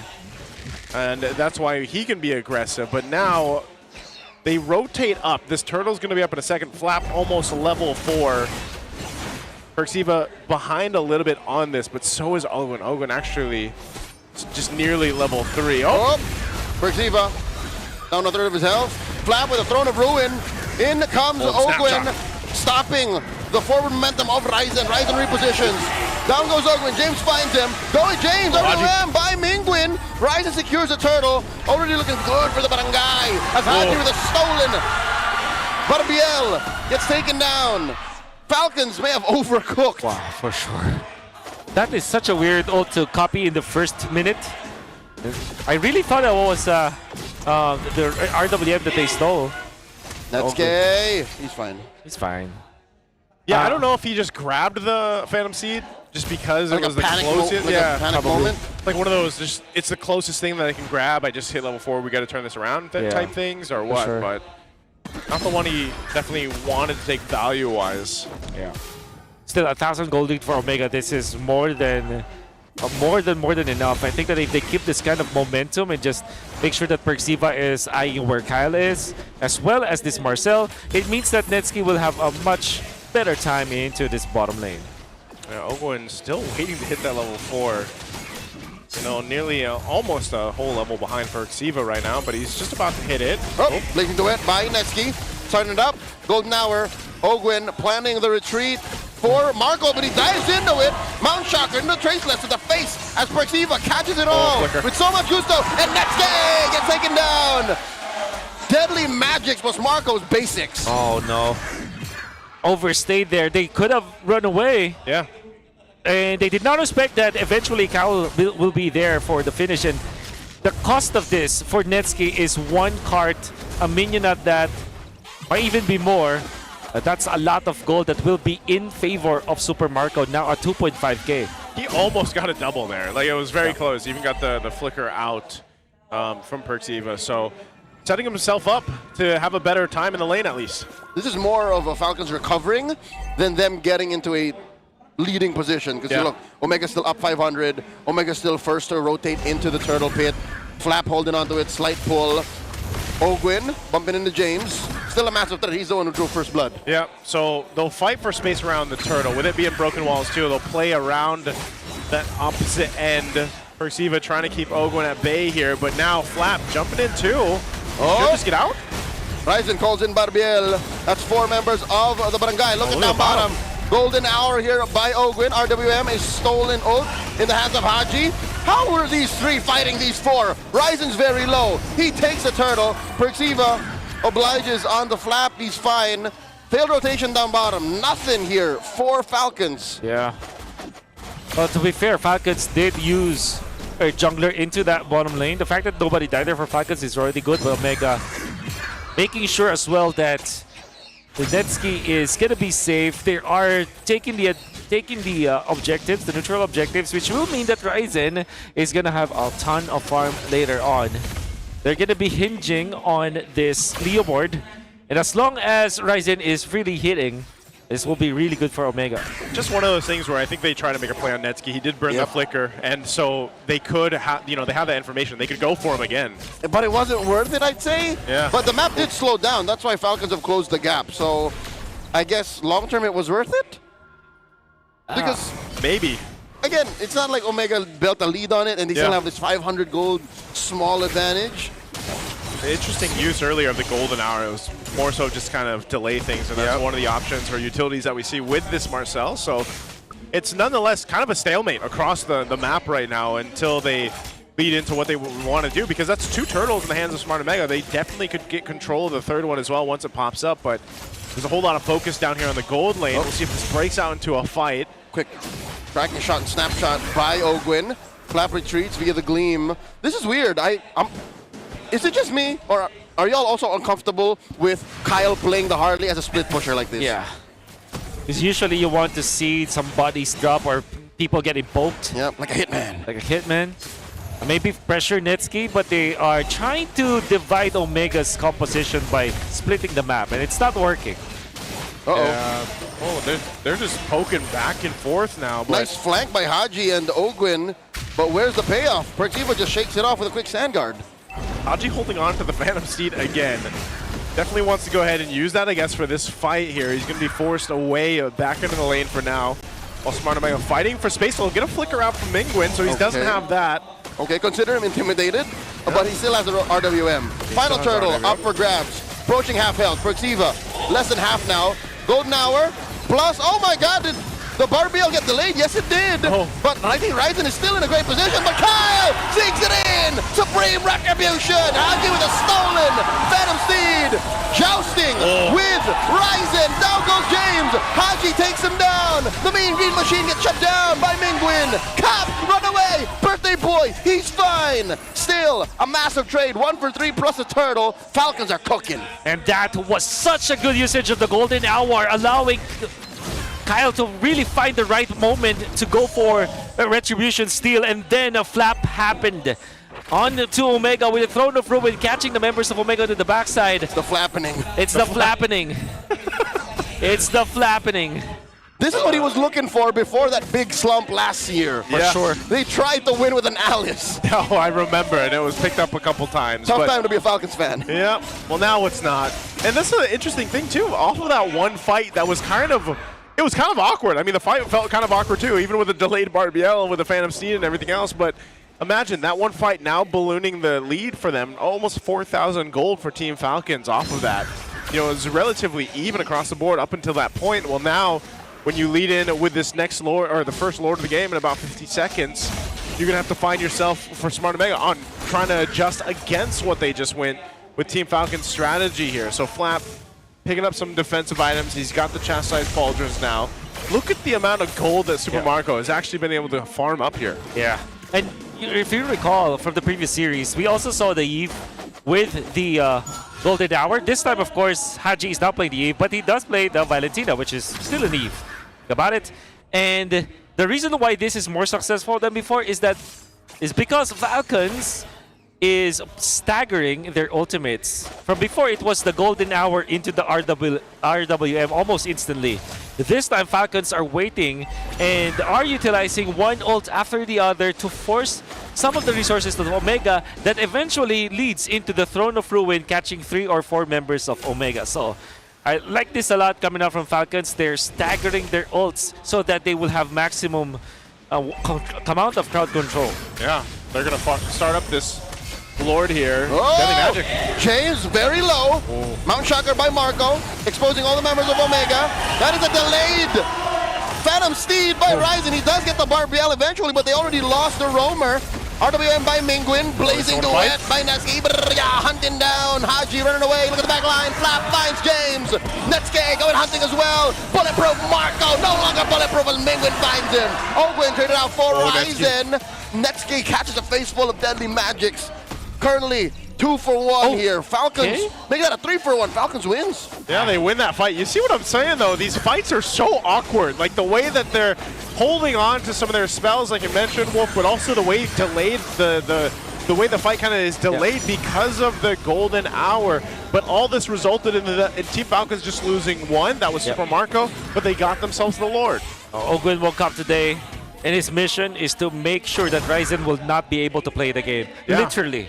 Because in the middle of the team fight where everything matters, the initial salvo of all of those spells, especially with the ultimate of the Stampede, coming out from this Leomord. The way that they're doing it is they're popping the golden hour onto just the Leomord. Like, how many times have Ryzen been stopped by the golden hour? Oh, Raging Sandstorm just kind of thrown out there for Tiva. Should be fine.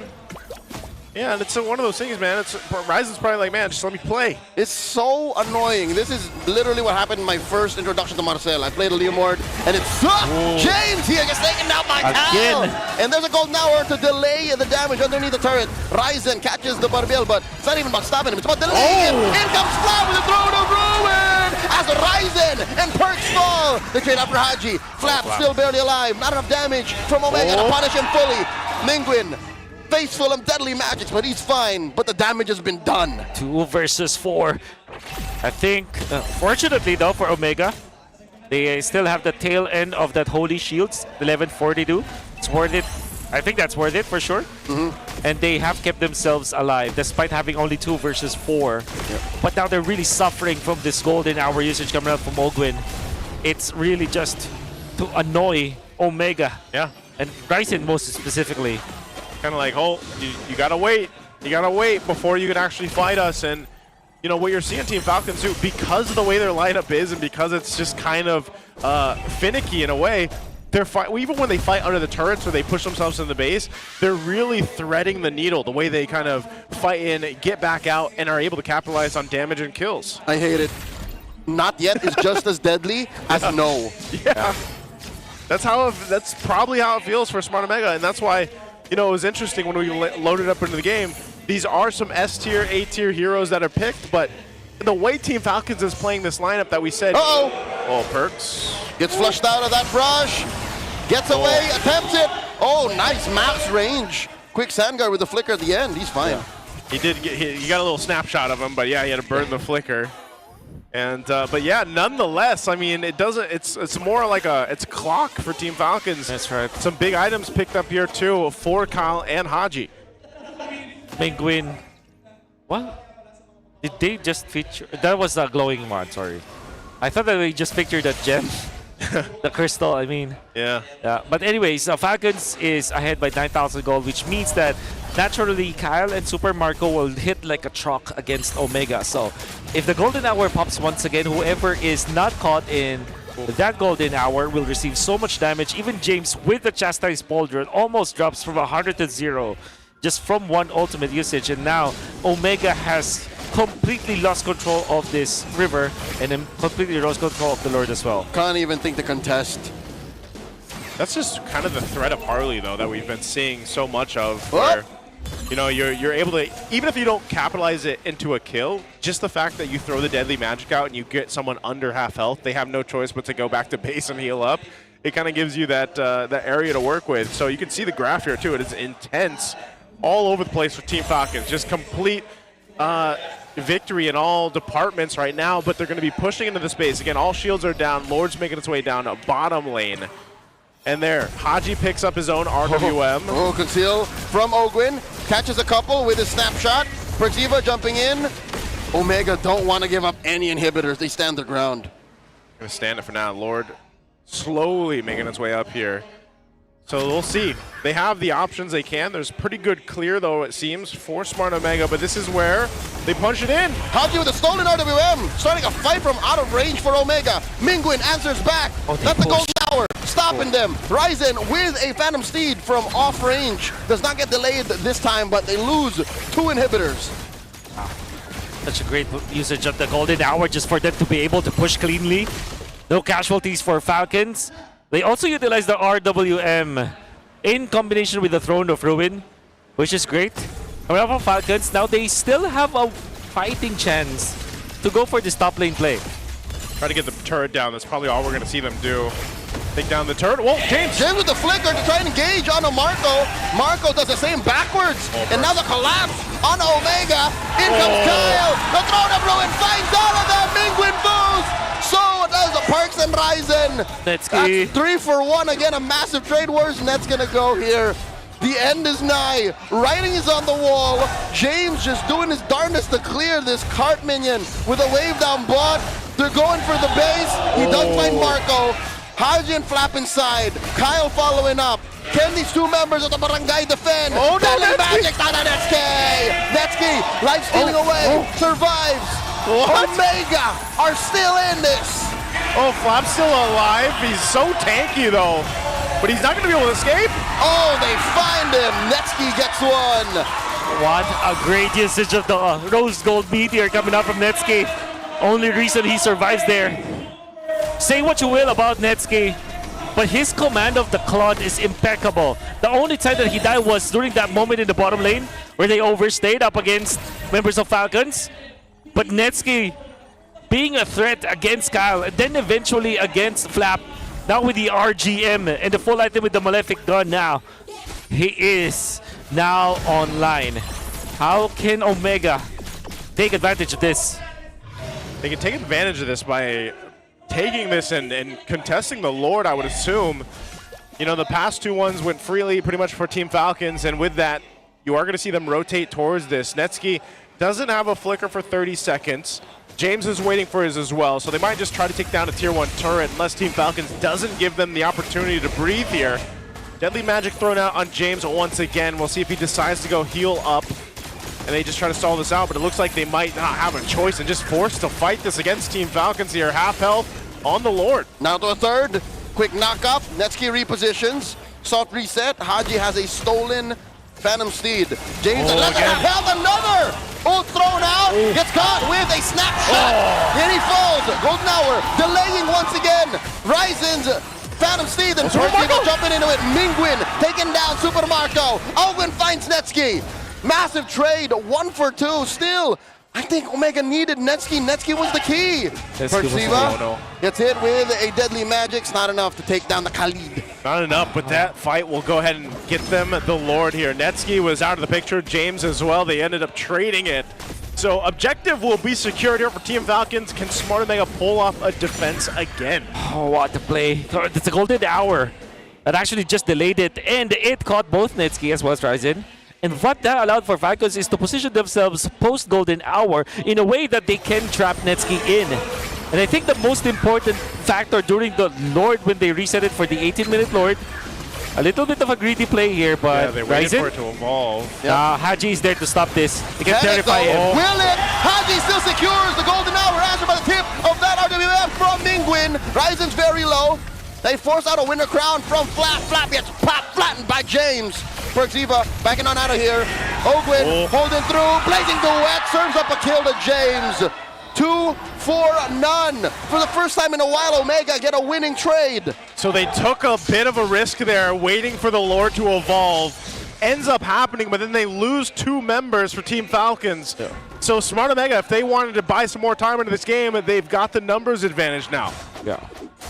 And this is definitely gonna make sure that Falcons will not be able to push. Nope. Having only 3 of their members, no initiator.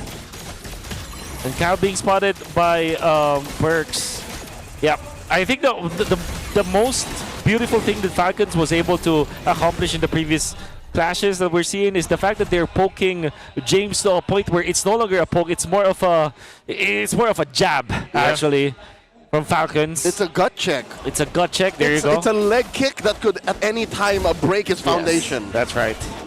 I love it. Picking up the winner crown too. That's going to be very valuable for him against this because of what we're seeing in these team fights. And we'll take a look at the replay how that broke out again.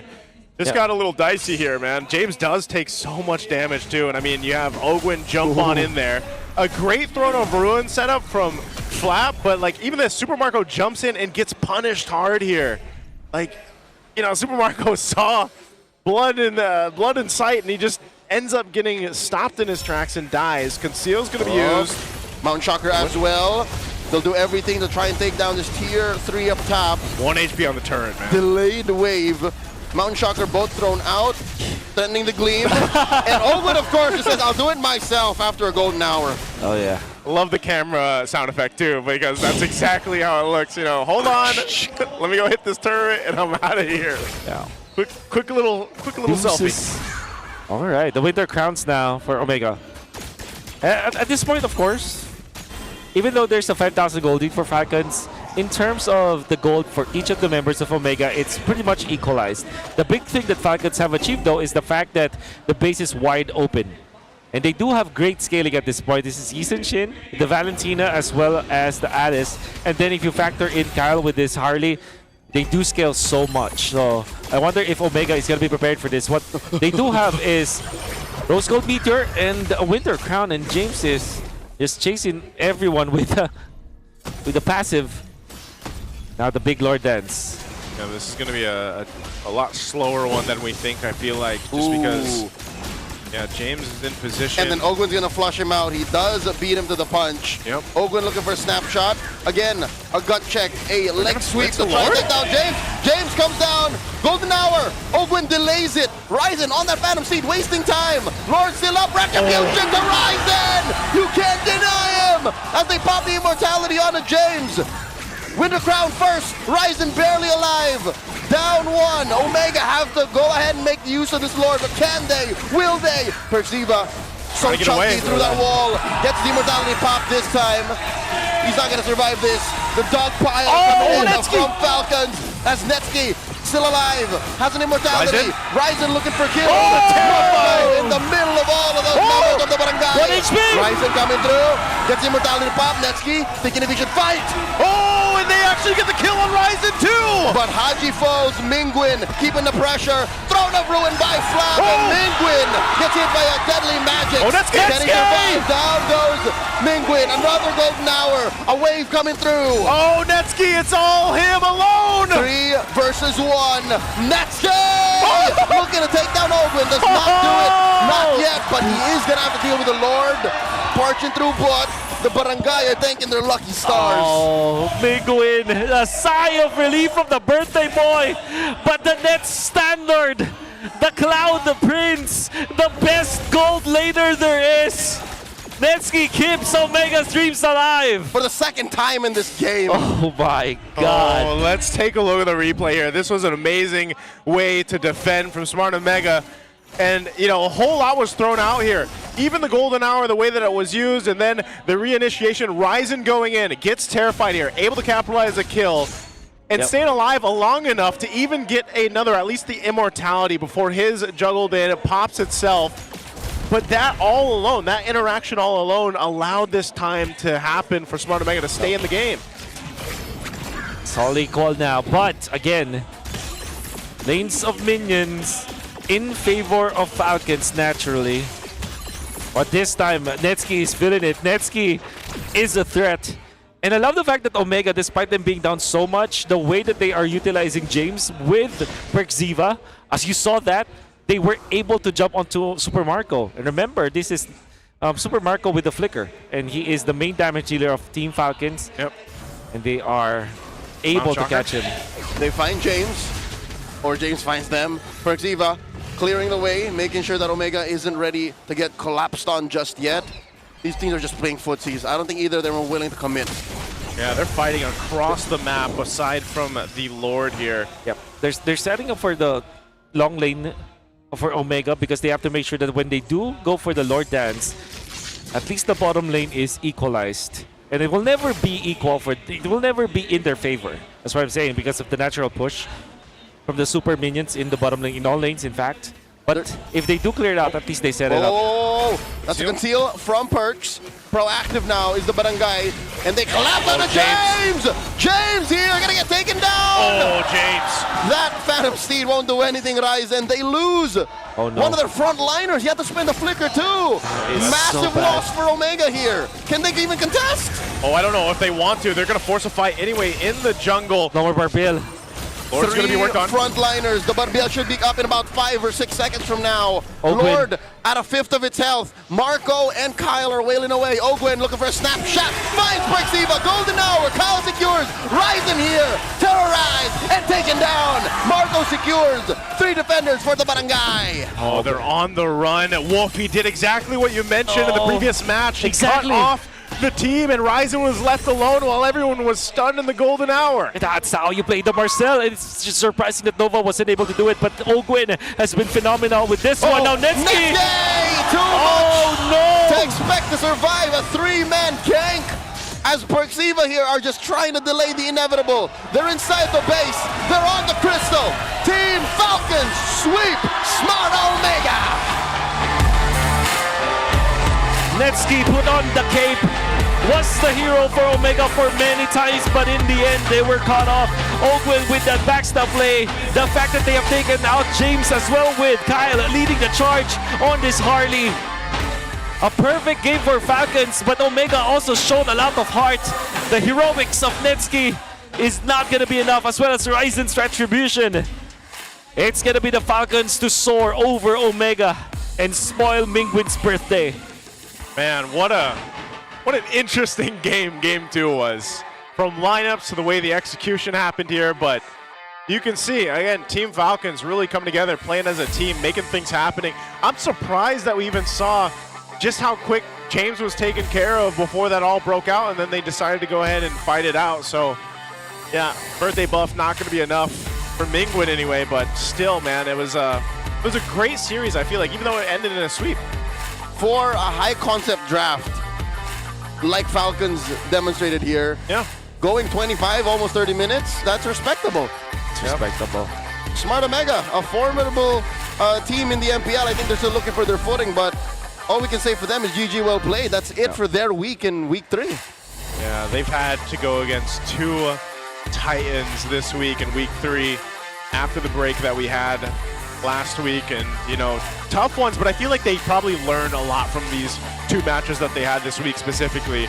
There was a lot of promise here, obviously, with what they had, and again, Team Falcons, I think they're really showcasing what they're capable of. Again, 2 very different lineups from game 1 to game 2, and they executed this because this is a lineup, like I said, that you have to make work. Like, this has to be lined up perfectly, almost in a sense, for you to make this work. And again, it's just hats off to Team Falcons to making the adjustments they needed to going in strong against this. Let's go ahead and throw it over on stage to hear from Team Falcons. Another 2-0 sweep. The Falcons are soaring higher. Give it up for your winners! Odin, pinakabata yung lahat ng match-up na to, but if anything, Team Falcons persisted. And if anyone who persisted, we have here our Game 1 MVP. Isang flex naman dyan. Wow, parang lalabanan mo raw yan, Denise. Ayoko. Nag-hesitate. But kidding aside, Flap, Game 1 MVP, you used Arlot before this game. 2 beses lang yung nagamit. And then it was you and Lance who, this time in the meta, what changed with this choice of hero? Ano po? Kaya ko rin siya pinili kasi lagi ko rin napapractice. Kaya, ayun, nilabas ko ngayon. And anong special dito sa hero na to? Sobrang ligalik niya sa mapa, sa clash. Parang sobrang dami niyang pwedeng gawin. Yes. Bagay sa personality mo. Maraming pwedeng gawin. Sakto-sakto. Ang banner. Okay. Pero syempre, meron din ako napansin, especially nung game 1, at Ogwen, napansin namin all throughout the game. Stable yung heartbeat mo. Hindi ka ba kinakabahan dito sa match na to? Mostly, kinakabahan lang ako sa interview. Sa interview? Pero Tsaka siguro sa kay Super Marco kasi nag-Superman siya. Okay. Basta na lang tumatalon. Pero Ogwen, napansin namin yung glue mo kanina.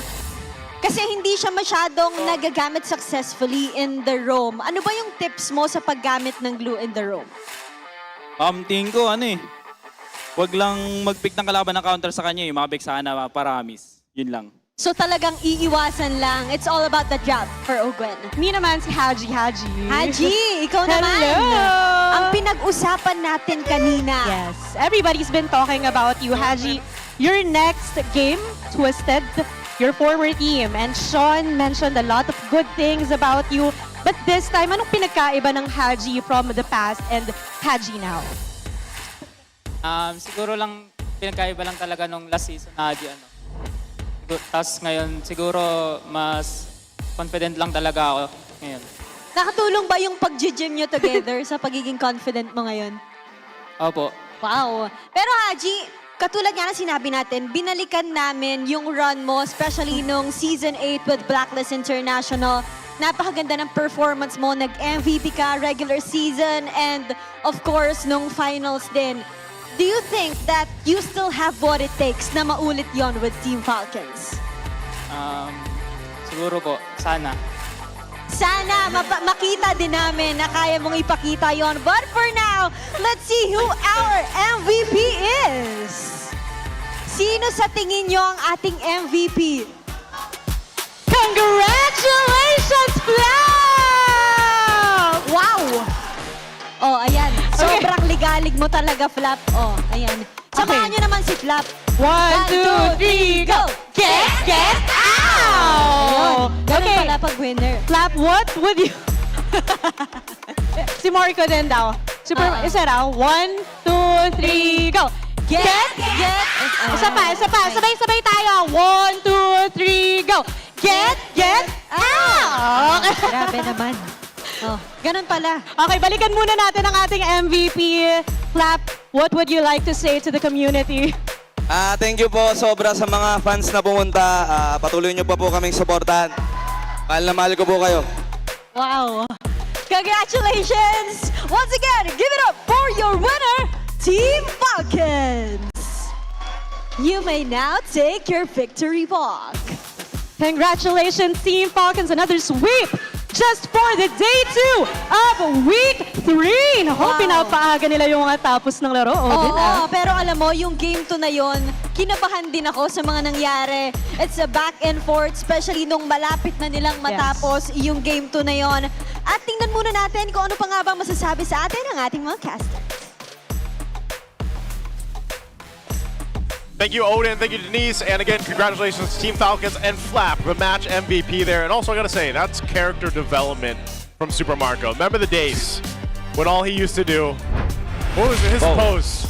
Is just his thumbs up pose. One-word answers. One-word answers. Now, all lower body.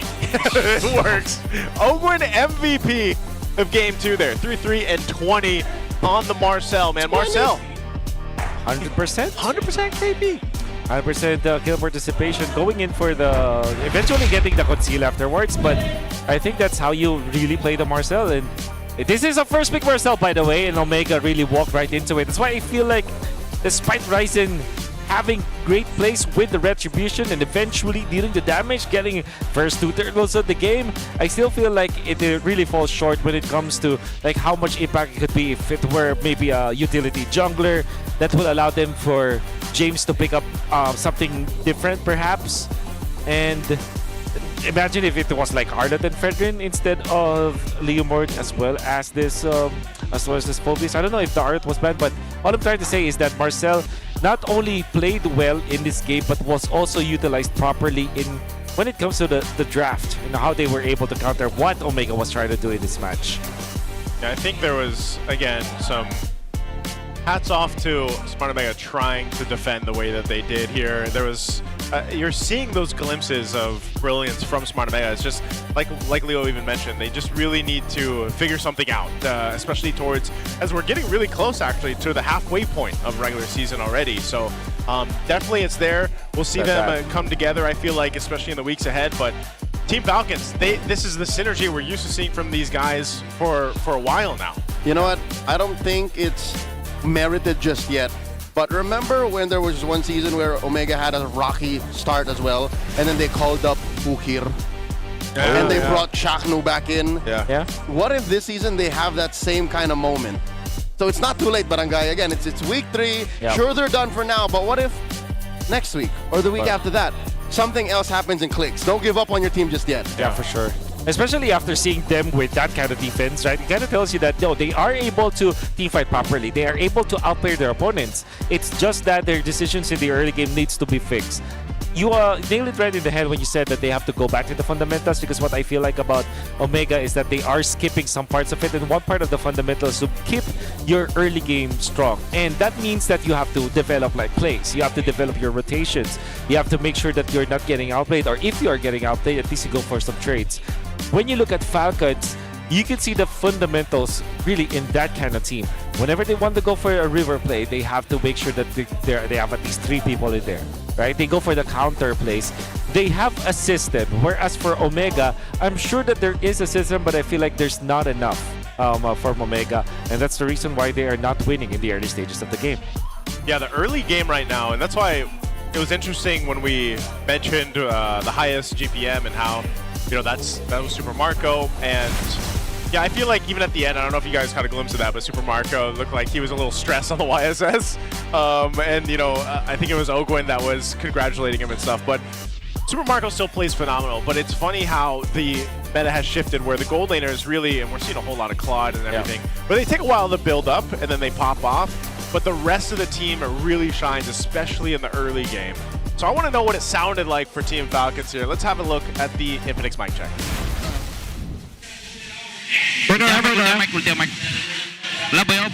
Gusto niya pa? Kaya pa, boy. Walang layer dyan, ha? Kasunod ba lang? Ito tayo nyo. Walang picker club? Wala. Picker ka lang. Nice. Wait lang, walang ulti siya. Respetuhin yung club, pre, ha? Trinity. Respect the MC. Respetuhin nyo yan. Wait lang, chill ka lang. Boy. Bakla ba? Prepare lang ko na. Walang clips, ha? Walang clips, ha? Walang clips, pre. Kalma kayo. Chill kayo pag ganun, tol. Walang pre. Focus lang, mamatay. Patay.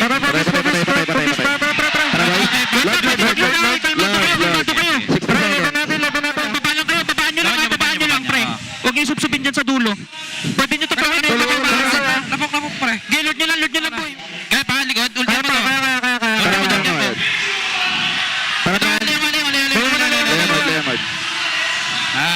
Tara, boy. Para nag-enjoy tayo, pare. Gusto ko, pinapataas yung heart rate ko.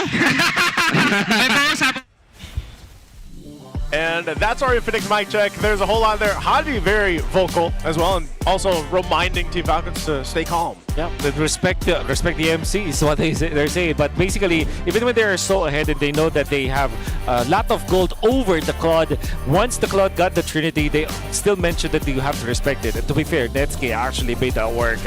It was very, very close for Netsky. I think that he played well in the latter portions. It's just like Omega as a team. You compare it to what the system looks like for Team Falcons, it's a stark difference. It was a great matchup that we got to go ahead and see here, you know, 2-0. Did you think it was going to be a 2-0, Leo? I wanted at least the 3-game series, even if Omega lost, but K-Sera. Maybe the next one. Maybe we'll get that. Let's throw it over to a side report before we head over to our third match. Maraming salamat, casters, and it's Team Falcons soaring higher and higher as weeks go by. Now they defeated Smart Omega with a 2-0 sweep. This is your very own Odin reporting on the side to tell you what is happening on a different region. At ngayon ipag-uusapan natin ang MPL Malaysia.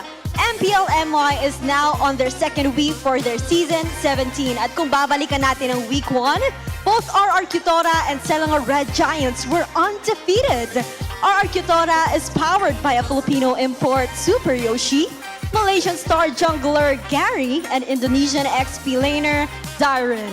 Tinalo ng RR Cutora ang Team Ray at Team Flash noong Week 1.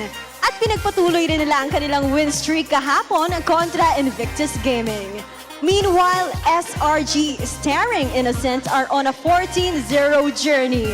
3-0 ang kanilang standing at sweeping naman nila ang Team Vamos at Bigatron MY by Vitality, pati na rin ang reverse sweep versus Team Ray. Kabang-abang din ang harapan ng mga Filipino imports na SRG at Team Flash bukas. That's Innocent and Cram going up against Hades and Kurt TZ. Talaga naman namamayagpag ang talentong Pilipino pagdating sa MLBB. Samantala, ito naman ang mga laban na ating aabangan ngayong araw para sa MPL Malaysia. That's Team Ray versus Team Flash, Invictus Gaming versus Team Vamos, and RR Cutora versus AC Esports. That's what we have on the side para sa MPL Malaysia Season 17. And going back sa Super Fan Saturday dito sa Pilipinas, hindi pa tapos lahat ng aksyon because we still have one match, and that's between TNC Pro Team and TLPH. Huwag kayong alis dahil magbabalik ang MPL Philippines Season 17.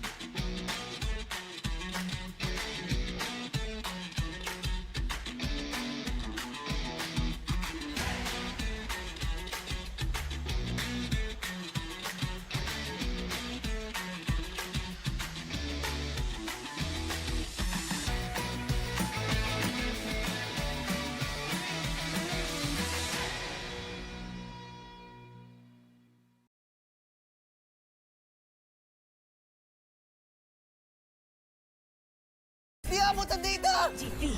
GG bro! Don't worry! The Only with Smart Power All 99. Hindi bitin with 10 gig data to power your games plus only Facebook or only TikTok. Load now! Foul!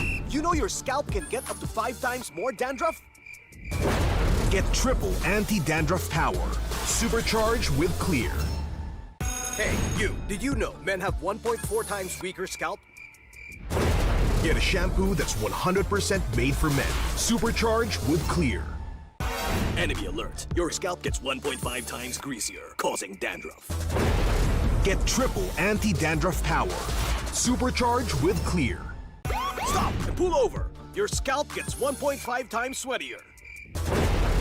For cooling power, supercharge with Clear. Hey, where's your safe place? A place where ideas ignite, where laughter lingers, where work feels light. This is mine, and I'm not gatekeeping it. A chair isn't just a chair. It carries me through wins, through setbacks, through every step forward. And a desk isn't just a desk. It rises with me, stands tall when I do. Through triumphs, through trials, this space keeps me growing. This is my safe place. Home, playground, grounds where I stand. This is TT Racing Home Grounds. For every dream I chase, every battle I face, TT Racing has my back. So I'll ask again, where's your safe place?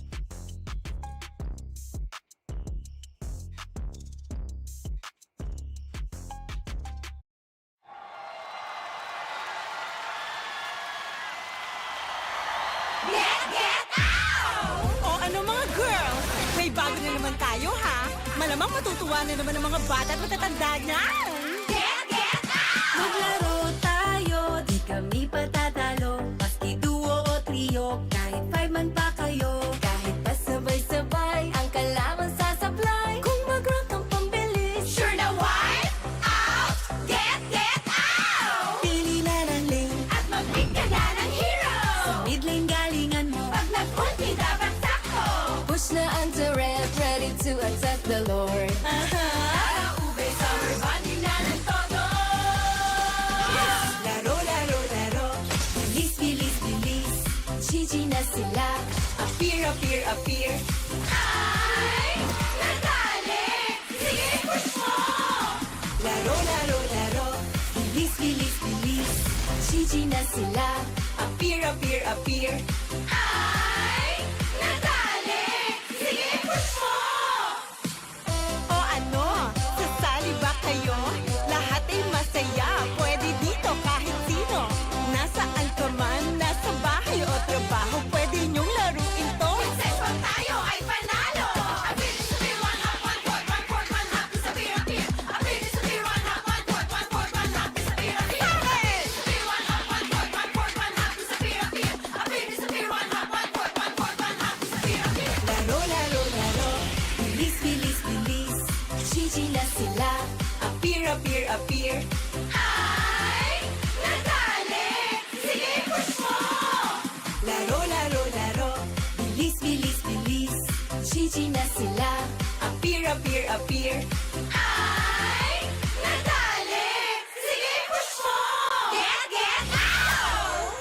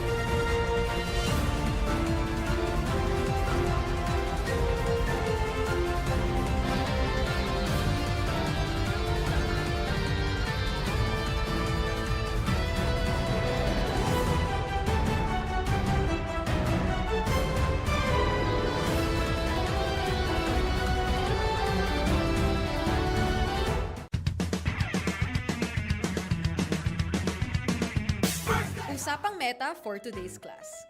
Excited na ako! Meta? May itatagos kaya? Good morning, teacher!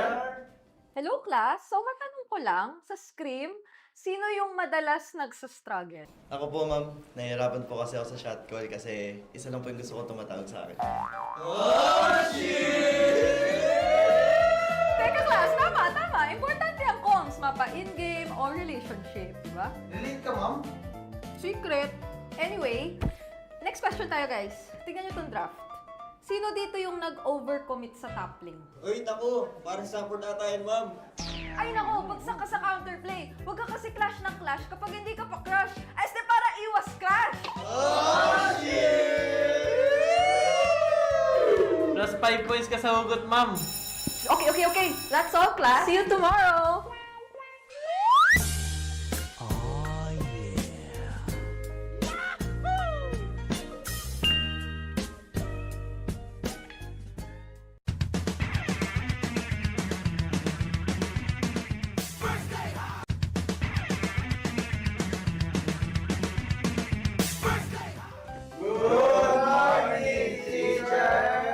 May bagong grading sa loob ng classroom. Sino kaya ang bagsak at sino ang may palag? Okay. May grado na ang lahat base sa inyong naging pinakamainit na katapat sa lane. Now, class, ano sa tingin nyo ang palag ni Demon Kite kay Carl T? Ako! Si Cartesi Goat! Si Demon Kite, celebrity! Okay, makinig. So, pag-usapan naman na natin yung iba't ibang uri ng rivalry, class. So, unang rivalry, yung team na palaging next season na lang versus yung team na palaging nag-champion. Ma'am! Masakit naman yan! Ma'am, parang may pinapatamaan ah. Grade 91%! May angas, may storyline, pero minsan pag finals, bigla na lang nawawala. Parang signal sa probinsya. Ma'am, di naman na kami yan, no?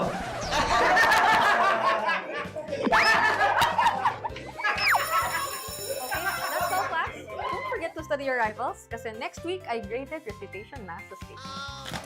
Goodbye and thank you, teacher!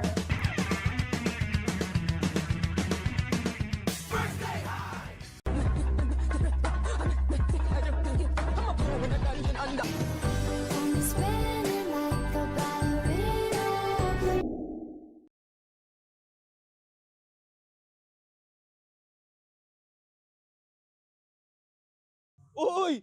Mababa sa akin, pre. Alam mo talaga pag hindi kabado yung yung galaw. May pressure ako. Alam mo talaga pag sino kabado sa atin eh. Uy, mat ako. 90 lang ako. Ganyan talaga pa kasi pagkabado. Orado kasi kayo kay Nova. Ano? Kalayo, galit na lang kay Nova. Balita ko si Yolak, gigil kay Nova eh. MDL pa lang. Pero angas kang watch ha. Yun pre oh. Nag 100 na rin sa akin pre oh. Wala na, kabado na rin ako. Medyo maangas yung relo talaga. Hindi ko may bala ng mga viewers pag gumawa kami ng mali oh. Ang taas ng heart rate oh, kabado to. Collab ng sex bomb kapon, nalaman ko na yan kasi sinayaw ni Lanzo yung kapon. Mamaya pag nanalo, sasayaw yan si Lanzo sa stage. Sa interview, sasayaw yan. Magsa-sex bomb ba tayo sa stage, pre? Yung BJ, gusto daw ni Kel sumayaw ng get James Frank, ikaw, James Frank, hello? Yari ka boy, level 2 na ako. Tinig mo pa ako? Hello. Ay, ang galing! Ganto pala yun. Ganto kayo nagkakarinigan dito. Kalmado ka naman today. Ano namang nafe-feel mo heading to your first game after Holy Week? Okay naman ako. Heart rate ko ngayon, 90 lang. 90. Hindi, Super. Ayun, ang hilig ko ngayon talaga gawin, workout. Yan. Work. And then sa gym, ganong ka-active si James? Sobrang active ako eh. Di naman, may rest day ako pero almost everyday talaga. Almost everyday. More on strength training. Heart rate check, 100. Flap, kinakabahan ka ba? Normal yan. Normal lang to ah. Hidden talent, singing o dancing? Both eh. Wow! Saan ka mas malakas magbuhat? Sa ML o sa gym? Both din. Wow! Sino nagpapautang sa'yo? Si Owen? Dad, may 1M ka. O sige, ito. Parang barya lang. Parang barya lang. Kung birthday ng crush mo, paano mo siya babatiin? Happy birthday, Dol. What is up, MPL MPL Superfans, this is your very own Oden back on the side with an MTL team. Please welcome Code Unknown X Valkyra. Welcome to MPL PH, guys. Thank you po. Ayan, mukhang masaya kayo na nandito kayo ngayon. Ang ganda din ng jersey nyo. Coach Ked, kumusta so far ang experience nyo here in the MPL arena? Maganda po yung experience namin dito, lalo na po marami kami natutunan kayo ng first match. Sino ang paborito nyong MPL PH player? Si Brusco po. Si Brusco. Bakit si Brusco? Dati pa lang po kasi pinapanood ko na po siya. Oh. So one for each of you guys. Si Super Friends po. Na-idolize ko po yung silina niya po kasi sobrang aggressive po. Aggressive in the mid lane. Si Flap TC po. Nakakita ko po sa gili ko sa kanya. Ay, parang pati flex niya kaya mo. Pakita nga ng flex. Yon! Very flop nga. Si Yawi po. Kasi same po kami ng parang signature hero na Chu po. Oh, okay. Si si Carl TC po. Kasi po sobrang lakas niya. Si Kellyra po, gusto po yung yung mga instinct niya po. I would like to know, kailan ba yung schedule ng laban nyo at sino ang sunod yung makakaharap? Wala pa pong schedule since next week po is last chance qualifier sa play-ins na po. Okay. So, ano ba ang gusto nyo sabihin sa lahat na sumusuporta sa inyo? Sa mga sumusuporta po sa Code Unknown X Valkyra, maraming salamat po, lalo na po sa mga families namin, sa mga partner ng bawat isa, lalo na sa partner ko, sa mga management namin, Boss Abby, kay Madam Karil, kay Boss Mary, kay Madam Neri, kay Boss Bry, kay Madam Ari po. Maraming salamat po sa inyo, pati kay Madam Gwen po. Maraming salamat, Code Unknown X Valkyria. It's nice having you here and we hope to see you again here at MPL PH. Balik muna sa inyo.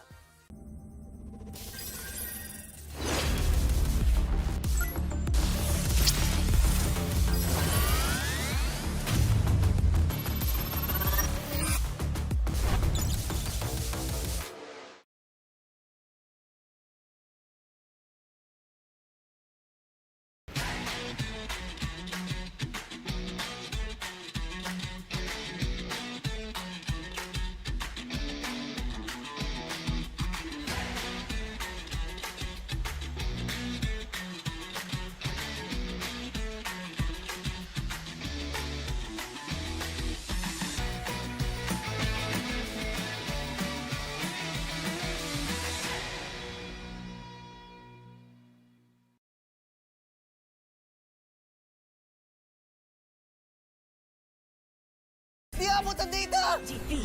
GG bro! Don't worry! The only with Smart Power All 99. Hindi bitin with 10 gig data to power your games plus only Facebook or only TikTok. Load now! Foul! You know your scalp can get up to 5 times more dandruff? Get triple anti-dandruff power. Supercharged with Clear. Hey, you! Did you know men have 1.4 times weaker scalp? Get a shampoo that's 100% made for men. Supercharged with Clear. Enemy alert. Your scalp gets 1.5 times greasier, causing dandruff. Get triple anti-dandruff power. Supercharged with Clear. Stop and pull over. Your scalp gets 1.5 times sweatier. For cooling power. Supercharged with Clear. Hey, where's your safe place? A place where ideas ignite, where laughter lingers, where work feels light. This is mine, and I'm not gatekeeping it. A chair isn't just a chair. It carries me through wins, through setbacks, through every step forward. And a desk isn't just a desk. It rises with me, stands tall when I do. Through triumphs, through trials, this space keeps me growing. This is my safe place. Home, playground, grounds where I stand. This is TT Racing Home Grounds. For every dream I chase, every battle I face, TT Racing has my back. So I'll ask again, where's your safe place?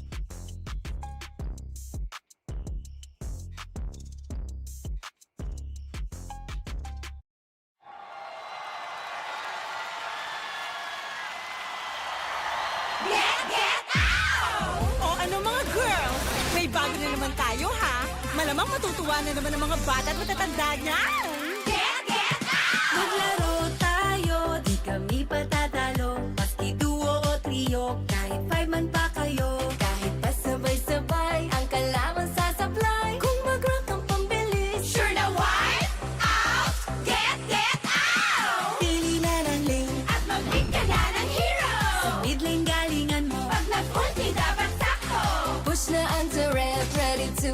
the Lord. Para ube, summer bonding na ng todo.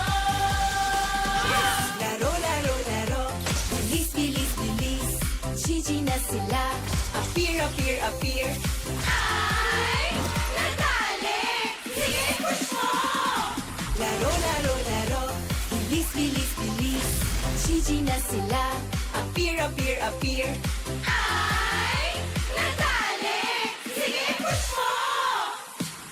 O ano? Sasali ba kayo? Lahat ay masaya. Pwede dito kahit sino. Nasaan ka man, nasa bahay o trabaho, pwede niyong laruin to. Success pag tayo ay panalo. Appear, disappear, one hop, one court, one court, one hop, disappear, appear. Appear, disappear, one hop, one court, one court, one hop, disappear, appear. Appear, disappear, one hop, one court, one court, one hop, disappear, appear. Appear, disappear, one hop, one court, one court, one hop, disappear, appear. Laro, laro, laro. Bilis, bilis, bilis. Gigi na sila. Appear, appear, appear. Ay, nadali. Sige, push mo. Laro, laro, laro. Bilis, bilis, bilis. Gigi na sila. Appear, appear, appear. Ay, nadali. Sige, push mo. Get out.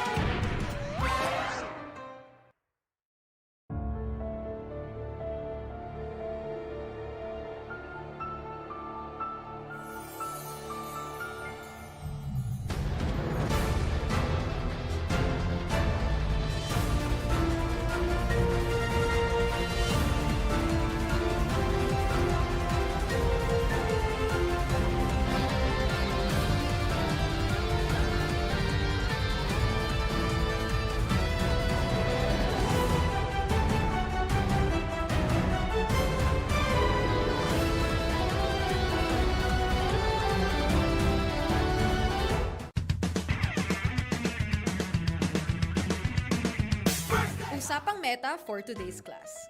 Excited na ako! Meta? May itatagos kaya? Good morning, teacher!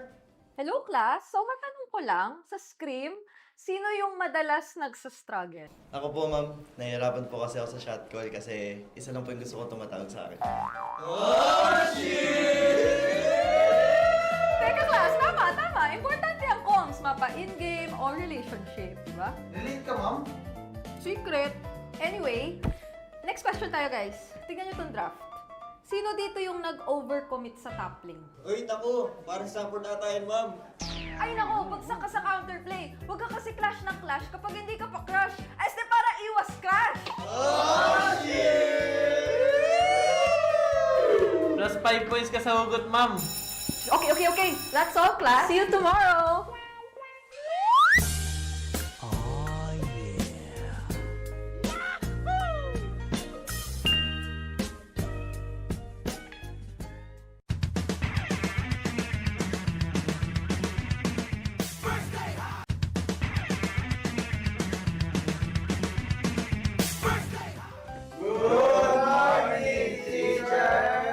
May bagong grading sa loob ng classroom.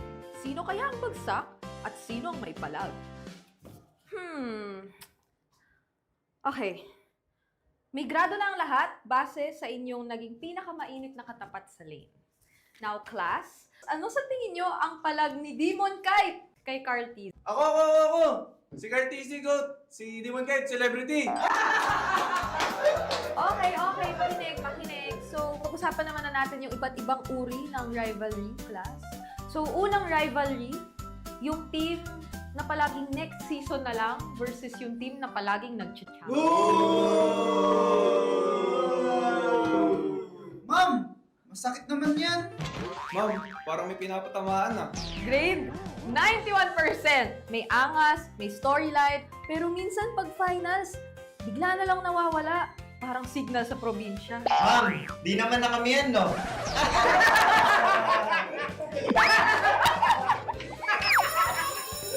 That's all, class. Don't forget to study your rivals kasi next week ay graded recitation na sa stage.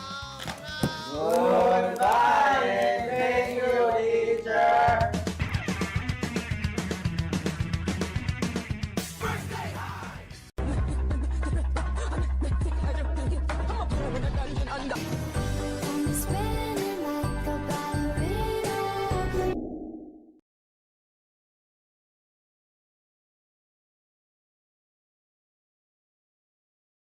Uy! Mababa sa akin, pre. Alam mo talaga pag hindi kabado yung yung galaw. May pressure ako. Alam mo talaga pag sino kabado sa atin eh. Hoy, mat ako. 90 lang ako. Ganyan talaga pa kasi pagkabado. Orado kasi kayo kay Nova. Kay Nova. Ayan o. Kalayo, galit na lang kay Nova. Balita ko si Yolak, gigil kay Nova eh. MDL pa lang. Pero angas kang watch ha. Yun pre oh. Nag-100 na rin sa akin pre oh. Wala na. Kabado na rin ako. Medyo maangas yung relo talaga. Feel ko may bala ng mga viewers pag gumawa kami ng mali oh. Ang taas ng heart rate oh. Kabado to. Collab ng sex bomb kapon. Nalaman ko na yan. Kasi sinayaw ni Lanzo yun kapon. Mamaya pag nanalo, sasayaw yan si Lanzo sa stage. Sa interview, sasayaw yan. Magsa-sex bomb ba tayo sa stage, pre? Yung BJ, gusto daw ni Kel sumayaw ng get James Frank, ikaw, James Frank, hello? Yari ka boy, level 2 na ako. Tinig mo pa ako? Hello. Ay, ang galing! Ganto pala yun. Ganto kayo nagkakarinigan dito. Kalmado ka naman today. Ano namang nafe-feel mo heading to your first game after Holy Week? Okay naman ako. Heart rate ko ngayon, 90 lang. 90. Hindi, Super. Hindi basta. Ayun, ang hilig ko ngayon talaga gawin, workout. Yan. Work. And then sa gym, ganong ka-active si James? Sobrang active ako eh. Di naman, may rest day ako pero almost everyday talaga. Almost every day. More on strength training. Heart rate check, 100. Flap, kinakabahan ka ba? Normal yan, normal yan. Normal lang to ha. Hidden talent, singing o dancing? Both eh. Wow! Saan ka mas malakas magbuhat? Sa ML o sa gym? Both din. Wow! Sino nagpapautang sa'yo, si Ogun? Dad, may 1M ka. O sige, ito. Parang barya lang. Parang barya lang. Kung birthday ng crush mo, paano mo siya babatiin? Happy birthday, Dol. What is up, MPL Superfans? This is your very own Oden back on the side with an MTL team. Please welcome Code Unknown X Valkyra. Welcome to MPL PH, guys. Thank you po. Ayan, mukhang masaya kayo na nandito kayo ngayon. Ang ganda din ng jersey nyo. Coach Ken, kumusta so far ang experience nyo here in the MPL arena? Maganda po yung experience namin dito, lalo na po marami kami natutunan kayo ng first match. Sino ang paborito nyong MPL PH player? Si Brusco po. Si Brusco. Bakit si Brusco? Dati pa lang po kasi pinapanood ko na po siya. Oh. So one for each of you guys. Si Super Friends po. Na-idolize ko po yung silina niya po kasi sobrang aggressive po. Aggressive in the mid lane. Si Flap TC po. Nakakita ko po sa gili ko sa kanya. Ay, parang pati flex niya kaya mo. Pakita nga ng flex. Yon! Very flop nga. Si Yawi po. Kasi sa same po kami ng parang signature hero na Chu po. Oh, okay. Si si Carl TC po. Kasi po sobrang lakas niya. Si Kelly po, gusto po yung yung mga instinct niya po. I would like to know, kailan ba yung schedule ng laban nyo at sinong sunod yung makakaharap? Wala pa pong schedule since next week po is last chance qualifier sa play-ins na po. Okay. So, ano ba ang gusto nyo sabihin sa lahat ng sumusuporta sa inyo? Sa mga sumusuporta po sa Code Unknown X Valkyra, maraming salamat po, lalo na po sa mga families namin, sa mga partner ng bawat isa, lalo na sa partner ko, sa mga management namin, Boss Abby, kay Madam Karil, kay Boss Mary, kay Madam Neri, kay Boss Bry, kay Madam Ari po. Maraming salamat po sa inyo, pati kay Madam Gwen po.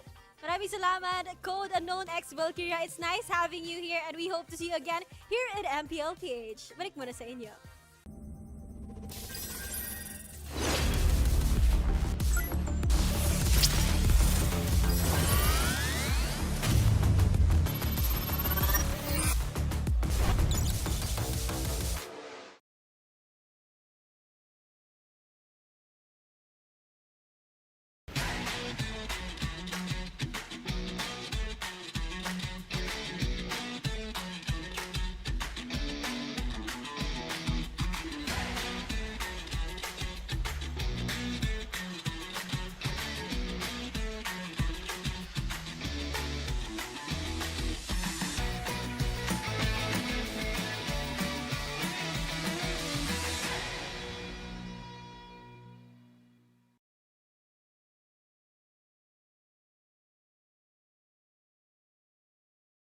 pumunta dito! GG, bro! Don't worry. The Only with Smart Power All 99. Hindi bitin with 10 gig data to power your games plus only Facebook or only TikTok. Load now! Foul! You know your scalp can get up to 5 times more dandruff? Get triple anti-dandruff power. Supercharged with Clear. Hey, you, did you know men have 1.4 times weaker scalp? Get a shampoo that's 100% made for men. Supercharged with Clear. Enemy alert. Your scalp gets 1.5 times greasier, causing dandruff. Get triple anti-dandruff power. Supercharged with Clear. Stop and pull over. Your scalp gets 1.5 times sweatier. For cooling power. Supercharged with Clear. Hey, where's your safe place? A place where ideas ignite, where laughter lingers, where work feels light. This is mine, and I'm not gatekeeping it. A chair isn't just a chair. It carries me through wins, through setbacks, through every step forward. And a desk isn't just a desk. It rises with me, stands tall when I do. Through triumphs, through trials, this space keeps me growing. This is my safe place. Home, playground, grounds where I stand. This is TT Racing Home Grounds. For every dream I chase, every battle I face, TT Racing has my back. So I'll ask again, where's your safe place?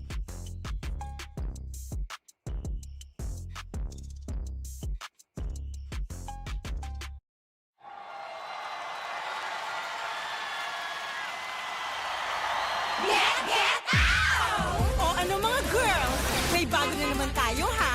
Malamang matutuwa na naman ang mga bata at matatanda niyan. Get out!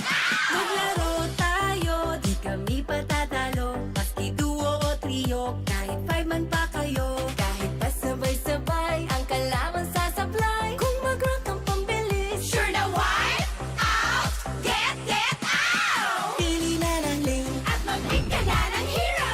Sa mid lane galingan mo, pag nag-ulti dapat sakto. Push na ang turret, ready to attack the Lord. Para ube, summer bonding na ng todo. Laro, laro, laro. Bilis, bilis, bilis. GG na sila. Appear, appear, appear. Ay, nadali. Sige, push mo.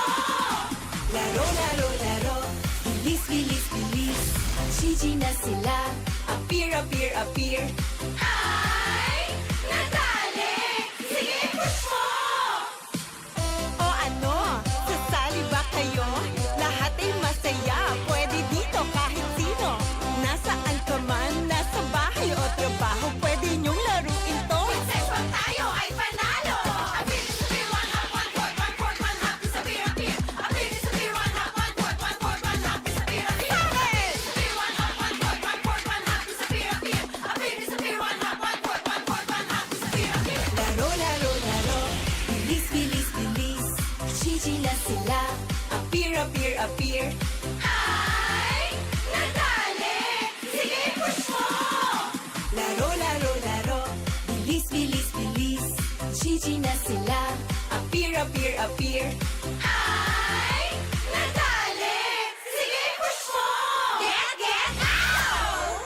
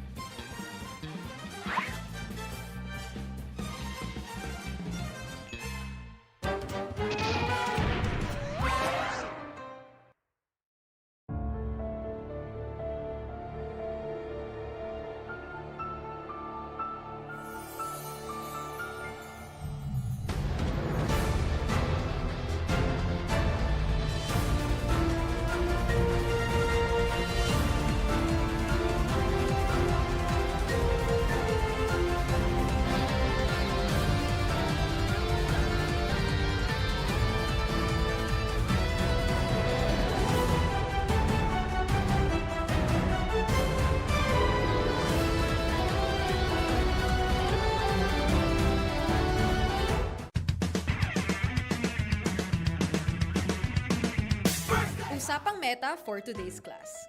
Excited na ako! Meta? May itatagos kaya?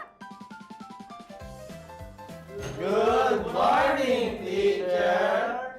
Hello class, so matanong ko lang, sa scrim, sino yung madalas nagsastruggle? Ako po, ma'am. Nahihirapan po kasi ako sa shot call kasi isa lang po yung gusto ko tumatawag sa akin. Teka class, tama. Importante ang comms, mapa in-game or relationship, di ba? Relate ka, ma'am? Secret. Anyway, next question tayo guys. Tignan nyo itong draft. Sino dito yung nag-overcommit sa top lane? Uy, naku! Parang support ata yan, ma'am. Ay nako, bagsak ka sa counterplay. Huwag ka kasi clash ng clash kapag hindi ka pa crush. Ay, de para iwas crash!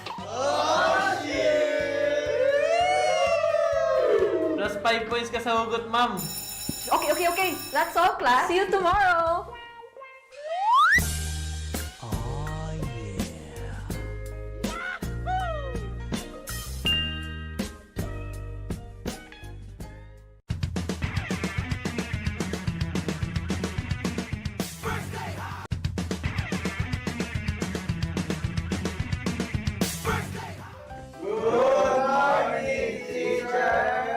May bagong grading sa loob ng classroom.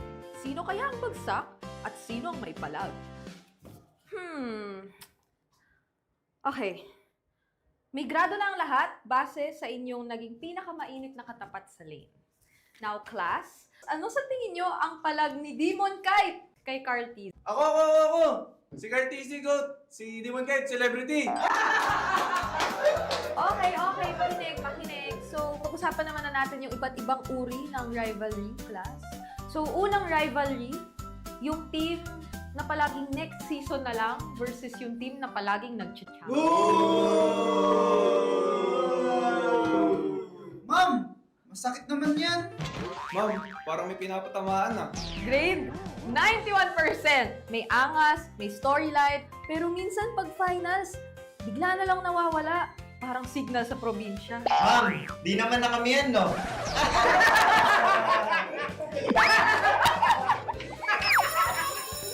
that's all, class. Don't forget to study your rivals kasi next week ay graded recitation na sa stage. Goodbye and thank you, teacher!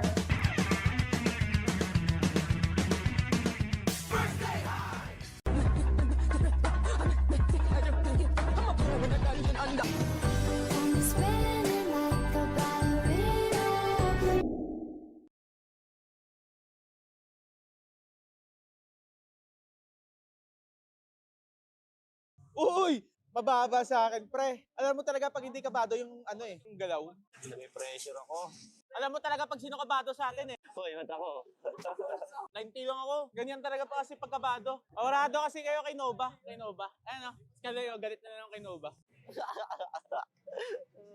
Balita ko si Yolak gigil kay Nova eh. MDL pa lang. Pero angas kang watch ha. Yun pre oh. Nag-100 na rin sa akin pre oh. Wala na. Kabado na rin ako. Medyo maangas yung relo talaga. Hindi ko may bala ng mga viewers pag gumawa kami ng mali oh. Ang taas ng heart rate oh. Kabado to. Collab ng sex bomb kapon. Nalaman ko na yan. Kasi sinayaw ni Lanzo yung kapon. Mamaya pag nanalo, sasayaw yan si Lanzo sa stage. Sa interview, sasayaw yan. Magsa-sex bomb ba tayo sa stage, pre? Yung BJ, gusto daw ni Kel sumayaw ng get James Frank, hello? Yari ka boy, level 2 na ako. Tinig mo pa ako? Hello. Ay, ang galing! Ganto pala yun. Ganto kayo nagkakarinigan dito. Kalmado ka naman today. Ano namang nafe-feel mo heading to your first game after Holy Week? Okay naman ako. Heart rate ko ngayon, 90 lang. 90. Hindi, Super. Hindi basta. Ayun, ang hilig ko ngayon talaga gawin, workout. Yan. Work. Alam sa gym, ganong ka-active si James? Sobrang active ako eh. Di naman, may rest day ako pero almost everyday talaga. Almost every day. More on strength training. Heart rate check, 100. Flop, kinakabahan ka ba? Normal yan. Normal lang to ah. Hidden talent, singing o dancing? Both eh. Wow! Saan ka mas malakas magbuhat? Sa ML o sa gym? Both din. Wow! Sino nagpapautang sa'yo, si Owen? Dad, may 1M ka. O sige, ito. Parang barya lang. Parang barya lang. Kung birthday ng crush mo, paano mo siya babatiin? Happy birthday, Dol. What is up, MPL Superfans? This is your very own Oden back on the side with an MTL team. Please welcome Code Unknown X Valkyra. Welcome to MPL PH, guys. Thank you po. Ayan, mukhang masaya kayo na nandito kayo ngayon. Ang ganda din ng jersey nyo. Coach Ken, kumusta so far ang experience nyo here in the MPL arena? Maganda po yung experience namin dito, lalo na po marami kami natutunan kayo ng first match. Sino ang paborito nyong MPL PH player? Si Brusco po. Si Brusco. Bakit si Brusco? Dati pa lang po kasi pinapanood ko na po siya. Oh. So one for each of you guys. Si Super Friends po. Na-idolize ko po yung silina niya po kasi sobrang aggressive po. Aggressive in the mid lane. Si Flap TC po. Nakakita ko po sa gili ko sa kanya. Ay, parang pati flex niya kaya mo. Pakita nga ng flex. Yon! Very flop nga. Si Yawi po. Kasi sa same po kami ng parang signature hero na Chupo. Oh, okay. Si si Carl TC po. Kasi po sobrang lakas niya. Si Kalira po, gusto po yung yung mga instinct niya po. I would like to know, kailan ba yung schedule ng laban nyo at sinong sunod yung makakaharap? Wala pa pong schedule since next week po is last chance qualifier sa play-ins na po. Okay. So, ano ba ang gusto nyo sabihin sa lahat na sumusuporta sa inyo? Sa mga sumusuporta po sa Code Unknown X Valkyra, maraming salamat po, lalo na po sa mga families namin, sa mga partner ng bawat isa, lalo na sa partner ko, sa mga management namin, Boss Abby, kay Madam Karil, kay Boss Mary, kay Madam Neri, kay Boss Bry, kay Madam Ari po. Maraming salamat po sa inyo, pati kay Madam Gwen po. Maraming salamat, Code Unknown X Valkyria. It's nice having you here and we hope to see you again here at MPL PH. Balik muna sa inyo.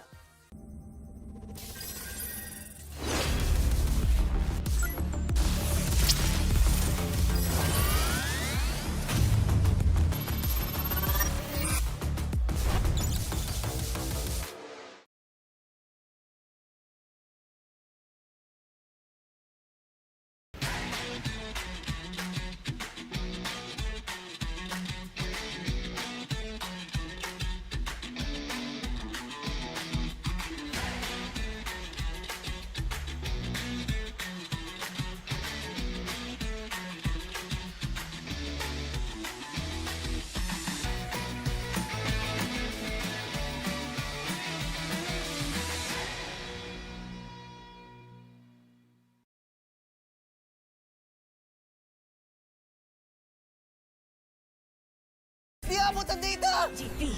GG bro! Don't worry! Be only with Smart Power All 99. Hindi bitin with 10 gig data to power your games plus only Facebook or only TikTok. Load now! Foul!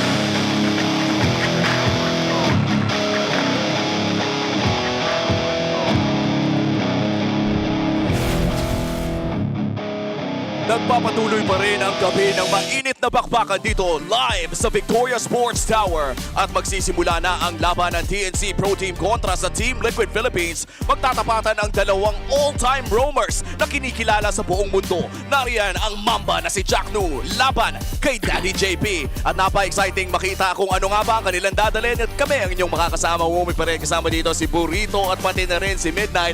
At para naman sa ating English desk, ang ating sex bomb Naisu. It's not just me, and it's also Leo and Wolf. We'll be here on the English broadcast with you guys later on. Alam mo, nakaka-excite tong laban na to dahil pares batikan na roamers ang ating makikita.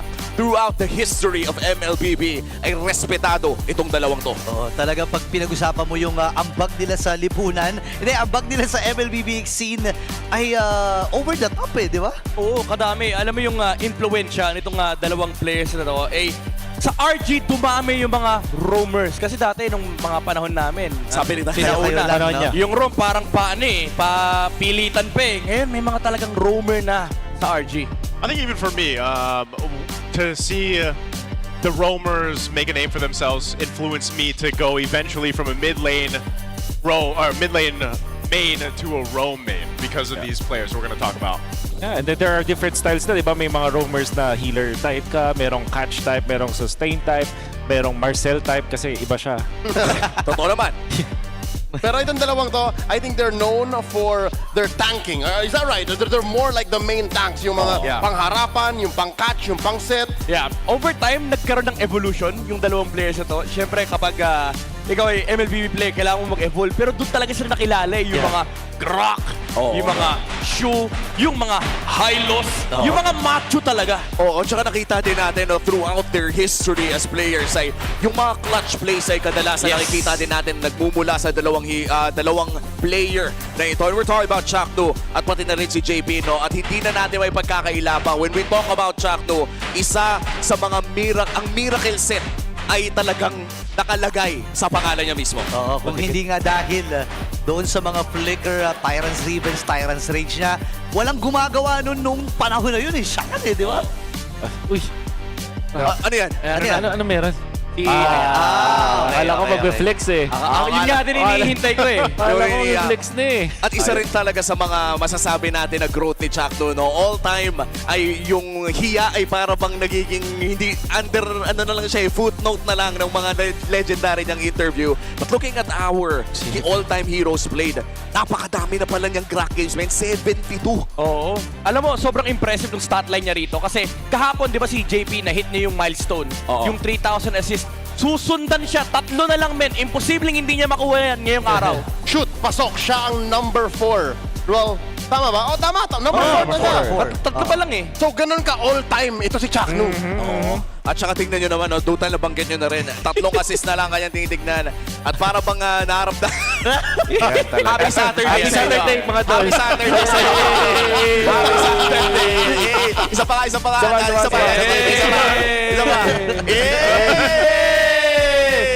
Picturean. Marcel. Screenshot. At ayun na nga, of course, number 1 pa rin dyan si Few with 3,500 assists. Simula season 1 ng MPL all the way to season 16 ay talagang karespeto ang kanyang stat line. But looking at the shared hero pool, Wolf, ito na yon, ang dami nilang napagdaanan at parehas talaga nila napagdaanan yan. Parang yung hero pool nila parang actual na yung mismong category, yung parang pag pinindot mo yung roam lahat sa game, parang lahat yan nandito na Makikita natin na syempre yung Grok and the Joy din yung notable sa kanila as well as the Matilda and this Hylos. Siguro ang kakaiba lang talaga kay JP, nakita natin siya mag-Novaria before, whereas for Chakno naman, we saw him with his Hellcart and then back in the days, the Sylvana. I'm actually surprised na walang Akai si JP sa parang kakaiba, no? Parang may game na naalala ko nag-Akai siya, but it has been a long time. Lalo na kasi si JP din nag-start kasi ng parang quote-unquote core before. Iba pa yung role niya dati, pero again, ito yung binabagay nating evolution. And with evolution, sometimes may contrast and nag-different talaga sa playstyle. And kitang-kita natin yun, even up to this day, si JP ay parang medyo kilala na as a defensive support. while Chakno is one of those like offensive roamers naman talaga. At yun yung isa sa mga interesting na talaga nating inaabang, yung clash ng dalawang different playstyles. Bagaman pareha sa kanilang role at pareha sa kanilang napakahabang history sa loob ng ating MOBB esports scene, ay mukhang kailangan na rin natin puntahan ang ating Infinix Keys to Victory. Ano nga ba ang kailangan gawin ng ating mga manlalaro dito? At kung kaya nyo bang ulit-ulitin? Kaya pa! Sir Fuego aka Midnight at Sir Elgin aka Wolf. Ano po ang ating Infinix Keys to Victory? Para sa TNC, sumayaw, sumunod. Lord Dance is crucial. Napaka-importante niyan sa MLBB. Lalo dito sa Pilipinas, kailangan mo talaga i-manage at i-kontrolin yung mga waves at pati na rin yung opposite lane, lalo na kapag kalaban mo ang isang Liquid Philippines dahil sa stampede nila na nagtuturn sila sa mga Lord Dance. Sa pang kailangan nilang isipin ay hindi pwedeng hayaan nila na ang Team Liquid ay makakuha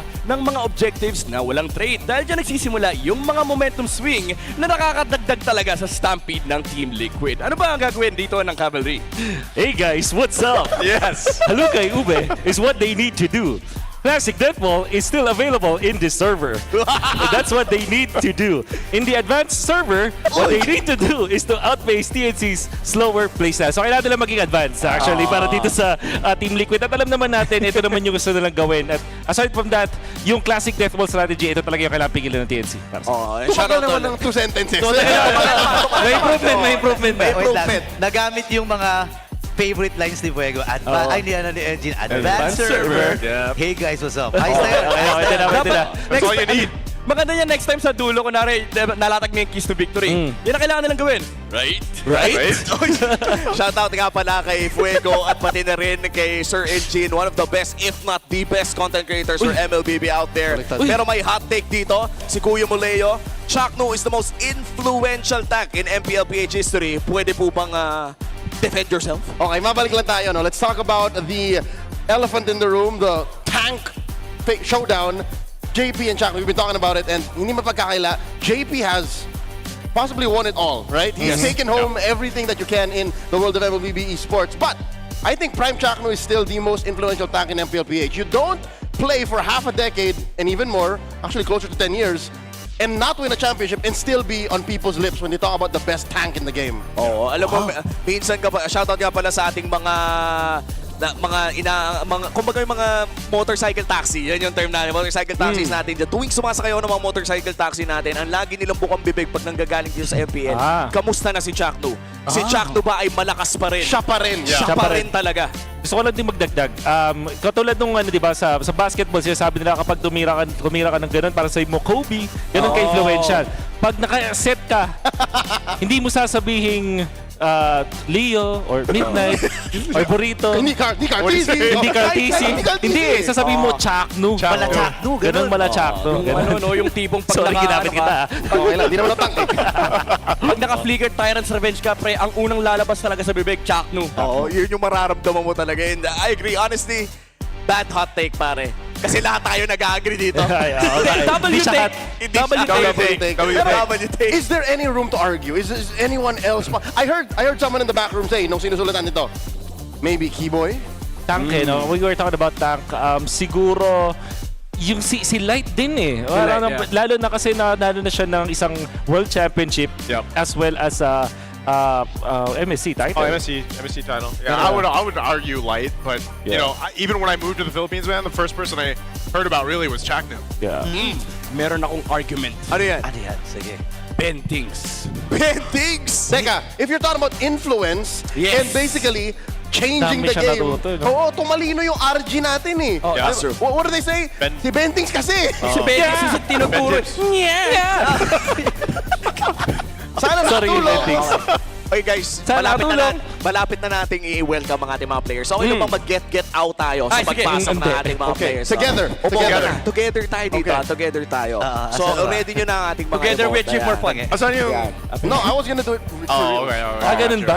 Ikaw ang sasayaw. Tsaka si Burrito dapat. Yeah, si Burrito dapat. Amin ito. Ayan na, ready na. Ready na. Yan. Game. Ready na ang TNC Pro Team at pati na rin ang Team Liquid Philippines para sa pinakauling laban ng Sabado na ito. Let's go in 3, 2, 1. Get out! Okay. ensure the integrity of the game, let us welcome our marshals, Miko, Patrick, Joshua G, and Luis.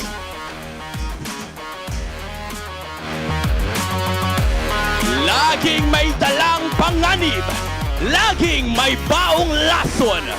Phoenix Army, magingay para sa inyo, TNC Pro Team!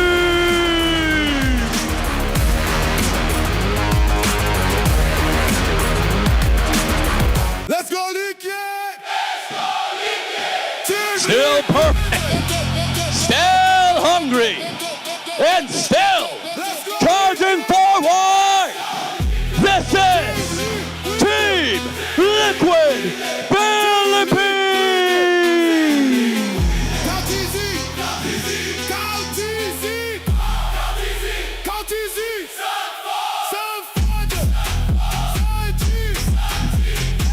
And our head referee, that jump master, sets.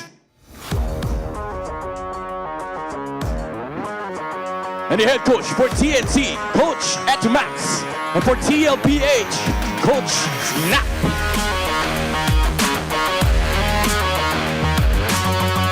A Legends Venom meets a Champion's Charge. Ito na ang huling laban sa inyo.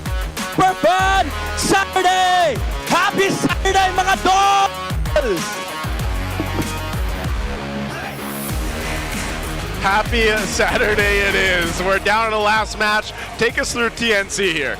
TNC Pro Team are slowly looking for their foundation. I think for us to actually get the last on TNC or the cheese strat TNC, they have to figure out what works for them first. Or else, I hate to say it, but you're gonna look like Omega. So TNC are avoiding that. And I think they started off well in week 2 by bringing in Storm. Storm is a great start to get that change going.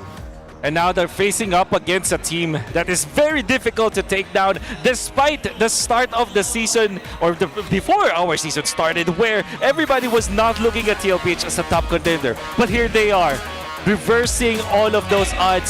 Sanford, Carl TC, Sanji, JP, and Teddy, they are sitting on the top of the standings. 5-0 to start MPL PH Season 17. Dominant as ever is TLPH, and Steady Teddy alongside with them has been able to do a whole lot, because again, you still got the 4 guys there, the 4 horsemen that are making things happen all around, and you're seeing the stats that they have here, the way that they played, how fast they play, and just something again about this lineup from Team Liquid is so hard to find weak points in right now. Not to take away from the rest of TNC's lineup, again, they're all stars in their own ways, but now that you mentioned the 4 horsemen, it's like Liquid has 4 Chaknus, 4 Benny Curies. Oh no. 4 Prime Zydas in the end of Season 16. Like, that's how scary that is. It is scary. It is very scary. The way that they are commanding, and I have had an interview with other people, with I would not name their players yet. You have to watch out for individuals. The individuals. 2 individuals. They said that the best reason why Team Liquid is successful is because of their aura. The aura that they exude. Everybody just becomes afraid of them, and they are never gonna be on the opposite end of that trait. I can't wait to see this matchup, but before that, we have to go ahead and take a listen to our smart 5G ping test. Ano nangyari dun sa hands mo? Ito po. Ano na, kalawa po, hindi magana. Pag pumunta ka ng 200 yung heart rate, may doktor na pumunta. Heart rate check. Sino 200? May 200 agad. Yun po kasi yung una kong pangarap, basketball. Ay, nagliligo pala si Zaida. Sino yun? Oy, lagi ako naliligo Liga, gusto ligo ay. Oy, hindi Wala, tumaas yung heart rate ko. Hello, kinakabahan ka ba? 110? Hindi ako kinakabahan kahapon, 152 eh. Feel ko Hindi ka kinakabahan. Tumitibok lang na mabilis yung puso mo. I guess so. Wow, ano nagpapatibok ng puso mo ngayon? Coffee, caffeine. Bukod sa muscles, ano yung mafa-flex mo ngayon? Maraming bagay eh. Yung team ko, yung team ko. Fast talk ka, kumpletuhin ang mga pinaigsing words. Ano ibig sabihin ng dol? Idol. Idol. Bakit? Happy birthday to you. Happy birthday! Kung kasi naman may birthday. Happy birthday! Happy birthday! Ano yan? Ay, apir pala dapat. Apir. sweet. That was nice. That's sweet. Sanford was singing happy birthday for Mingwin. Yeah, for Mingwin. For Mingwin. He said, right, whoever's birthday it is, happy birthday. And Or Mingwin whoever. just, of course, he's cheering Mingwin, who unfortunately lost in the previous match. He said, cheer up, Cheer doll. up. Cheer up, Dole. All right. Exactly. Also, Sanford he's at the 2,000 assist milestone here. He reached it, and that's pretty impressive, again, for an XP laner like Sanford. It's Again, not Mingwin, is it? It's not. Hey, he's smiling for a reason. It's not Mingwin. Not Mingwin. Yeah. I just picked up on that. That's okay. Oh, who else is his birthday today? Oh, well.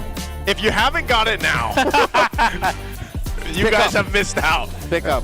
Just take a look around. First map, by the way, we're going Expanding Rivers for TNC, choosing this one for game 1. I want to go back to real quick what you were saying, Wolf, earlier too. Yep. It's the aura that TLPH exudes, basically, in a lot of the matchups that they have, not just here, but I even feel like the sentiment there is probably even internationally. And even though, in some interviews and everything, you'll hear a player say, we don't really worry about that and everything, there is something to be said about a team as dominant as TLPH has been. And that's why sometimes when they face losses, because again, even the best teams out there will face a loss here and there, I think it means a lot for certain teams. Now, in this essence, for TNC, if they can get a win against TLPH right now, who's standing at the top of the standings, they take that aura and they gain aura themselves, man. And also, it's really what really is scary about facing up against Team Liquid is, let's say you are prepared, right? You are mentally prepared. You're not getting, aura farmed by Team Liquid in the first few minutes of the game. But then you mess up. You make a mistake. They will take that inch and make it a mile when it comes to how they are abusing what you do against them. And then eventually, it's a mental battle afterwards. Apart from the fact that they're really good, their mental game is strong. At this too, the highest damage dealt in game after week 2 is Stome, actually. This is that long game, I think. Was this the 30 plus? Yeah. 30 plus game? That's just how you could explain 169, 900 damage total. Whole lot of damage. I mean, because again, rank 2 Zetien. Super Prince. On Zetien. Oh, on Zetien, yeah. I mean, you can't. Yeah, I was gonna say, pop the Fury of the Phoenix, right? I mean, that does help you out a lot in the damage department, but damage for everyone. Yeah, Stome was one of the players that we really highlighted coming into the opening of the season 17 here, and I feel like when you're up against someone like as calculated and meticulous as Sanji, you're gonna kind of need that, and I feel like there's a challenge. Honestly, you could spend a good amount of time in our pre-show talking about every single matchup for this one, specifically because of how they fare against the opponent, against TLPH. TNC is going to have to play basically their best MLBB for this match against TLPH. And part of that, even if you break it down, again, where we're seeing a lot of focus on mid-lane duos or even the trio mid for a lot of the teams here, I just think TNC in general really needs to make everything happen. And we highlighted so much the roamers, man. So Chaknu, he's always one of those players where, again, as I said, when I came into the Philippines, I started watching MPL Philippines. Chaknu was one of the first players that I got to know of as someone coming into the Philippines. And he's always been one of those players that is so inspirational. You want to see him make the plays, but him himself has had to adjust as a roamer, as a tank, as whatever his role is for the team here. And so I feel like he's got to be that playmaker alongside here in this matchup. He adjusted so much, he played more heroes than JP. JP started his career, if I'm not mistaken, in MPL Philippines Season 2. Season 2, that's right. See, so JP has a full year and change of MLBB competitive experience, but Chuck still has more heroes. That's right. It's because of how much they can explore. And to be fair, Chakno also, there was a time where he rested. Different perspectives. That's also true for JP. Was sent down MDL, Was sent down MDL. I think they both got that experience. That's also true. But anyways, JP has a championship there. That's also true. Yeah. The only thing that Call TZ does not have, that link that JP has. That's right. That's right. That's why they call him Dad. That's why I call him the Dad. Now, there is going to be the first pick, Harley. Surprised that Jushin is not the priority now, but of course TLPH will absolutely not let that go. Claude and Jushin probably. There it is. And then it's going to be Yves for TNC. Not a single game. I could be wrong, but they always pick for Teddy in the first phase. That's right. And even in the first pick. Lily at the start up. Oh, hey. And the Yeast and Shin. Kai Sam, talk me through this. All right. I don't think I've seen a Lilia pick this early in a while. Okay, so they know absolutely. They know the pattern. I think that they played this out. They know that they were first pick the Harley, never mind giving away the Jushin. If you think about it, the normal settings is there will be the Cloud so that it answers the Eve. And TNC kind of doubles down on that. They will win the matchup against the Jushin and also not losing the matchup against the Cloud. And most importantly, this season Shin is used to counter that out. So this is TNC just being hella prepared against TLPH. So far, just thinking about like the counter. Like, you know, hero versus hero when it comes to the counters, you can already see that TNC has got the better first 3 picks. So, at least in the first phase, TNC has trumped TLPH on a fundamental level. On a hero counter level. Yeah. And again, but execution is a whole other thing entirely. So they have to play this out. Going into the second phase, Liquid can start attacking the roam. Because Daddy JP is sitting pretty here. He's at the Khalid. Yeah. Or as Coach Aldo would say, Halid. Coach Aldo. I'm a big fan of shout Coach out. Aldo. I'm actually happy that he's there. All right, we gotta. We Coach Sexy, by the way. Coach Sexy. Yep. That's right. That's what they called him in M4. That's right. I will choose all right, my so own path. I believe that this will be another probably a Hilda ban. Yeah, I love that. I love the red 4 ban glue because it's now both. Yeah. It's now both an XP and a roam. That's right. Especially because they want to go for perhaps an assassin here for TLPH, and they will last pick the Sanford hero. That's what I feel like, so that they will already reveal what TNC has got for 3 more. Wolf, what kind of assassin would you want Carl to play? In this scenario, what else is left? I don't think I remember seeing him play an assassin since that has this. The Busa? Yeah, then since the Busa. The Liquid fans don't like to talk about it. Yeah, the H hero. But anyways, okay, so maybe you can go for the Guinevere instead. Like if you don't like the assassin for TLPH, especially because they just banned the Sora, they don't know what the roam yet is for TNC. Yep. I believe that the Guinevere is a safer red 4 pick for TLPH. Yeah, Fred's not here, Box not here, Leo's not here. I wouldn't Suyo. Again, there are a lot of times where I say I wouldn't Suyo and then they do Suyo. But Lilia Harley, dude. Lilia Harley. Yeah. Oh, the Gen ban. So they're really targeting. Oh, what was that? That was right away. We don't know what this is. It could be a jungle Uranus. Okay, I think they will last pick the Nolan. That's what I feel like for TLPH here. It's that bad? It's that bad. But at the same time, I think it will complete their composition though. Nolan, not Lance? Lance, no. Do you need the burst? You need the burst, for sure. You need a way to also chase the Hardy down in case. So it's the Lapu-Lapu. And then the roam for TNC, maybe if this is a Hilda, then Krautisi will not pick the Nolan. Might just go for Joy, actually. Oh no. Yeah, that's a problem. Or a Suyo. Suyo, they probably just go. Could this be a Hylos or Hilda? I think is the best. Or a Grok. Yeah, maybe Grok. Okay. Grok, actually. It looks like Chakna was consented to what his coach picked. So. Well, not what I was So expecting. I think they're really just cracking down on an assassin. An assassin, yeah. You go Nolan if you're TLPH, Yeah. I feel like. Nolan like the only choice here for? No, Suyu. Oh, Lance. Okay. All right. Well, if it's Krautisi, he will pick the Lancelot. I like that. This is so...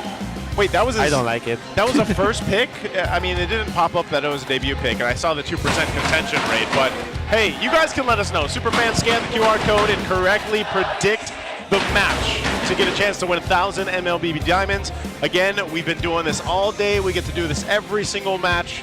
So you guys make sure you get a chance there at 1,000 MLBB Diamonds. Oh no, look at this. Prediction there. 70, all right, so 3/4 think Liquid is gonna win. Yep. And there's that 1/4 of the MPL PH fan base that are diehard Phoenix Army fans. Yeah.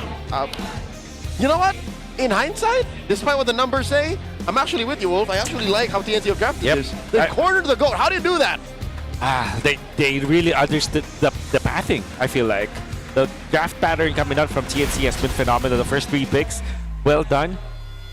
But of course, it will be down to execution. How good is their composition up against TLPH? Granted, though, the 4 picks coming out from TLPH are very standard. I don't think that they should be concerned about that at all.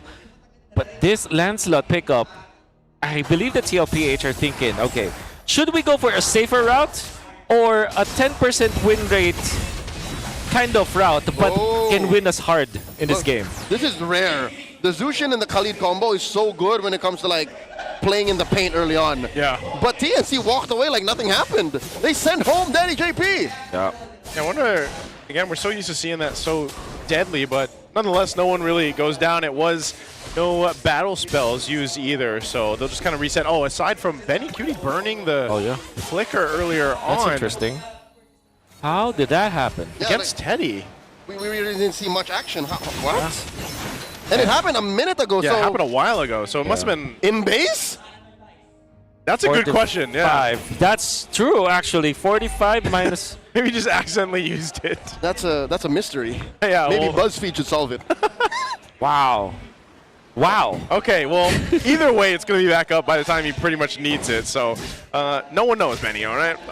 Now, moving on, because you have the Harley in the hands of Zyda, we've seen this before. I think because we haven't seen the Lancelot pop up too much, except now, in the hands of the man who does it best with the Lancelot. How do you think this matchup is for Zyda on the Harley? Yeah, I think the Harley has a better shot in the early stages for sure. Like up until the first 12 minutes, it's going to be Zyda's game.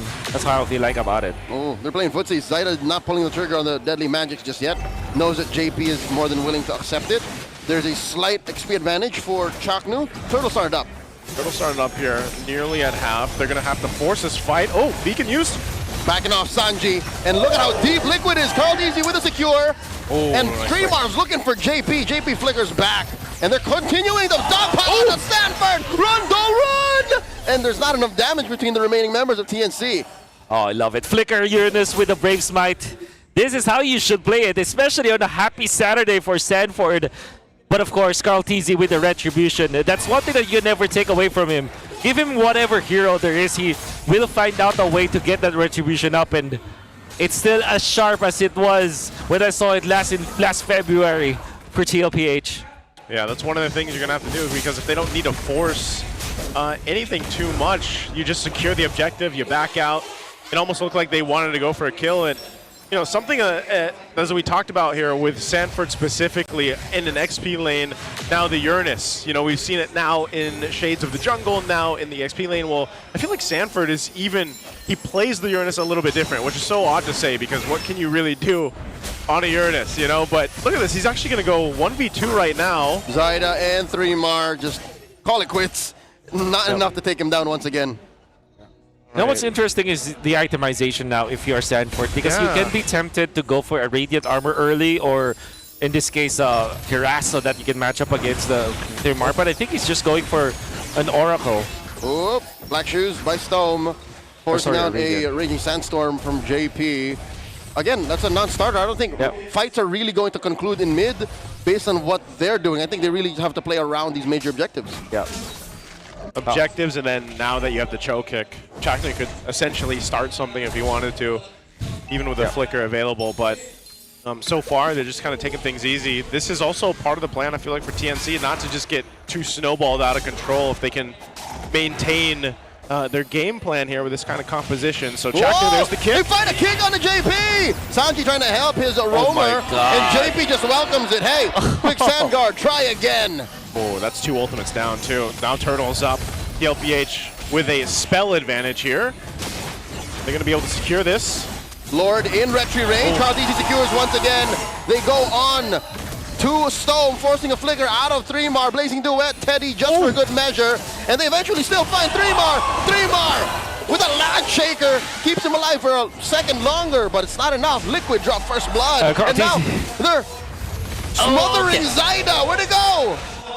Okay, Sanford. It's He got it! Oh my goodness! Do you remember just a minute ago, I was like, he plays the Uranus different. Yeah, he just plays different. And also, he actually chose a different emblem set now, going for the Brave Smite, actually, instead of the Impure Rage that we definitely see, going in for the Flicker. And I understand what you mean, but my TLPH, with JP surviving that kick coming out from TNC, and then Carl TC winning the turtle battle once again.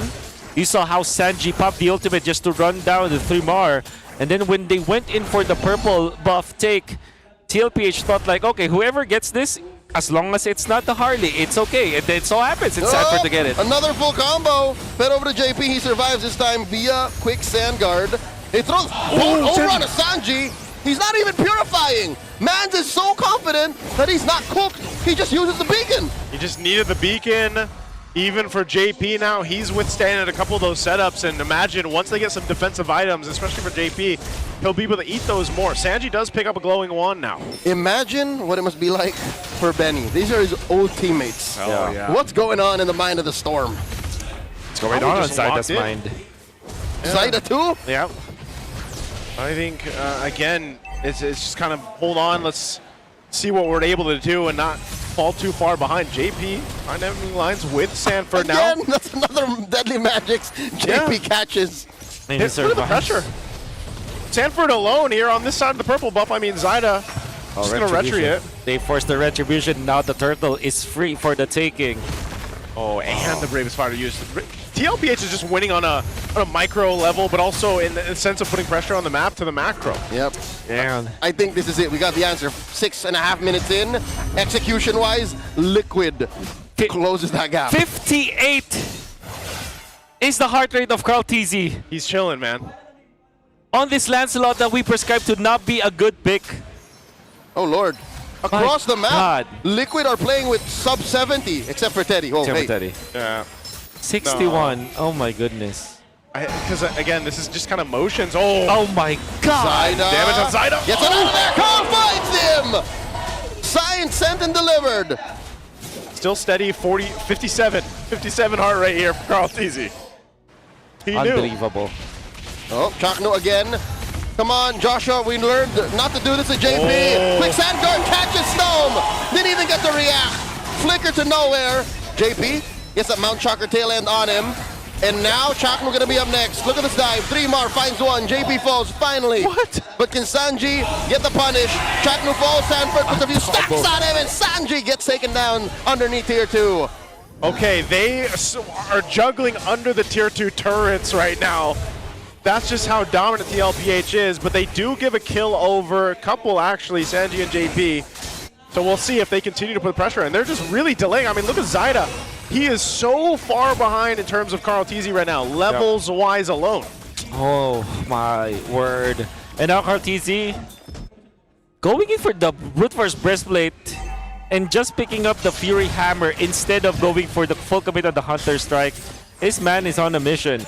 They know that he knows that he can actually dive now continuously, especially because Sanford as well as Sanji can dive with him. A full dive composition coming out from TLPH, but this time this is that sort of dive that you will actually melt. Oh, the GOAT is in a whole different tax bracket. He's 2,000 gold up on Zaida. That's why Zaida's playing with 120 BPM. Oh, look at that. Oh, look at that! Quick sand guard into the Raging Sandstorm to answer the black shoes. Oh Channel's in trouble. Channel gets popped. Today with a blazing duet underneath tier 2 in mid. Double kill for Liquid's rookie. They are just not letting up. They have their foot on the necks right now of TNC, on the wings the of death ball. TNC.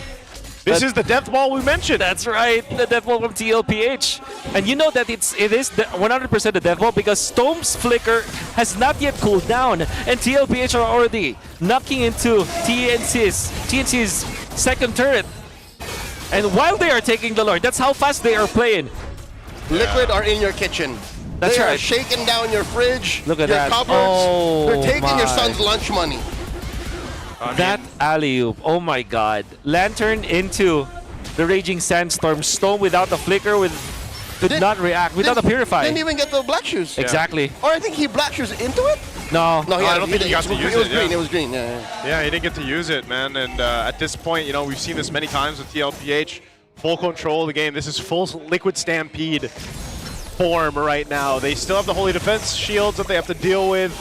They'll try to juggle down at some of these turrets, and I wouldn't even be surprised if TLPH takes a chance of ending the game off the first Lord. That'd be hard and difficult to do, but given how they played this game one, I wouldn't count that out. Endless battle. So, already half health, man. There's the shield down bot. Here's the shield in mid with the charge by the Lord. They're going to go for this push. All the shields are gone. Ladies and gentlemen, Liquid are trying to get inside TNC's base. Oh, the Phoenix Army do keep them all up still, but you know, it's dire. It's 10K down. This is the biggest deficit we've seen so far today. Right now, they're still knocking on the base doors. They do find the kick on a JP. Liquid still waiting for that response. Tele takes down the inhibitor. JP's JP's alive here. He's still alive. The immortality was used. 3-mar does go down. Did not get the flicker out of danger. And just like that, they lose 2 inhibitors. Top lane might be next. Unbelievable execution coming up from TLPH. And it's also because of the brute force breastplate as well as the endless battle for Galtizi. Teleports in. So what I want to explain is that when you go for this build on Galtizi, it means that you have the sustain that you need. You can last a little bit. You can dive longer. Of course, your damage will be compromised a bit compared to somewhere along the lines of a Hunter Strike. But because he prioritized the endless battle as well as the brute force breastplate, that allowed him to actually sustain himself. That's why TLPH are continuously diving. I stand corrected. There was no immortality on JP. He literally just survived. Got out of there He just with got out. raw HP. It's interesting too. Again, we got to have some analytics for the heart rate at some point. But right now, the entire squad of TNC, except for I believe Betty Cutie, is over 100. Teddy. Yeah, and yeah, Teddy. But all of TNC is pretty much high heart rate right now. They're in zone 2, man. Yeah. And I think they are even scratching their head here at this one. Looking at the amount of gold they have to get, I'm not sure if they can withstand a team fight if it even breaks out from TLPH. They don't even need the Lord, really. I think they're looking at a possible angle to at least get this top turret down. Stone pumping out some damage on Sanji. Brings him under half health, so the Lord's going to come up in about 10. Okay. I don't think the writing's on the wall for this one. That's right. I also feel like there's no way Stone can output the damage. Zaida just really can't contest this time. And even if there will be a kick coming out from Chaknu, TLPH's dive will make sure that the backlines will be exposed. They will run through all of the members of TNC. And it has been a one-sided affair. We thought the TNC's composition could make it, and I honestly feel like that's going to be the case, but TLPH are just way too good. There's just something about it. I mean, even taking a look at the items, you can see just how much of a disparity there is here across the board. Again, Zaida really wasn't able to do too much. He was down so much in terms of RLTZ specifically, but now they got to prep in for this base push with the Lord from TLPH with a massive almost 13,000 gold lead. Sanji with the Crimson Beacon starting it up. Chokin, 3-mar slamming him down. That is the Rampaging Sandstorm putting 3-mar Chaknu in jeopardy. Storm gets popped by Caldizi. The Lord is underneath the range. There's a wave up top, crashing through in mid as well. Down goes Chaknu. 3 defenders left. Yeah, blazing the way by today. Finds Zaida. Ending with a double. Taking the first game at match point. Liquid starts strong. What an execution. Yeah. There's just a stampede. Stampede, man. There's not much analysis in there. And I gotta say, it's mainly because of how they utilize JP. There was a big tug of war between the two teams, and JP surviving after the first turtle with that first jump, initial jump, when there was an overcommitment coming up from the side of TNC, that actually was the catalyst on how TLPH was able to dominate. Of course, the first turtle mattered so much, and I think the TNC weren't prepared of the flicker Uranus that was getting utilized here by Sanford. Lapu Lapu is not enough as a hero to contain a Uranus in the first turtle. That was such a, I know we'll get a glimpse later, but that was such a dominant game. I think it was 13,000-ish gold and 13-ish minutes, man. That is insane. JP here getting the MVP for game 1. You can, I mean, what can you say? JP was able to do so much on the Khalid, set things up for game 1. Okay, I will credit it to really that unforgettable play that he did earlier. Where he survived, or which one? Yeah, because he survived. Well, does it count as a play if you just survive? But the fact that he knew the limits of his hero, just popping the quit stand guard as soon as possible after the kick, knowing that he cannot be taken out by the members of TNC, that actually allowed them to really dive into this and get the kill onto 3-mar. And then Caltizi is just dominating this game with his Lancelot. We talked about the importance of this Lancelot and how other heroes would have been better, but TLPH is just on a different level. And Caltizi's Lancelot is also built different. You can see that he was able to farm it out in the early stages uncontested. That flicker coming out from Sanford, allowing them to really juggle under this turret. netting him the double kill. Sanji eventually will be taken out. And TLPH are proving to us how strong this Jushin really is. I think if you look at game 1 here, this is a great kind of metaphor for where they are in the standings. Like, this is just how dominant right now Team Liquid Philippines is and how clean their gameplay is. You gotta remember too, this Lancelot has not been picked up, I believe, yet. This was one of the first picks. I know it had a contention right there. It was probably banned out once. Yeah. But yeah, this is, nonetheless, it goes to the guy that plays him the best. You know, it's Carl Teasy, it's his Lancelot. And like we mentioned earlier, when you mentioned the 4 horsemen, man, they are 4 legendary players that have so much history and veterancy behind their names. And they're playing as if it's year 1 for them. They still have so much potential. They still can improve, and they are showing us how it's done in a season where everybody thought that maybe TLPH will not have as much contention because everybody in the Philippines is just improving.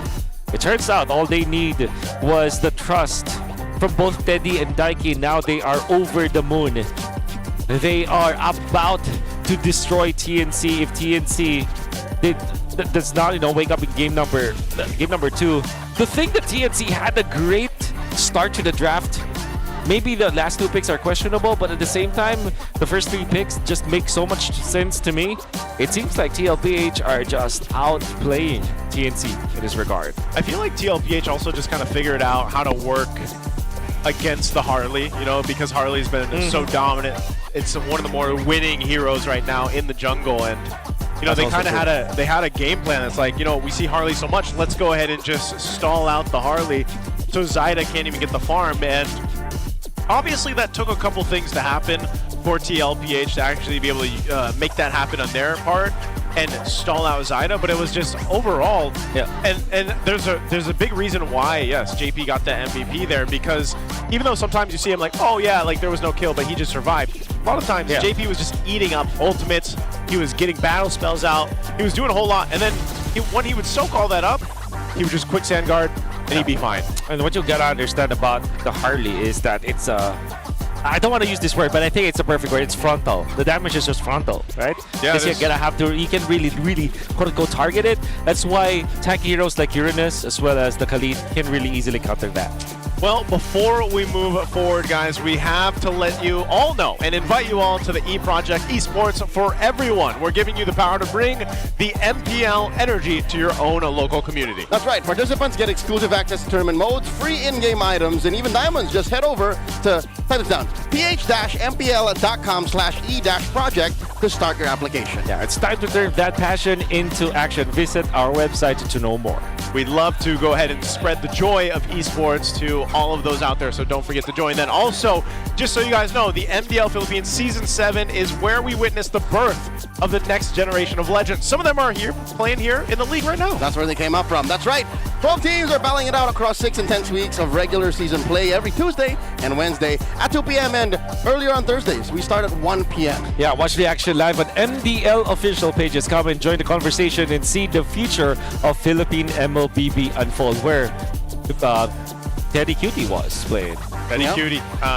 Again, a lot of people were surprised when they first saw them, and now they're here in the league. Also, we're calling all the super fans stay updated on all things MPL Philippines and connect with the most passionate community out there in esports. Join the MPL Philippines official Facebook group, the Superfan channel, and don't forget the MLBB official Discord as well. There's a whole lot for you guys to join in and talk about with all the other fans out there. Yep, you can get your all-access pass to exclusive content, the latest news and community discussions, lead the conversation, and have a chance to be featured as a Superfan of the month. Not to mention, direct lines to all of us. Yeah, we're all in the same group. We're all in the same group. Be part of the MPLPH family. Scan the QR code on your screen now and join the conversation. See you there.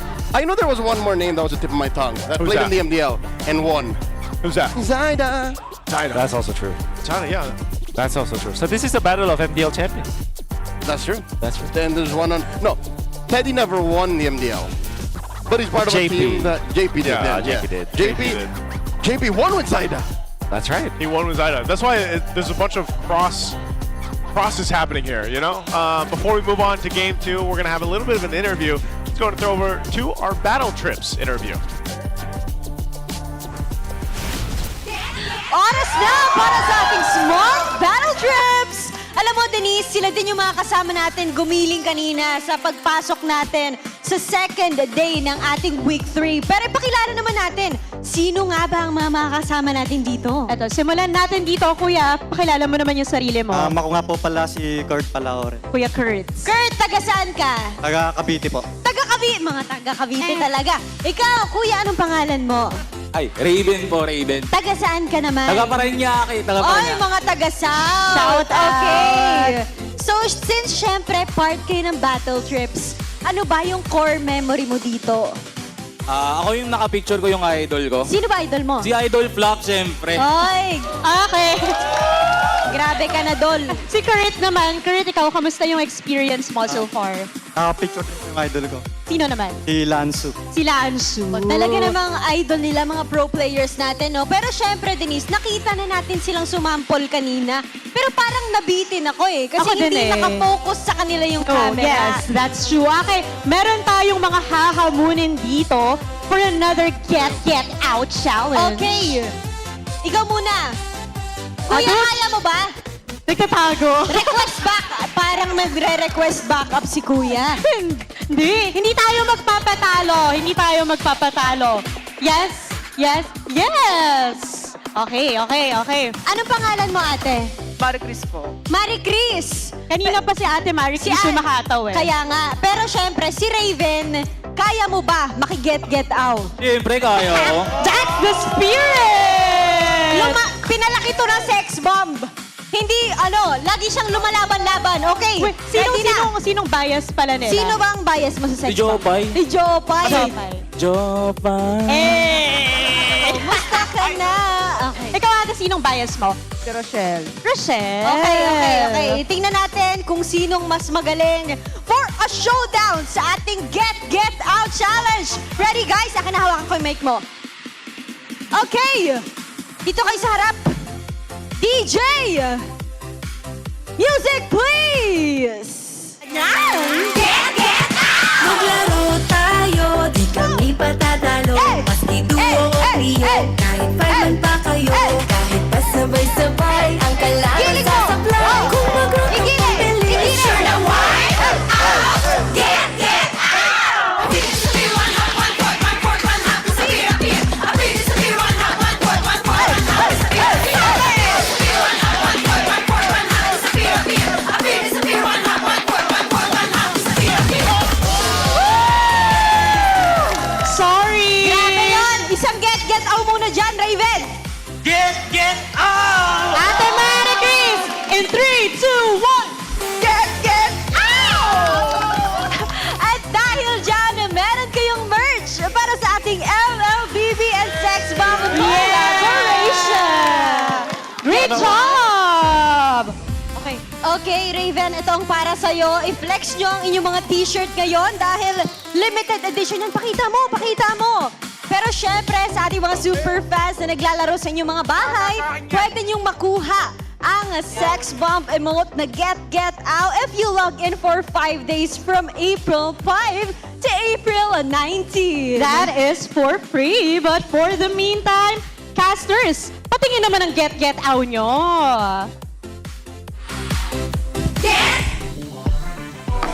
Yeah, I like the way he did it. The get out. It was very spirited. It was very spirited. Passionate. Passionate. Get out. If you guys wondered, you can grab this emote special in game. Just log in 5. Okay, well they're doing it over there. But hey, Daddy JP, he delays Chakner's 3,000 assist milestone. So he did. Oh. How many assists did Chakner have? There was very little action. Maybe for one. Maybe one because they only got like 2 kills or something. They couldn't kill him. Two. Oh my god. Okay. Well, Wow. that's unfortunate, but of course, Okay. there's still a lot. There's still a lot. Two more in game 2 at least. Yeah, Two more. in game 2. And hopefully there is a lot of difference between game 2 and game 1 and game 2's performances for TNC. And I think that they should not be they should just shrug it off, especially game number 1. I know that in their minds they have a good composition. I think they just have to execute more properly and maybe not really put so much stock on this Harley. Zyda absolutely can play a lot more than this Harley, for sure. They just need to They gotta get it together, man. They gotta get ow. That's what they need. TNC needs this one. Because that was a devastating game one, man. Let's not sugarcoat it. It was a domination by TLPH. And so for TNC, if they want to adjust something, because you already mentioned Wolf, like the 3 first picks that they had were pretty solid. I mean, you shared your sentiments with that through the draft. So, I mean, going into game 2 and you face off against that, like, you just mentally reset. Is there some, you know, like, what do you've been there. Both of you have been coaches before. So it's like, of TNC, actually. Yeah. Oh, yeah, actually. Different generations. Different generations. So it's like, what do you tell the players there, man? Like, how do you reset after something like that? You just remind them of what you trained for before, that this has worked before, and you remind them that they should be playing without any kind of hesitation. Just reset. Just remind them of what W's you got over the week. Like, remind the scripts that you were successful with, the rotation, and that alone, you know, just having that kind of reminder that, yeah, we can actually win with this. We have won with it before. We just have to replicate it again. I would dwell on the solutions. I mean, the problems are clear, right? Yeah. So focus on what was good. I think Wolf has said it best, you know, like, get the dubs. Use that to motivate you. Don't think about how Chakno did not get any assists to get that milestone. Don't focus on the fact that Kyle TZ ate your lunch money, or sorry, ate your lunch, took your lunch money. Like, play to your strengths. Again, I think that's a good start. Yeah. Zyda should be more than just a Harley. Yeah, that's right. And I wonder, will TLPH, I think that the order of priority for them is Jushin no matter what. Not the only one. And then if Jushin is banned, it's the Claude next. Yeah. And because like Claude is just also allows Teddy to be steady, man. Yeah. Like when he gets the Claude, he's fine. Jushin, let's go. Yeah, Jushin open. Or Teddy, we've seen him do that too. Yeah, Claude, sorry. Claude. Yeah, there you go. Might as well, man. Steady Teddy. He's gonna go ahead and lock that in. Jushin's gonna be the response. That's kind of what we expected. Yeah, break it up. Jushin and probably, I think this time it's okay to get the Harley actually, but they might actually snatch the Khalid. Or maybe get the carry now, if you're TNC. Oh, yeah. Yeah. Carry and the Goku win. No, I don't like this at all. So sorry, I don't really like this at all. Is this still technically like? Oh no. Can this be for Chaknu? No. He can't. It will be Zyda's hero. I was gonna say this is not a Chaknu hero. We're so far from the Guinevere Rome days. Yeah. Even those didn't last too long though. Yeah. So even Khalid is the option here for TLPH. Here's the hoping that Red 3 actually is the carry. Because how much would we mauled if it wasn't? A lot. I guess that. Yes. I would maul so hard. I'd probably lose. I'd lose the hair. Isn't that what malding is? That is. I think so. That's malding. So you got the good carry matchup into the Uranus. You're winning that early gold lane matchup with Claude.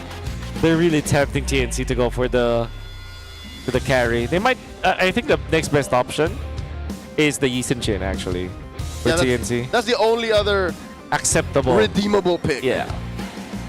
And we really didn't see much of it from game 1. Yeah. And if they don't get it right now, it will be banned out. Both of them will be banned out. They are going to be stuck with Harith. And that will mean that they will have full magic damage once again. Oh, yeah. So you absolutely have to take my own path. What do you feel about this then? You're about to say you have to absolutely pick. Not the Ireland. Well, we don't even know if they're going to ban the carry or usage it. They should. Liquid should, but what if they see something else? I think they will at least ban the carry. I would say at least carry makes sense. It's the carry. Because maybe they're fine with it being a YSS. Look at me, Madara's just only get owing. Yeah, it doesn't stop. Unstoppable. As well as GG plays. Yeah, GG plays. First name GG, last name plays. Oh, GG plays gonna do it. That's a lot of finesse in that one. GG plays one of the KOLs over here. Wow, is this Madara's just powerful. Look at that. Yeah. There has to be a recall effect like that. So there's the carry, as expected. Sorry, man. Yeah. I'm malding right now. Here, is that the first time you've heard malding, Wolf? No, it's not. Okay, it's not. It's Come on, dude. Come on, man. It wasn't born yesterday. Come on, Wolf. Come on, man. Come Come on, Naisu. He was born in 2001, but that's right. Yeah. that's No, true. 2000. Year 2000. Year's sorry. 2000. Late You. 2000. sorry. Late 2000. Late 2000. Yeah. Year of the Dragon. You know. Do you like astrology? What? Absolutely not. Some trending astrology clips I've seen on my feed lately. So. They say astrology lovers are red flags. Yep, that's what the reels were saying. Hey, we don't, all right? We don't speak for that. Yeah, I wear rose-colored glasses. Okay, they banned the carry, by the way. They went with the blue. So you go Yi Sun-shin. Yi Sun-shin. Or there's no Khalid. Maybe you snatch Hilda. Hilda Or for a Grok, Jagger. actually. A Grok would be good. For the sake of TNCN, we're looking at Chakno, I'd say Grok. Yeah. Get the milestone on your most played hero. That's right. So, I think it was 72 games he's had on the Grok. That's right. Now 73. Yeah, if he makes it. Yeah. So if you're TLPH, you know, what's to say they will pick up... Oh, no, they will pick up another assassin here. I'm 100% sure because they went in for the Uranus. I think for TNC, they have to get the Hilda now. But if they do, what TLPH will do is to put this Uranus in the jungle and give... Okay, so there's the Gatotkacha, alright. That's okay. I That's feel like, okay. Yeah, that's fine. Is is TNC following the train of thought of Falcons earlier today? Yeah. How much CC do you want? All of it. All of it. Oh, they took the Harley. Harley Hylos. Harley Hylos. God. Alright, Obsidia. Obsidia. Are they going to run down this Obsidia? Yeah, I feel like they would. Because, man, you There have... is a world where it's better than the Yi Sun-shin when it comes to like avoiding the members of TLPH. I still feel like they should have picked up the carry. But it was Earlier. earlier. Earlier. In phase one. Third pick. No one was looking at the Arlet and saying, Yeah. you got to ban that. Well, Where'd that come from? I don't know. Alright, I do understand. I think the Obsidia in some ways is better than the Yi Sun-shin. However, But not the carry. not the carry, absolutely. Carry's like on top. Now, Claude versus Yi Sun-shin is so Yi Sun-shin sided. But now, Claude versus Obsidia, that's pretty even.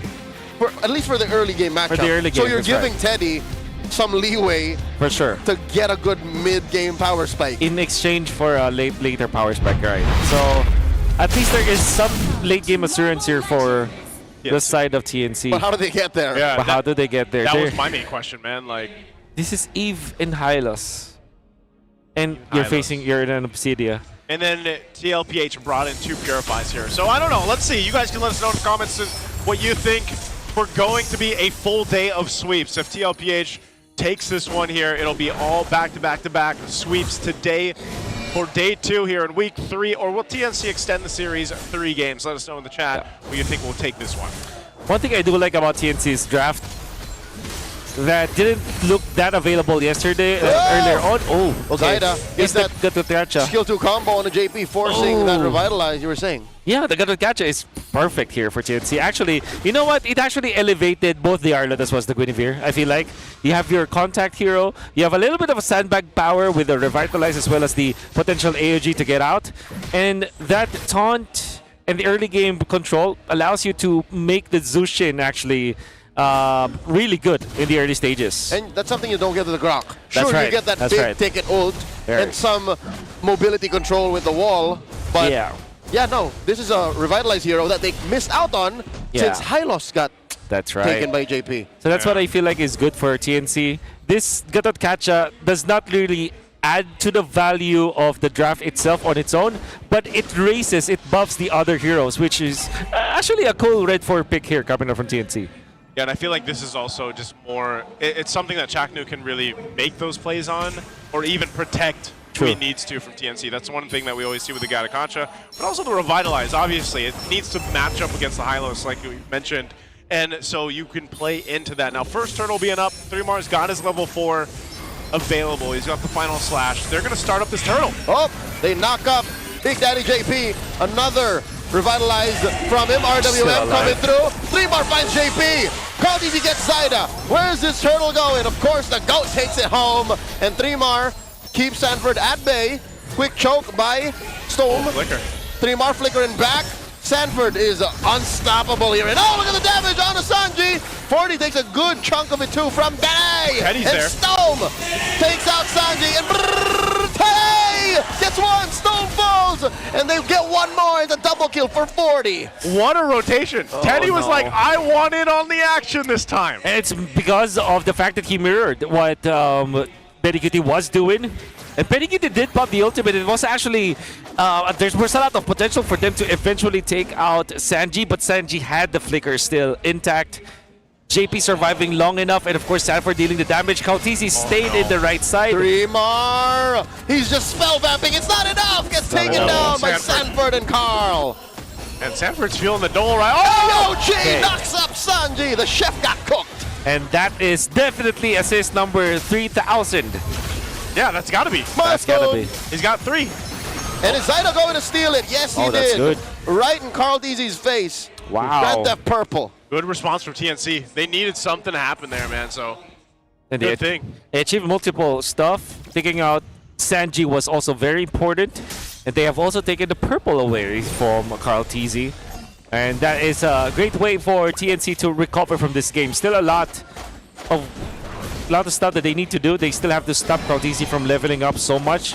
And despite that purple buff take, Krautisi is still ahead of the competition when it comes to jungle levels. By an inch. By an inch. Zyda's catching up actually. So this is a better state for TNC than they were in game 1. Yeah. And there's been a lot of focus here towards the XP lane because we got that turtle coming up again. So they're getting in position, see where they can get. Again, they started the fight in the previous one for the turtle, but they ultimately lost that battle, especially because Purify is coming to play here. When they try to set up with the spatial migration from Zyda, but they'll pull the turtle. It's at half health. There's a glorious pathway alongside the RWM. 3mar hits that final slash, disrupting the back line, but 3mar goes down. Carl Deasy, another turtle take. Too much of a box for TNC to fight through. As Sanford crosses through tier 1 and 2. The flicker from Stone, the big knockup, the Purify, the Apex Predator finds 2. It's all Liquid. Jack knew as well. He jumps out, but he's going to get chased down. Serves up another kill to the GOAT. They're not done. 3mar coming in.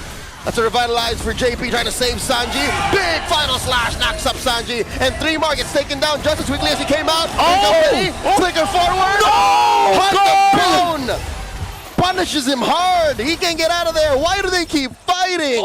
They're just throwing themselves. Carl TZ.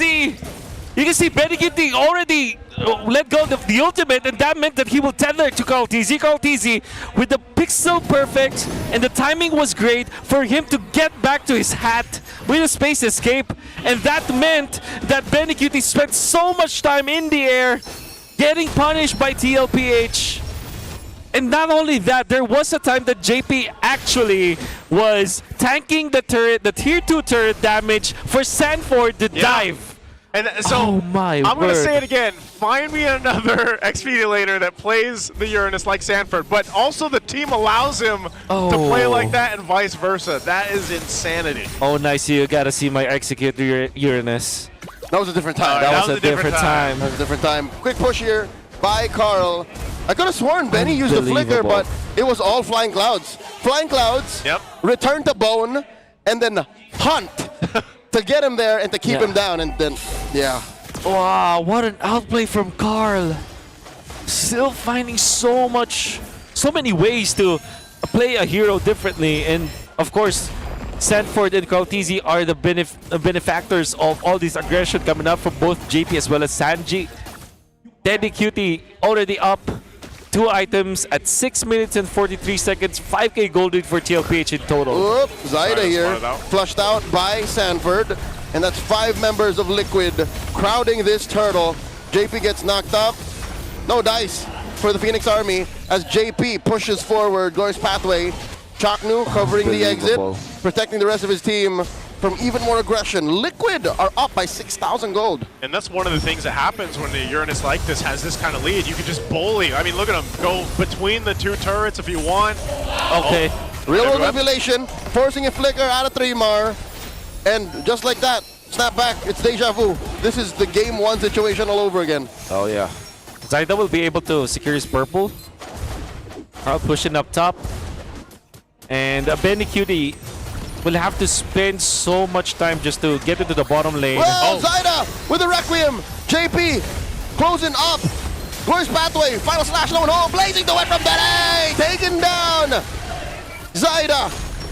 Teddy, rather. I'm so used to it being Benny. And Chaknu with the revitalize and the heal. Quick knock up for 40. Can he get shut down? Yes, he did. Benny gets some money from that. A lot of gold on this Obsidia as Liquid just dodges that final slash. Oh, yeah. That's a big shutdown that Benny needed. Massive Benny gets it, yeah. shutdown. Whew, that was really close sort of for TNC. Fortunately, TNC were a little bit coordinated, clearing out the minion wave, and then allowing Stove to actually lift up Sanford. Sanford did not have the Purify anymore when he dove for that one, and because of that, they are punished. But there still is a massive difference between the two teams when it comes to the gold. That's about 1,000 gold. Just for between Teddy Cutie as well as Benny Cutie, and then another 1,000 from Carl to Zyda. And I think it's safe to say that each and every member of TLPH has 1,000 gold lead over their opposition. Yeah, TLPH is just basically doing what we've seen them before. When they have this kind of lead, they really thread the needle under the turrets. They really try to push the pressure against the opponents, and that's what we're seeing them do. So now, even with this item advantage that they have, their Lord is going to be up. TNC has shown some fight, though, so I'm wondering how they'll play this out, because part of that is either setting up with Zyda's spatial migration or Chaknu's jump in, or the vice versa, working out even with 3mar. They've got a couple Purifies to get through. Teddy's is going to be up here soon. JP will go ahead and spawn out 3mar, so this could just be a Lord in the hands of TLPH, where TNC is deciding, you know what, we're better off defending and just getting some more time under our belt here. There are no shape to contest. If they were, their only chance was to go all in, and that would have resulted most likely in a wipeout. Yeah. Whew. And how do you defend averages? I think you're just gonna have to wait for the late game where Obsidia is gonna hit like a truck, and maybe Storm will be a problem. Real Revelation plus Glorious Pathway. Chaknu AOG defensively. Backing off. They get to protect their gold shield, but no, 3mar misses the flicker final slash and gets punished. The worst way possible. He got a smile on his face like, should not have done that, sir. Yeah, he got punished hard there. Shields are going to pop here bottom and mid, and without 3mar, TLPH with a Lord will look to take some base turrets here. Without a massive flicker, too. They do get Sanford, choke him up. They lose his inhibitor down bottom. Lord still standing. Top lane, Holy Shield gets popped. And just like that, they have permanent damage on the bottom lane. I'm not sure if they can actually get another base turret here. 3mar doesn't have the flicker, but he does have a final slash. Pathway dropped down in the mid. Chaknu, compromised. Does have his revitalized, but no AOG. Catches a face full of deadly magics. And no. Sanford just sidesteps that final slash. Oh my goodness, TNC. You really have to reset now. Not only are they not having a great time when it comes to their draft, when it comes to their pickups or their executes, but they're also missing their shots, particularly 3mar getting out of farmed by TLPH. And we are talking about also missing your shots because you're afraid of your opponent. You're overthinking your opponents. Yeah. I think mentally TNC has been scarred by TLPH. Is this the aura factor you talked about? 100%. It has, I mean, it has to be. Look at TLPH, they're across the board, they're all calm and steady. Right, again with TNC, they are all stressed out here given the situation because it's very like game one.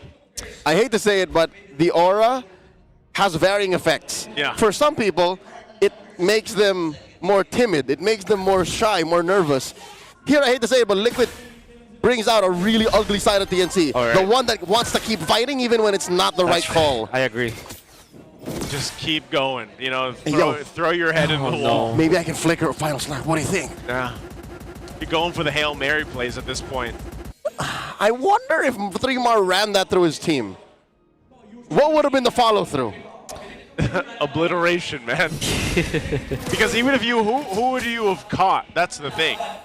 And also, I don't like the idea, because what will happen is that you're gonna be pushed back by the Holy Shield. So there is a world where the turret has a anti-synergy. It's a with your non-ball. final With it- slash. Yeah, true. It's like your worst enemy when it's up. Yeah. Just in case. This Lord is up. Again, you're probably just going to see TNC give this one up and face off against this push in the base. Kind of leaning on the potential to turn things around there. And maybe then the final slash can actually be utilized. But even taking a look at the items, are they in a position to win a messy team fight or a misstep from TLPH? Oh. What's Benny building here? He's got a Is it Wind of Trinity Nature? already. Is he going Wind of Nature? Is Wind of Nature good in this scenario? I think he has no choice. DHS, maybe unless... No, you don't go in this battle. Was that would he go for a gun? Probably. Or yeah, a wind talker might be better, I'd say. You need a lot of ways to deal with the frontliners here of TLPH. Winter Crown by Sanford. Glorious Pathway plus the RWM. 3-mar in jeopardy, and he's gonna get taken down here.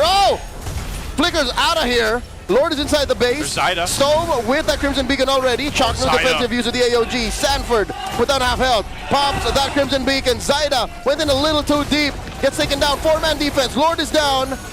Liquid inside the base. 13K up. TNC still breathing. Still breathing for now. They got a wave in mid to push in. They just have to clear this out. Chaknu blocking that wave.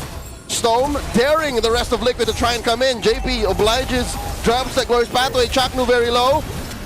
That is the unbreakable backwards. Gets taken down by Carl. The base at about half a turn comes in with a blazing duet. And that's all she wrote. Liquid sweeps TNC. 6-0, the start for TLPH. There's 6 victims TNC, and this time it's a one-sided affair. Both games going in favor of TLPH. Nothing yet to say about TNC because of how dominant Team Liquid was. I think in game number 2, we favored the draft of Team Liquid so much, and I think it's evident in the game that TLPH has got TNC's number. I don't know if it's the new jackets or what, man, but that's back-to-back 13,000 gold lead games for TLPH. If that's not a stampede, a liquid stampede, I don't know what is, because my goodness, clean across the board, the way they played this one, tough. And I feel like it's a bit frustrating too for TNC and the Phoenix Army out there to see this kind of series, I guess. And you know, I feel like there's a lot of questions here for TNC on what they're capable of bringing to the table to make things work. Because it seems like they had the right concepts, but when it always comes down to the execution, this one they just had trouble with. And there we get another look at the get. Oh. Hey, look at this. You got those kinds of friends watching. Yeah. I'm sure you'd be motivated. Look at how much Sanford is zoning out Zaida. He is actually leaks away from his teammates. And then eventually JP will tag this. Third damage, you can see here. All right, and now they get the double, and then the tether. Watch out for the tether, and of course, watch out for Aaron Gaddy. Burrito. No, get out. Oh man.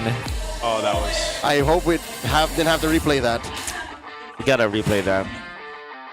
That was mad punishing.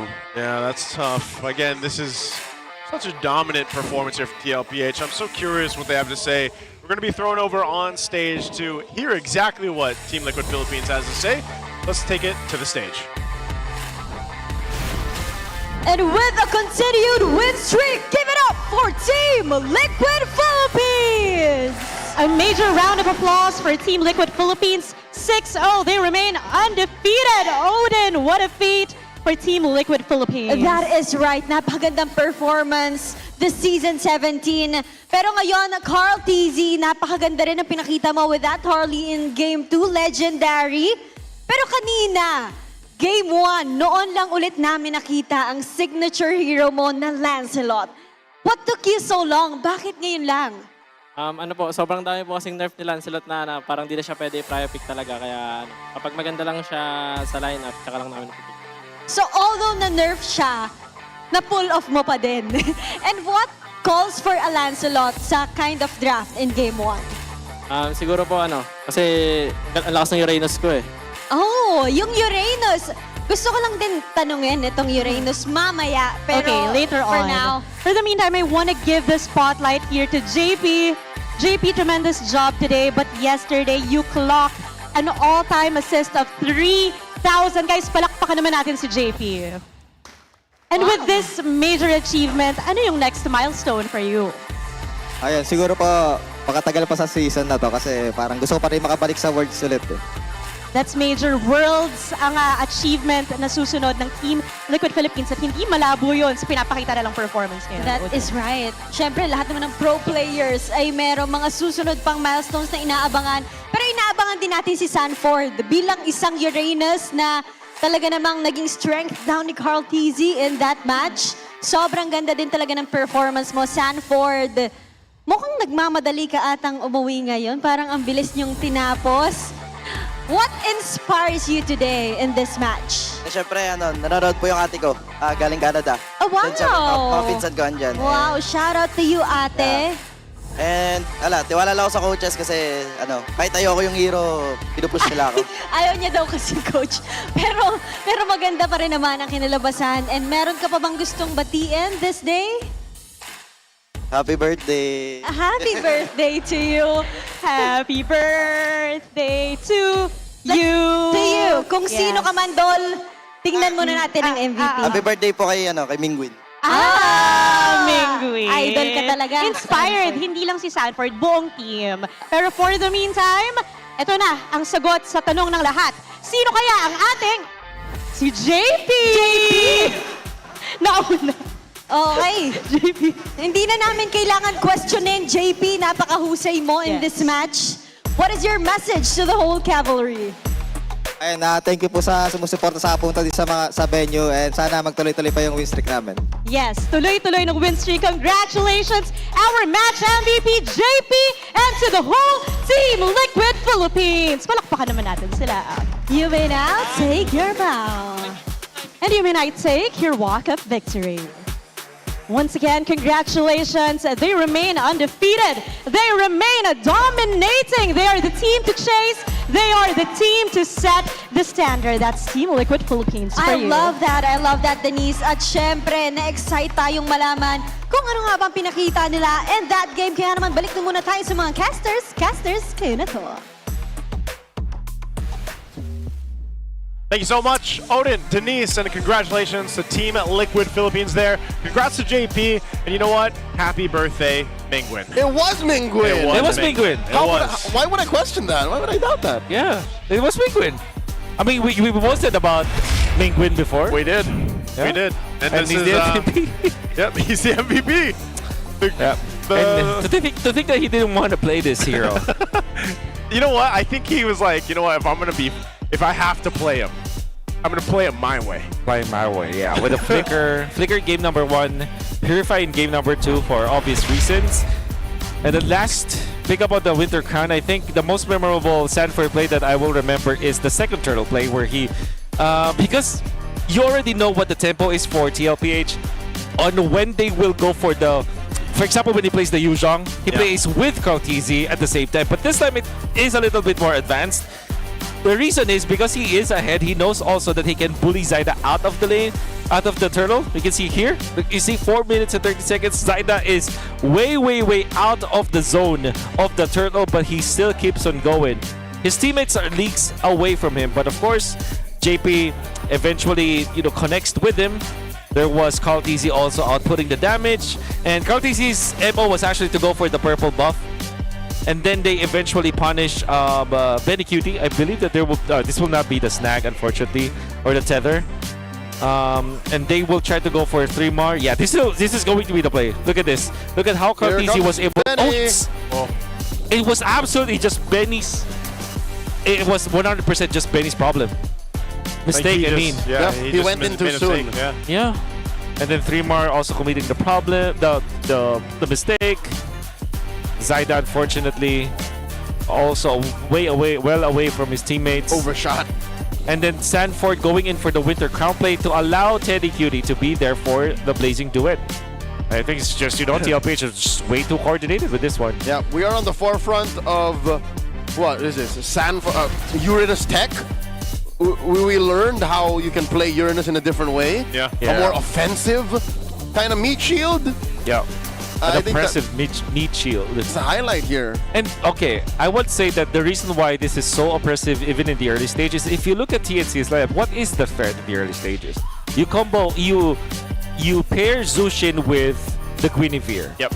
You don't have the damage. Arlet does have the damage but does not have the best synergy with the Zushin. If there is an Arlot, you want to look for somewhere along the lines of a Farsa, an Eve with an immediate burst. No cleaners, no sweepers. Or maybe Arlet with Harley for burst damage, but Arlet with Gwyn and Zushin doesn't make sense, honestly.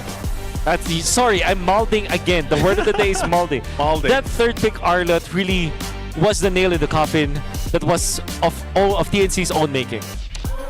I don't know. Like, yeah, when you look at TNC, I think even based off their drafts that they went with, it was also just the amount of individual mistakes that they made throughout the game. And if you're facing against a team like TLPH, one mistake can literally be turned in the strongest lead for someone like TLPH, and that's kind of what happened there. Yep. And just in highlights alone in Game 2, you actually got to see how many mistakes were made from TNC. And again, I don't know. I don't know if it was an aura thing. I don't know if it's just the way that they were playing tonight. The draft cannot be an aura thing because you're not even in game yet. I agree. So that must have been a communications issue? There are some cases where the draft can be an aura thing, but definitely not this Not this one. time because they were so confident the first phase. Yeah. And then Red 3 is, again, that was the nail in the coffin. Yeah. Hopefully there's a lot there that TNC can adjust from. But before that, let's hear how our Infinix mic check sounds for TLPH. Hindi nata. Wait lang, try ko po. Pakin niya. Sabihin niyo kung dyan yung green ah. Wala pa. Nice. Tumon. Kaya ka ako. Out yan. Ay, pag dire-diretso yung pre, hindi sasabot yan ah. Flinger. Nice G. Patay ta. Nice G. Ay, pero dito, kasama ka dyan pre, sa Lord. Huwag. Ano stop nila? Press tayo pre. Press. Hunger Games na tol. Yeah, Hunger Games. Hunger Games na? Clear ko muna itong tapa yung dito. Pero yung mga farm dyan ah. Masakit pa rin sushi na, Divine guys. Tapos Trinity of Siege, kaya pa rin nila pumatay. Yun, nakarigyan naman kayo mga MG na. Ay, send MG na ba? MG ka na sa mid. Guys, 10k lead, please send. Yes. Kaya ka sa Lord ah. Sige ko, ang gato lang nangyayari. Give Lord yan. Galingan nyo. Sa Lord na tayo. Ngayon, napadash out na. Jack mo. Mamatay, Claude. Ay, ano. Forty Sushin. Jack mo. Sushin mamatay. Ay, kapit ako na mga. Di ba kalakad? Gaya. Patay ata. Sayda. Uy, ginagawa mo tol. Hero. Script, hero. Yung ano pre, respeto sa obsidian pa sa respect. 8 pathway. Wala ultimate shoot mo, mamatay na. Muna, hero lang. Patuloy nyo to. Hero. Ay, tower. Hero. Musin. Patay nyo sa base, pre. Nice, boys. Kalmado. Nice. And that's the Infinix mic check. That was very calm. That is what 70 BPM looks like, yeah. Did we hear the same thing? Did they say, oh, Hunger Games? Okay, I have a theory. Yeah, okay, I do too. I'm pretty sure they're not talking about the young adult line of books by Susan Collins or the movie series starring Jennifer Lawrence. Okay. What's the theory? My theory is that because they immediately went in for the green camps, for the own juggles, I think they're starving. Correct. That's what it is. I think that's what it is too. Well, before we talk more and finish out the day, it's time to flex. Superfans, unleash your creativity because the hashtag MLBB Get Off UGC challenge is officially live. We're giving away 1,000 diamonds for the most solid entries. Be solid, all right? You gotta be the most solid. There are 3 ways to win. Show off your peak, ouch, gameplay moments, or slay the game with your outfit check, transitions, or bring that energy to the Halukai Ube dance challenge. Just post your entry on with the hashtag and you're in. That's With the hashtag. MLBB. Right there, Get out. So if your vibes are on point and your edits are crisp, those diamonds are yours for the taking. Lock in your entries and show us what you've got. Get out. That's what I like right there. Get out. What? Okay. And I believe for everybody joining this is going to be the whole month. It might be the whole month. Get out. Are we? Of sex bomb goodness? Of sex bomb goodness. I mean, I'm in for it. Burrito's happy. Yeah, he is. That's right. Let's look at the Infinix standings. Today changed nothing. Today changed nothing. Well, I mean, there's, you know, some extra points there. TWIS. TLPH. Oh, even TWIS did not move Yeah, they didn't move. further. That's right. So it's practically the same. Oh my lord. Nothing happened today. Nothing. The first 2 days of week 3, nothing changed in Nothing the standings. changed. It's Mingwin going to be one got of those older. weeks. Mingwin got older though. Mingwin did get older. That did change. That did change. Wait, was it also Haji's birthday, or was it just Mingwin's? No, the Haji's birthday was not this. Okay. That's not a day. All right. Well, here's our Infinix Laban update as well. After day 2 in week 3, you got the Roars at top. There's a couple 4-0s there, alongside the Sonics. Oh, this changed. This did change, yeah. The bottom half of Fantasy Club and finally have wins. Yeah. Yeah. Congratulations. Wow. Cavalry. Oh, okay. Roars and Sonics already played 4 games. That's interesting. Yeah. But of course, there's still a lot. There's still another last week for them for sure. Yep. And of course, the fact that Team Liquid are still on a roll. Their last challenge will be Onyx Philippines, and that will be next week. Who's gonna stop Liquid? Someone's got to do it. I think it might be Team Falcons, honestly. I think in their second.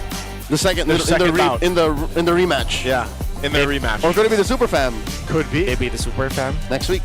Who knows? That's going to be it for us, guys, here on the English Test today. A full day of sweeps. Me and Isu, Leo, Wolf.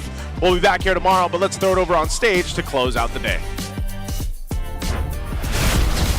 Sweep, sweep, at tuloy ang win streak. Yan ang naging kwento ng ating Super Fan Saturday. One more day at matatapos na ang ating MPL Week 3 at Odin. Balita ako, may special guest tayo bukas. Wow, nakuha mo yan ng tama, Denise. Kaya naman sa ating mga super fans, laban-laban na sa pagkuha ng tickets dahil bawing-bawi ang experience nyo tomorrow dito lamang sa tahanan ng pinakamalalakas. Muli, this is your very own Odin. At ako naman si Denise, and this has been MPL Philippines Season 17. Palag na to! Get out!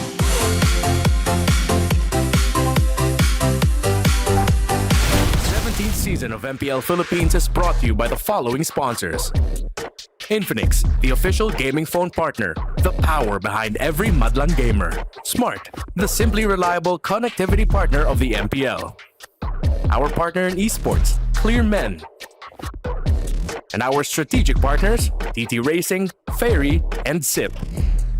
Don't miss any MPL action by following our official Facebook and subscribing to our YouTube channel. Follow MPLPH on TikTok for more content. Experience the lakas ng Pinas of MPLPH Season 17 live at Victoria Sports Tower. Grab your tickets now via the official MPLPH website. MPL Philippines is monitored and supervised by the Games and Amusement Board.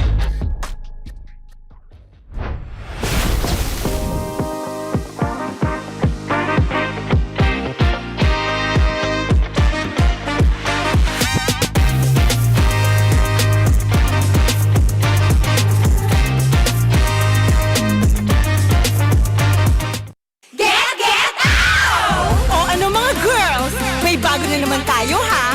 Malamang matutuwa na naman ang mga bata at matatanda niyan! Get out! Maglaro tayo